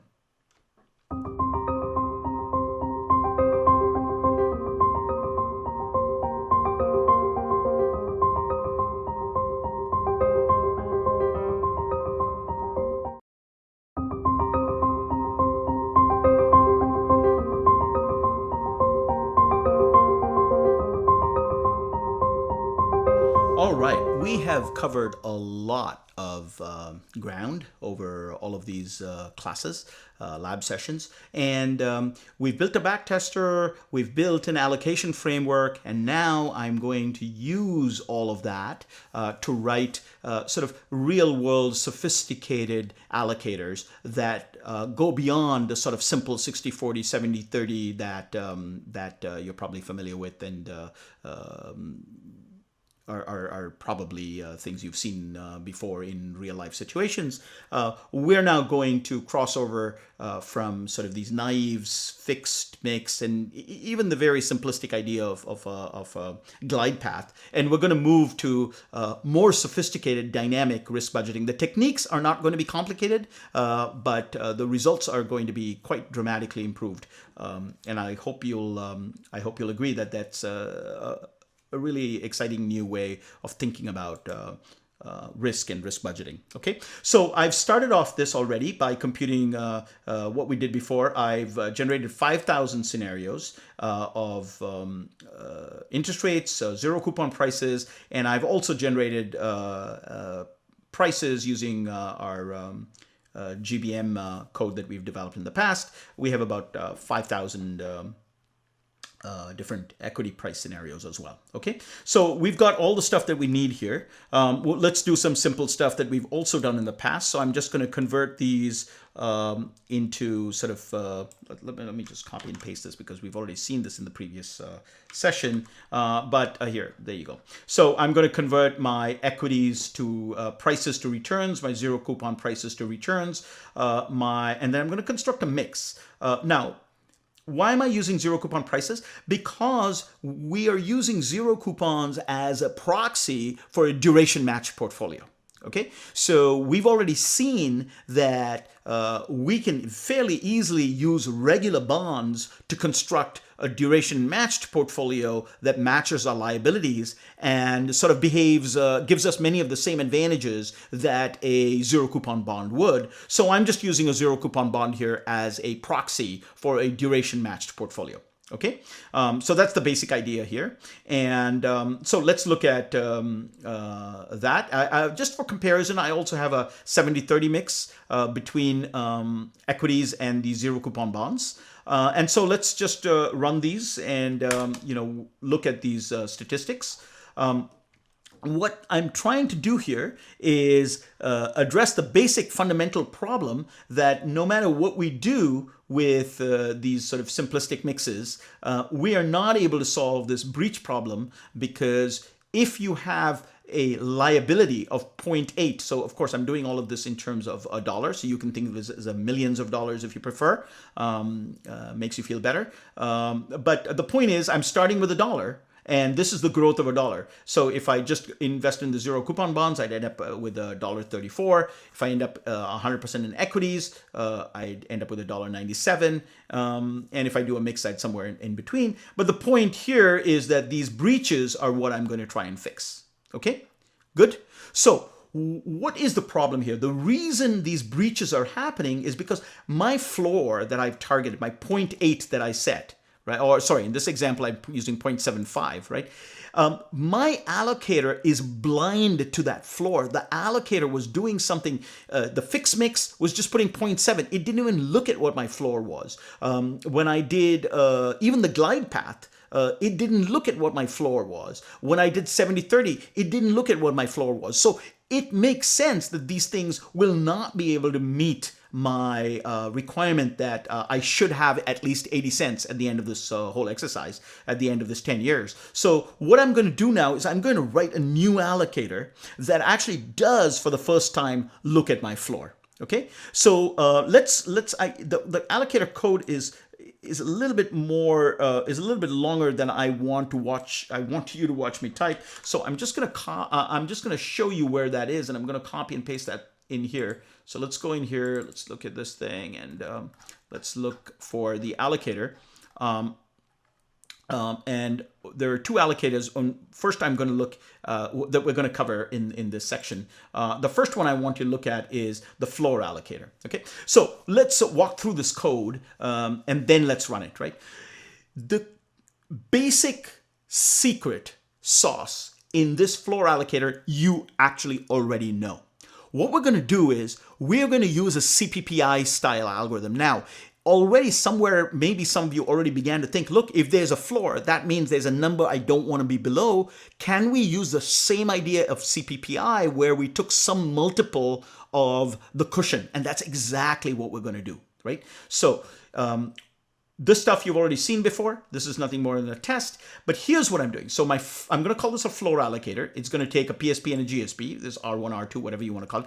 And it's going to take a floor, right? And it's also going to take some zero coupon bond prices. And the reason it needs these zero coupon bond prices is because it can then discount the value of that floor to the present value. Because if you know the price of the bond, of the zero coupon bond today, well, you know exactly what the present value of the floor is, right? Because it's nothing more than the discounted value of the floor, and the discount to apply is exactly what the discount value is today for a zero coupon bond. Well, that's nothing more than the price of the zero coupon bond, okay? That pays $1.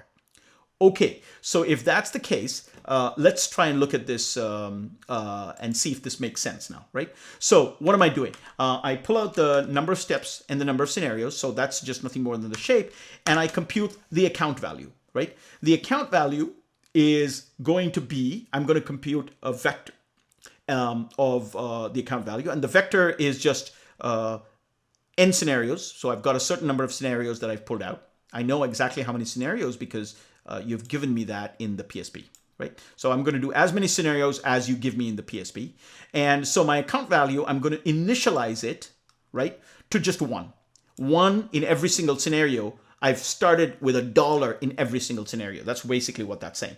And I've set my floor value, right, at this point just to 1. It doesn't matter what it is because you'll see in a second I'm going to update the floor, right? So let's take a look at this, right?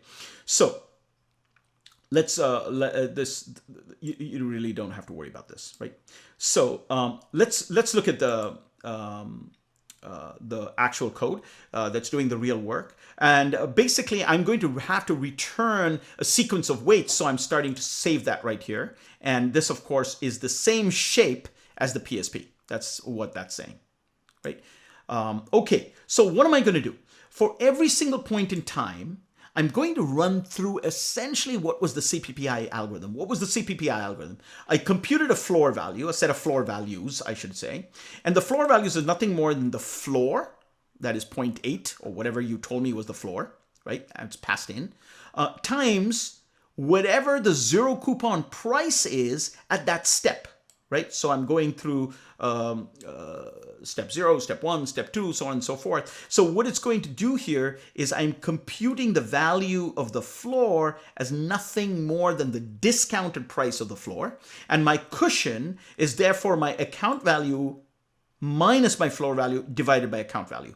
Okay, this is the cushion. This is exactly our good old friend, the CPPI cushion, right? And so once I know that, I can compute the weight as m times the cushion, right? Now, this is a little trick here that says, hey, .clip, what .clip does is it takes an array and makes sure that every number in that array is either greater than this number or less than this number. And if not, it just kind of replaces it with that. So it's exactly, if you remember this, I had np.min and max, and this is just a more compact way of saying exactly that. Okay, so what are we doing here? We're saying the weight that you should return in that you should put in the PSP is m times the cushion.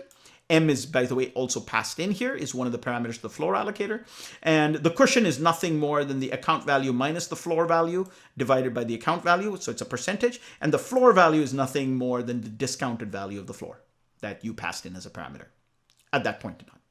Okay, good. So we've got all this stuff, right? So we know what the PSP weight is. We know what the GHP weight is. Anything that's not in the PSP, we're going to put in the GHP. Why do we need to do this at all? Because we need to figure out now the next step around. Both of these things are going to grow based on the interest rate and based on the returns of the PSP. So the allocation to the PSP, right, is whatever account value I had at that point in time times the weight in the PSP, right? So in other words, if I have 0.3 in the PSP and my account value is $3, then $3 times 0.3 is what I will put in the PSP. That's the actual amount invested in the PSP. And this gives me the amount invested in the GHP. And so I can now compute a new account value based on the returns. So all I'm doing is I'm taking 1 plus R for that time step. and I'm growing the PSP by that much. And similarly, I'm taking the GHP and I'm growing it by the returns of the GHP in that step. I've got a new account value, right? And I store the history and I'm done, right? And this is what I have to return. I give back the sequence of weights over time. Very, very simple, right? So that's the allocator we're going to use. It's the floor allocator.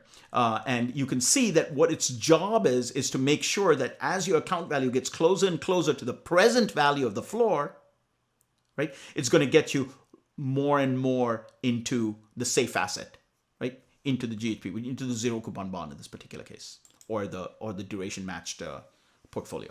Good? All right, good. So that's the floor allocator. Well, let's use it, right? So how are we going to do that? So what I'm going to do here is, again, let me just copy and paste it because you don't want to sit and watch me type. Okay, so what do we have here? So I'm going to compute this the returns of the floor 75 strategy. And the floor 75 strategy is going to be a mix between equities and the zero coupon bond, or you can think of that as the duration matched portfolio. That's fine. But just use zero coupon bond as a proxy for that. And my allocator is going to be my floor allocator, the one that I just showed you. I'm going to give it the floor of 0.75, right?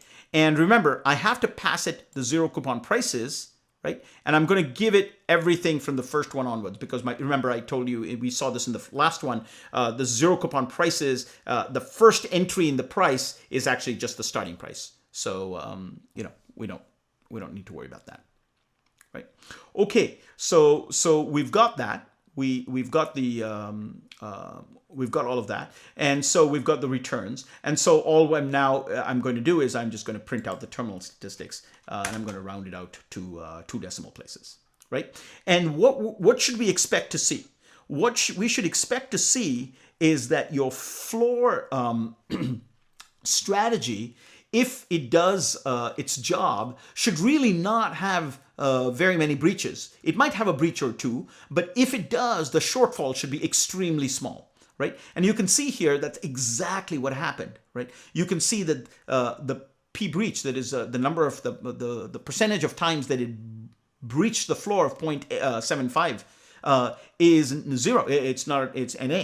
It never happened. So remember, we're doing monthly rebalancing here, but bottom line is you can see that the returns were actually better than the 70-30 blind mix, as I like to call it, or fixed mix. But it's not as good as 100% in equities. That's true. But look at what you're giving up. So in other words, you're giving up about 2 cents of terminal value, but you're saving about 11 cents of possible shortfall, right? That's one way of looking at how these dynamic strategies work. They trade off some upside, right, in exchange for cutting off your downside, right? This is perhaps option-like behavior, if you're familiar with that, which you're giving up some of your upside in order to lop off a piece of that distribution which you didn't like, right? So, of course,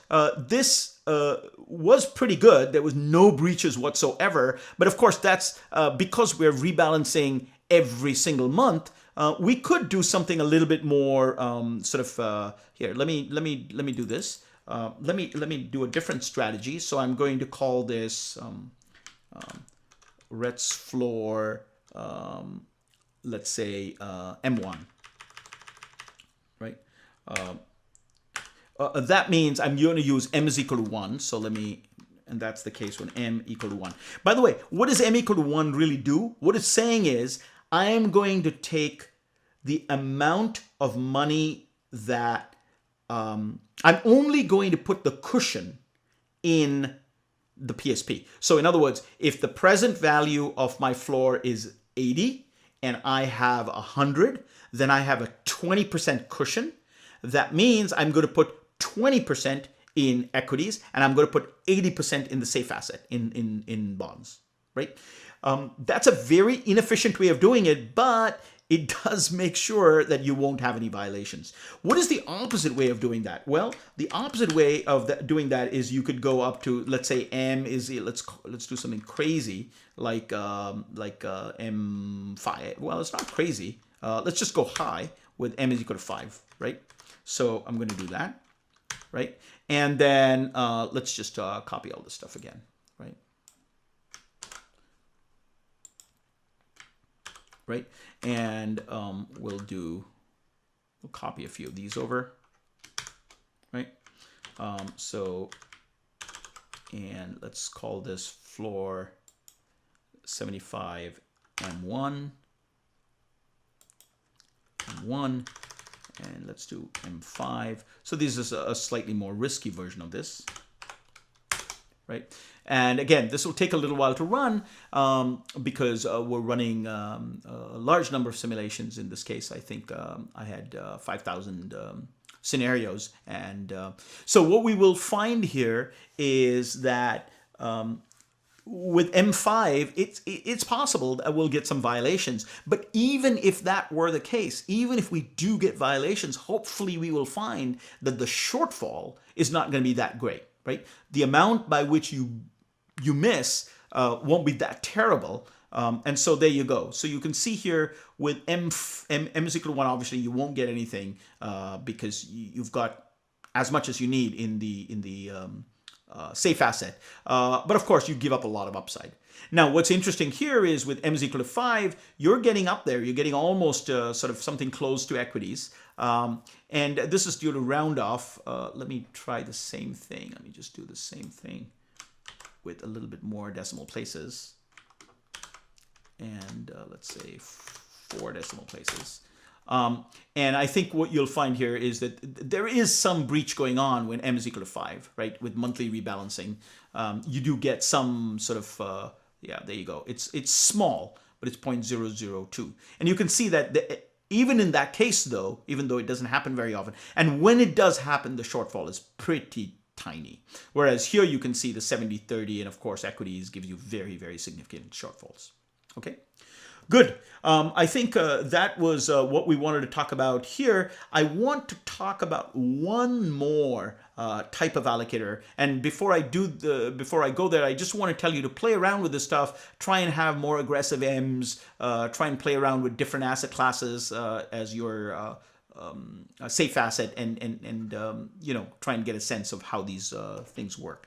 The last thing I wanted to talk about was a sort of nice way of thinking about how you could do a different kind of dynamic risk budgeting. And instead of a floor allocator, I wrote a very simple modification of the floor allocator, which is a drawdown allocator. And this is actually a very popular technique, which basically says, I want to have my risk budget is not determined in terms of how much I need to have at the very end. It's just that I need to make sure that I don't lose more than a certain amount of money. In other words, I want to make sure that my losses, my drawdown is never more than, say, 15% or 20%.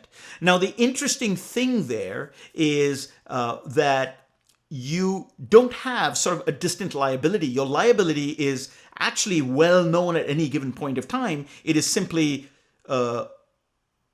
you don't want to be at any given point in time, even a minute from now, you do not want to be, let's say, less than 15% of where you were anywhere in the past, right? Now, what that means is it's a very, very short-term liability. And so that's actually a case where you actually can use cash, because cash is the same as a very, very, very short term. The duration of cash is basically 0, right? So it is a very, very short term instrument. And so it's an interesting use case of how you can build a portfolio that has a drawdown constraint rather than sort of a fixed floor constraint. So let me just show you that code. It's at the bottom here. And the only interesting thing, the twist here, everything is, it's almost line to line identical to what we had before. If you compare the lines of code that we have for the floor allocator and for the drawdown allocator, you'll find they almost exactly match each other. The only twist is, whereas here the floor value is the whatever you passed in as a floor times the zero coupon price, that is the discounted price out in the future. Here what you have to do is you have to keep track of a peak value, which is the peak that you've seen so far.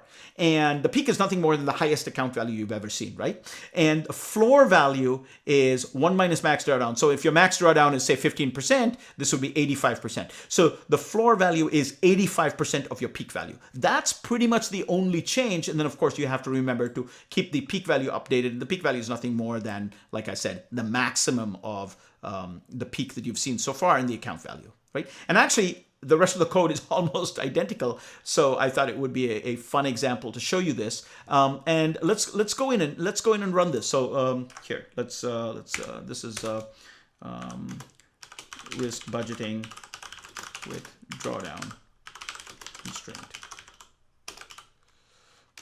Okay, so it's very, very simple to run this code. So that's the only tricky part of this is that you've got to actually generate. You can't use bonds anymore, right? Because you can't use even the zero coupon bond, because the zero coupon bond will drop in price at some point in time, whereas you need something that has very, very very short duration, and the zero coupon bond has a duration, out to whenever that coupon pays, or whenever the bond matures. When the only coupon it has is really the dollar that it pays. It's not really a coupon. Okay, so let's take a simple example. So let me assume that my cash rate is 2%, right? And so what is my monthly cash rate?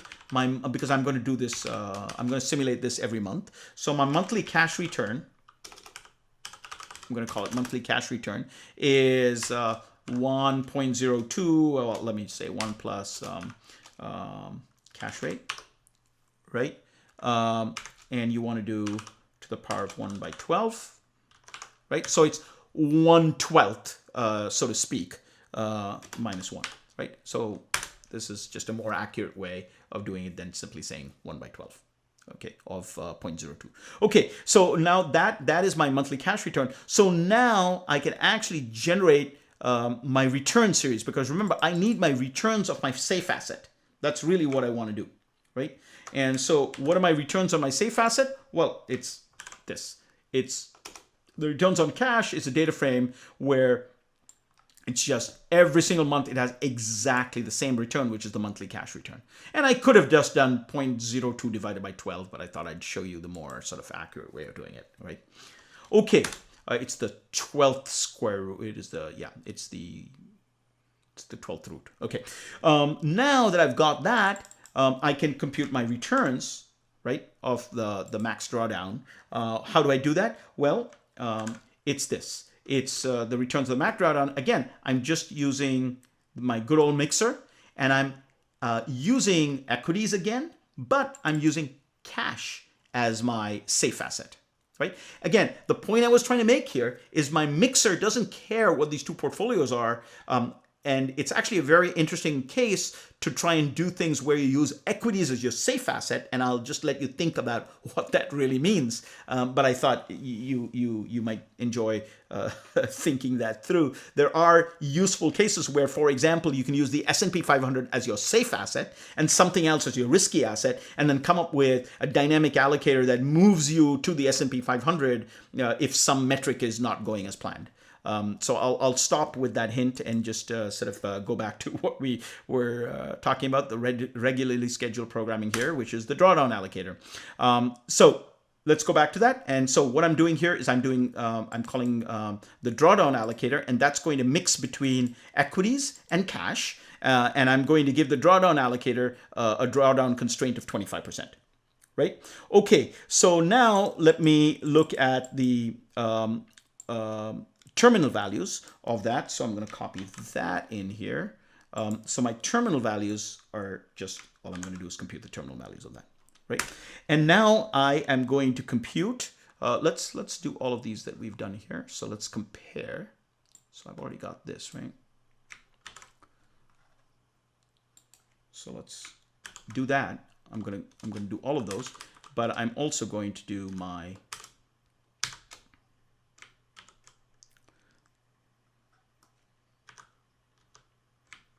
yeah. So I'm going to do rets max DD 25. Right, and let's call this max DD 25.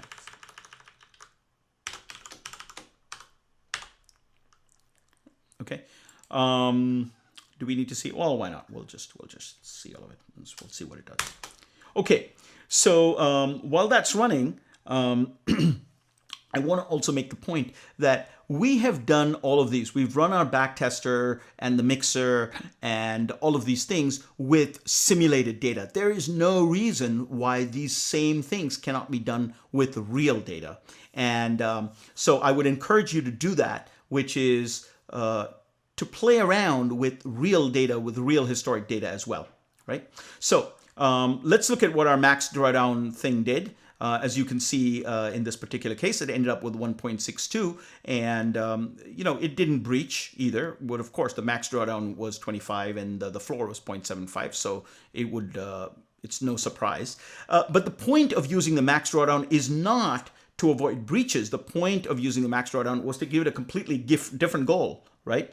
And so, how do we make sure that the strategy really did achieve what we were talking about? So here's what I'm going to do. So I'm going to look at the summary stats. If you remember, summary stats actually has max drawdown in there. So let's do, I think it was max DD 25. And then I'm going to pull out from that, I think it's called max drawdown. Yeah, max drawdown, right? So that will give me the max drawdown for each one of these 5,000 cases that I'm running here, right? In fact, let's just look at it, just to see what we're looking at. So what it's going to do is literally run max drawdown on every one of these 5,000 scenarios. So obviously this is going to take a fair amount of time to run, but when it's done with that, it's going to give you the drawdown in every single one of these 500 cases, right? And what we really want to see is, in any of the cases, what was the worst case out of these, 5,000 cases. So out of these 5,000 cases, right, how many of them ended up with a drawdown? What was the worst drawdown out of the 5,000 drawdowns? That makes sense, right? So here you can see that there's a whole range of drawdowns ranging from 15%, 22%, 17%. We had set a drawdown constraint of 25%. So these all look pretty good. And so hopefully in the worst possible case, we didn't do much worse than that. And let's see if that's true. And there you go, right? So out of those 5,000 cases that we simulated, we have, in the worst possible case, there was a drawdown of 23%. So we did pretty well, right? Okay, so let me put it all together in one big, humongous chart, and let's see if this works. So I'm going to just actually copy and paste all this stuff in here. Okay, so let's look at this plot. What are we trying to do here? I'm going to just try a whole bunch of, I'm going to plot these distributions. I'm going to try what would happen if I had 100% equity. And actually, I'm going to also plot a line right where the mean of that is. Okay, so we've computed these sort of terminal stats.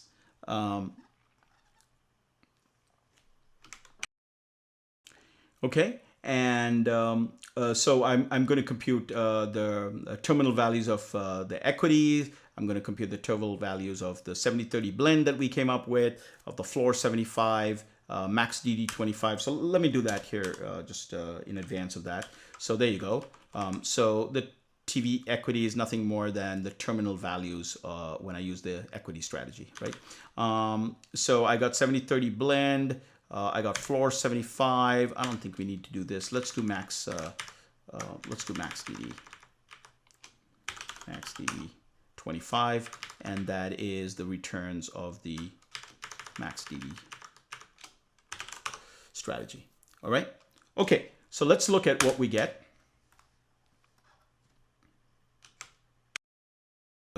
So let's take a look at this. And let's stare at these numbers for a little while. Okay, so let's look at these charts, right? So let's look at 100% equities. That's sort of this the line that you can see that's bordered by this red line as the canal density, and that is the sort of pinkish line there is the red line is the histogram behind that, and you can see that that's the average. It definitely has the highest average. But look at what's right below it in terms of expected return, in terms of average. It's that floor strategy at 75%. And so that floor strategy at 75% actually has very, very little in terms of a loss of opportunity. In other words, the loss in opportunity cost is actually very small. But what you get in exchange, and that's this sort of the green one here, is you can look at that green curve here, and you can see that this kernel density estimate, which is sort of bimodal, right? There's some number of cases that have all been bunched up to the left, but then there's this long tail that goes off to the right, and so the expected value is still pretty decent, right? It's just that you've eliminated those worst cases, and there are actually no cases on this side, right, below that 0.8 number. Okay, so this is 0, this is 1, so that's 0.8. Or 0.75, I think we'd set the floor at 0.75. All right. So I think it's important to sort of understand what is going on with these strategies. How are they shaping the outcomes? And so a large part of how these strategies operate is to shift or shape, move the shape of the distribution towards something that is more acceptable to you. And you can see that you're giving up some of the upside in exchange for eliminating some large part of the downside that you simply do not find acceptable. All right, good. One last thing I'm going to end with is to sort of show you just very, very briefly how to do the same thing with historic data. And so that will be something that is not going to be any different from what we've done so far. So let's just do a drawdown constraint with historical data. Okay, so what am I going to do? I'm actually going to use the set of returns. I'm going to use the total market index that we constructed some time ago, several classes ago. So let me just copy and paste that again, just so you don't have to watch me type. Okay, so what am I doing here? So first, I'm just using our good old get total market index returns. You remember way back several weeks ago, we constructed a total market index that was a cap-weighted index of all of the industry portfolios. I'm taking the data since 1990. Well, why not? Just for the sake of it. And I am computing the drawdowns that I would observe from those returns. Okay, so that's what DDTMI is. DDTMI is the drawdowns of the total market index. Now, what I'm going to do is I am going to actually plot that, right? And you will see that I'm going to be able to plot the wealth index as well as that previous peak, right? So let's look at that, and you'll see that, yeah, well, that's what I expected. This is the total market index, and I've gone up. And then, of course, the drawdowns are really the gap between that dotted line and the heavy line, right? So around this time, so after the dot-com crash, you would have lost a lot of money. 2008, you would have lost a lot of money, and there was a small hiccup here as well. Okay, so this is just nothing we haven't seen before. I'm just using old code, and I'm just reminding you how this works. What we're going to do now is we're actually going to do a version of this. So I'm going to just, again, do a little bit of copy pasting.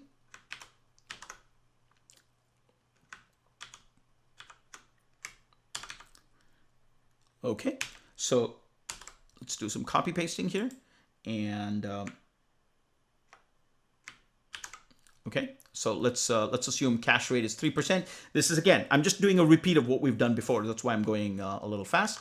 I've got a monthly cash return, and so I've got my returns from cash, just a repeat of what we had before. And here's the key, the magic here, which is I'm going to run a mix But what I'm giving it this time as my PSP are the actual returns of the total market index. So this is historical data. It is not manufactured data from. It's not simulated data. It's real data.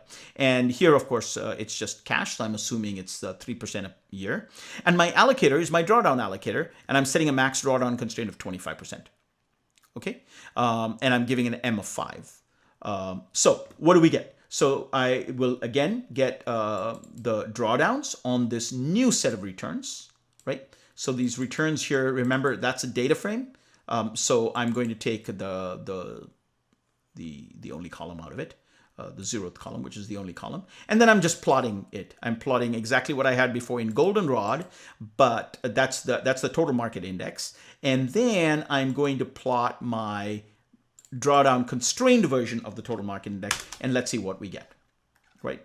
So what you'll see are these two strategies. So if I had been 100% in the market, that's what I would have observed, and those would be the drawdowns. And look at the blue line, right? The blue line is what I would have got if I had been in the drawdown constrained version of the total market index. So there's no simulated Brownian motion data here. This is actual historical data, and you can see that all of these things that we're talking about works just as well on regular data rather than so when I say regular, I mean historical data rather than on simulated data. So the advantage of simulated data, of course, is we can have as many scenarios as we want. Here we get to see only one scenario, the one that actually happened. But it's good to know that the code that we wrote is capable of handling both of those. So let's end by just looking at whether it really did its job, because I haven't yet checked that. And you can see here, well, let's look at that. The max drawdown version returned about 9% annualized. Okay. The market, the unconstrained market, gave you 9.6%. So obviously you lost some by setting this constraint. But the question is, what was your drawdown? And you can see that in the market case, you had almost a 50% drawdown. And over here, you've got a 24% drawdown. Well, why is it 24%? Because we had set a constraint of 25%. Right? So that is where I would like to end this. We've spent a lot of time looking at some very sophisticated techniques to do asset allocation. Of course, we need to go back to the problem of what is a good PSP. We did talk a little bit about what is a good GHP. We've sort of more or less got that covered, because you can build decent GHPs if you know the duration of your liability. So if you know your duration of your liability, I think we've covered enough here that you should feel comfortable that, well, I could match my the duration of my liability with a treasury portfolio, or maybe even take on a little credit risk, but I could match the duration of my bond portfolio, of my GHP, to my liabilities. What we haven't really covered in great detail is what should you do in your PSP? And you could certainly just use what I've done here, which is just use a total market index. Nothing wrong with that. But in fact, there are more sophisticated techniques that we have at our disposal to be able to build portfolios that are hopefully less inefficient than cap-weighted portfolios. We've already seen that cap-weighted portfolios have some problems and they're inefficient, and there's some reasons to believe we should be able to do better. And that is going to sort of be the kind of things that we will cover in the next MOOC, which is going to focus a lot more on how to build better PSPs. I'm going to stop here. Thank you very much for bearing with me through all my typing and my my poor keyboard skills. I have a very strange keyboard here that I'm working with so that I can get my recording done, so I apologize. But thank you very much, and I will hope to see you at one of these future MOOCs. Thank you.